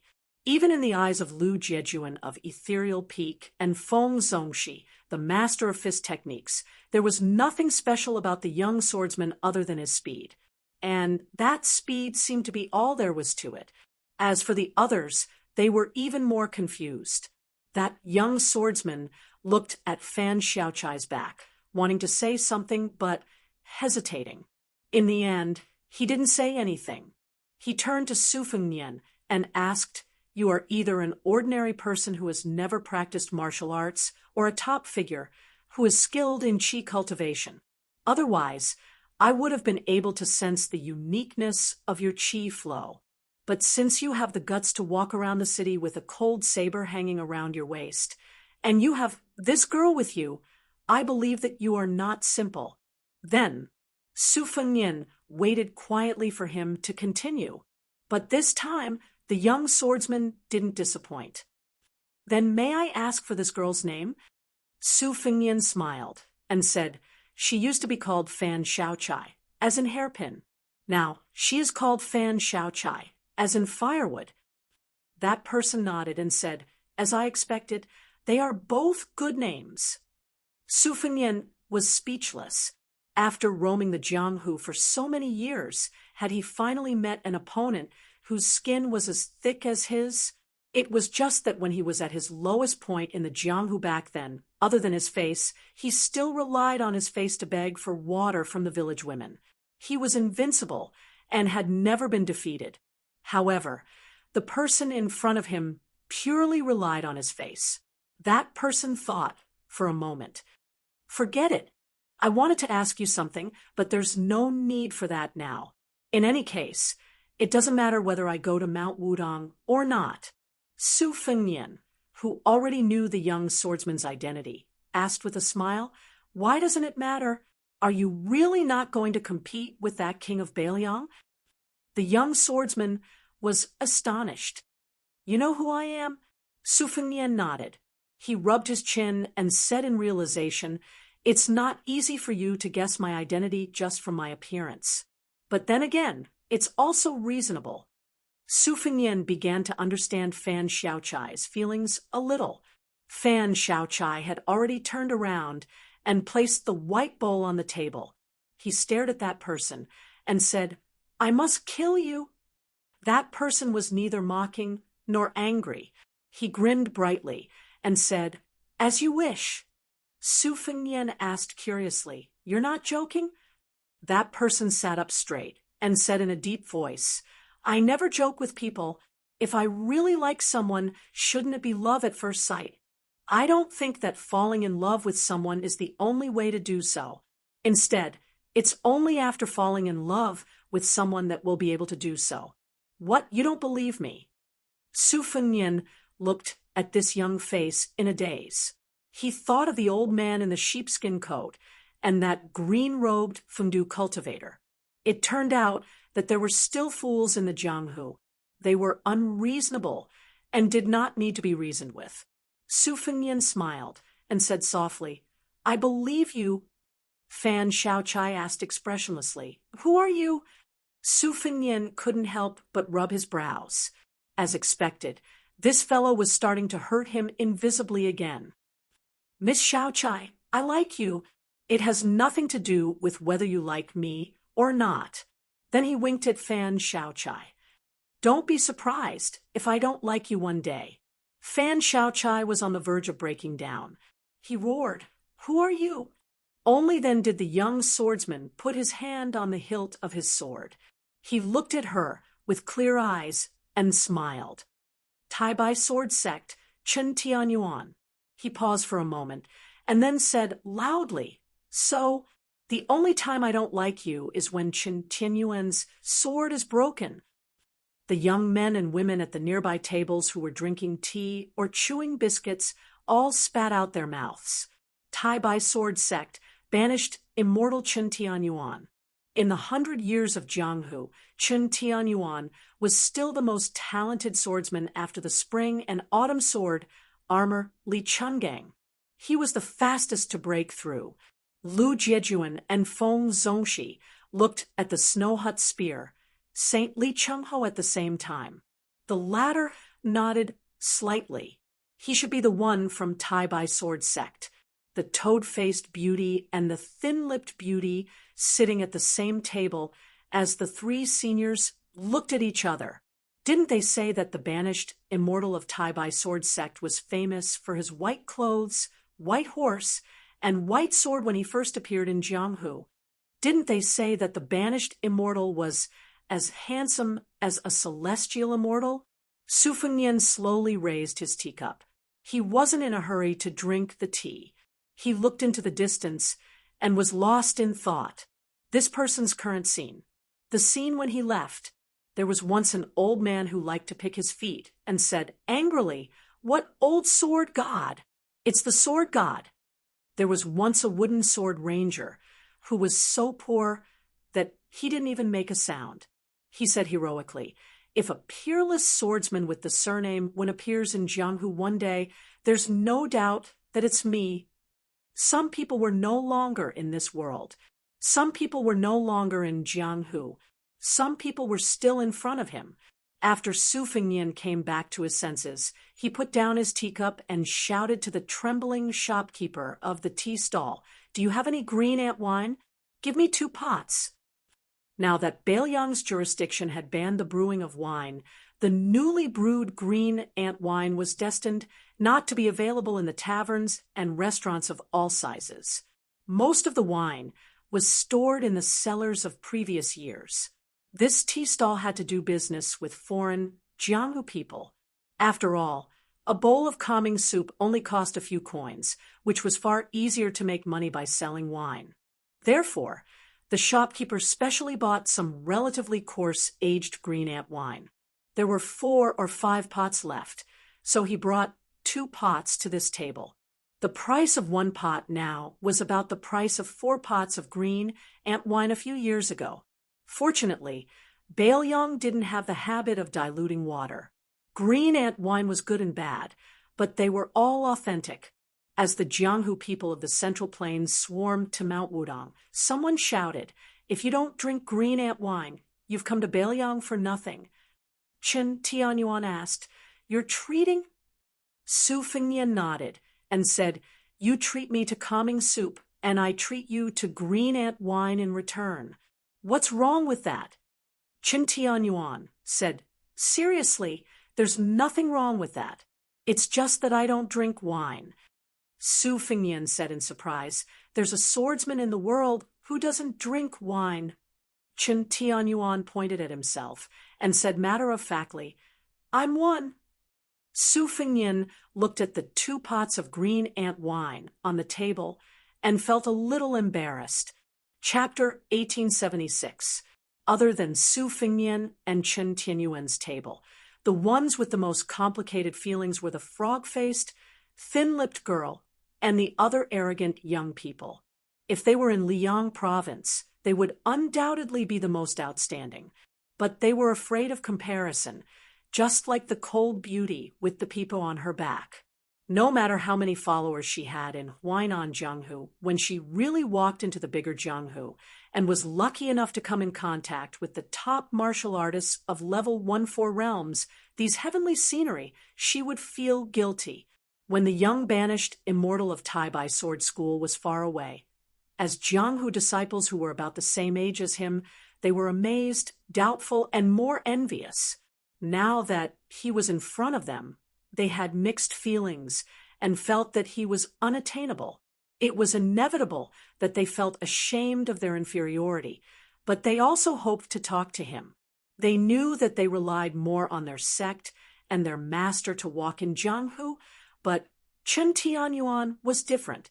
It was said that there was a person in Beimang who had a sect, then Chen Tianyuan, who broke through level 2 Vajra and Finger Xian in a short year, was not much inferior. This young swordsman, who left his peers in the dust, was qualified to be on the same level as their backer. As for his future, it was even more immeasurable. Among the 4 masters of the Liang River Lake, there was no doubt that Chen Tianyuan's future was the highest. How high was it?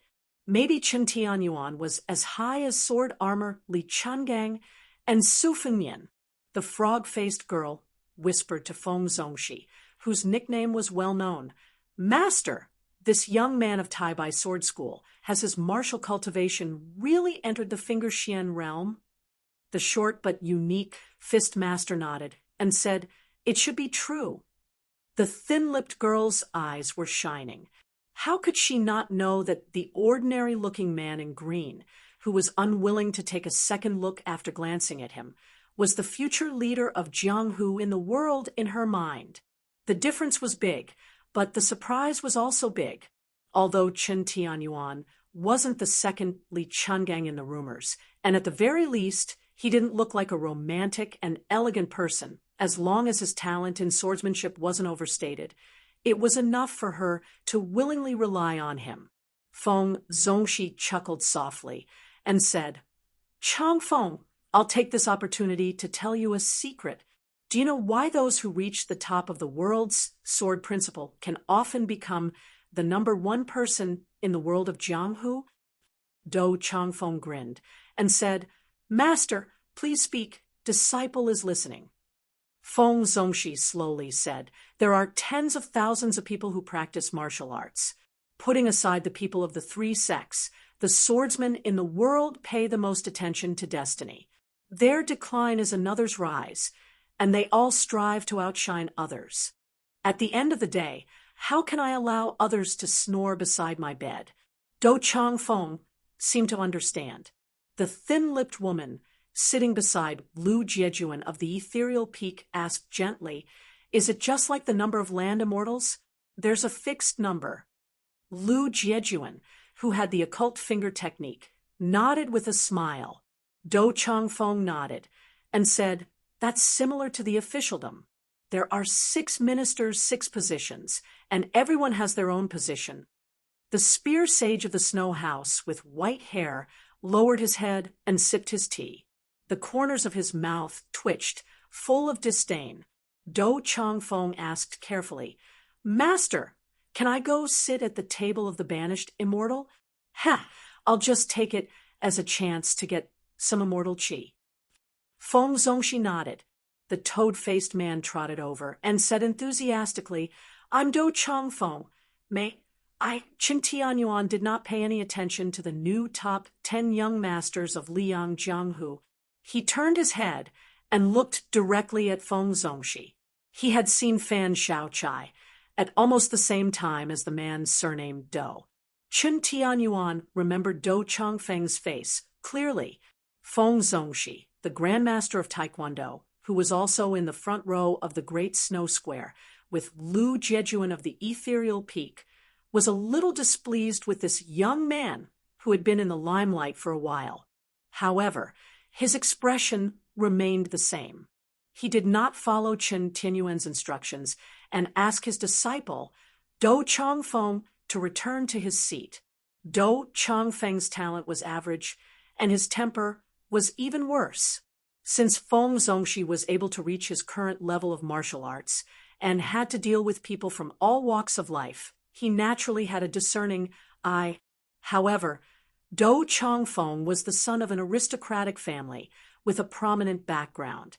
He was not the eldest son of the first wife, and his family's worshipper was a grandmaster who had retired from Jianghu and lived in seclusion. Feng Zongxi was indebted to him in the early years, so Dou Changfeng became the proud disciple of the Central Plains Divine Fist Master. Moreover, Feng Zongxi was a man of Jianghu and valued his reputation the most. He was a man of honor and would only accept a toast and not a forfeit. Although Qin Tianyuan had a great reputation and was known as one of the 4 young grandmasters of the new martial arts evaluation, Feng Zongxi was not afraid of this young banished immortal whose sect was far away from the Central Plains. At the very least, he had Lu Jiejuan, whose sect was deeply intertwined, and Li Zhongho, who could only die under the great snow cone spear. Therefore, Feng Zongxi would not lower himself to show weakness to a young man. If word got out, he would not be able to survive in Jianghu. Dou Changfeng, who had a toad-like face with his master's support, immediately made up his mind.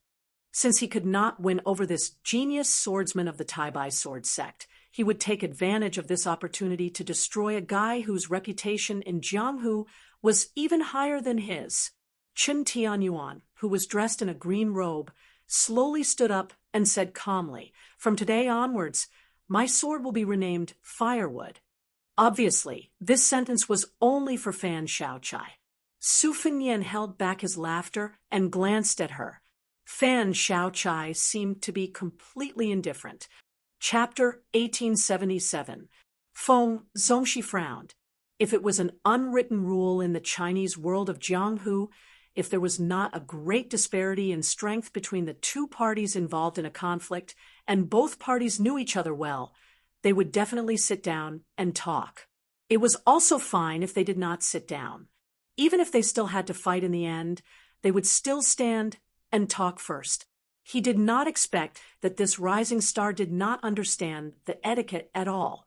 Dou Changfeng wanted to see the world in chaos. He fanned the flames and said, Young Master Qin, I don't mean anything else. Why won't you give me face? Fine, even if you don't want to know me, I'll take it as my unrequited love. But my master, the leader of the Snow Hut sect, and Fairy Facian are all here. Why do you have to say the name of your sword and be so aggressive? Qin Tianyuan, who had his back to Fan Xiaochai, said softly, Don't worry, I won't lose. Su Fengnian could not help but laugh. Don't you know that Fan Xiaochai wants you to be hacked to death? After the young man, who held up an entire sect by himself, said this, his aura changed completely. He did not even hold the hilt of his sword. There was no sword aura around him, but his sword aura was soaring, 3 feet above his waist, like a river. Su Fengnian looked up in the direction of the great lotus peak of Wudong Mountain. He felt a headache coming on. At this moment, Feng Zhongshi's expression finally changed. He thought that he had overestimated this sword Dao banished immortal, but now he knew that he had underestimated him. Even Lu Jiejuan of the Misty Peak, who was in her 50s but looked like she was 18, had to stand up and act as a mediator. She said in a hoarse voice, "Young Master Chen, it's fate that we met by chance. Why do you have to fight?" Chen Tianyuan said in a low voice, "I have the reason. The sword is at my waist." Lu Jiejuan smiled bitterly and said nothing. Young people really did not know the depth of the Jianghu. So what if you defeated this Central Plains divine fist?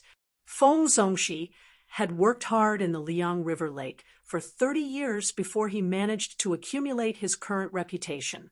It could be said that he had friends all over the country, especially the great steward of the Great Snow Plains, Huang Fangfua. Since Tai Bai Sword Clan had already become one of the 10 great sects, they would definitely be involved with the Chinese plains in the future.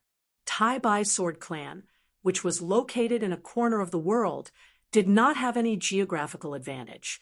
Once they became enemies with Feng Zhongxi, they would not have to worry about the sects of the Chinese plains, the local government, or even the Ministry of Justice in Great Peace City harboring prejudice against Tai Bai Sword Clan.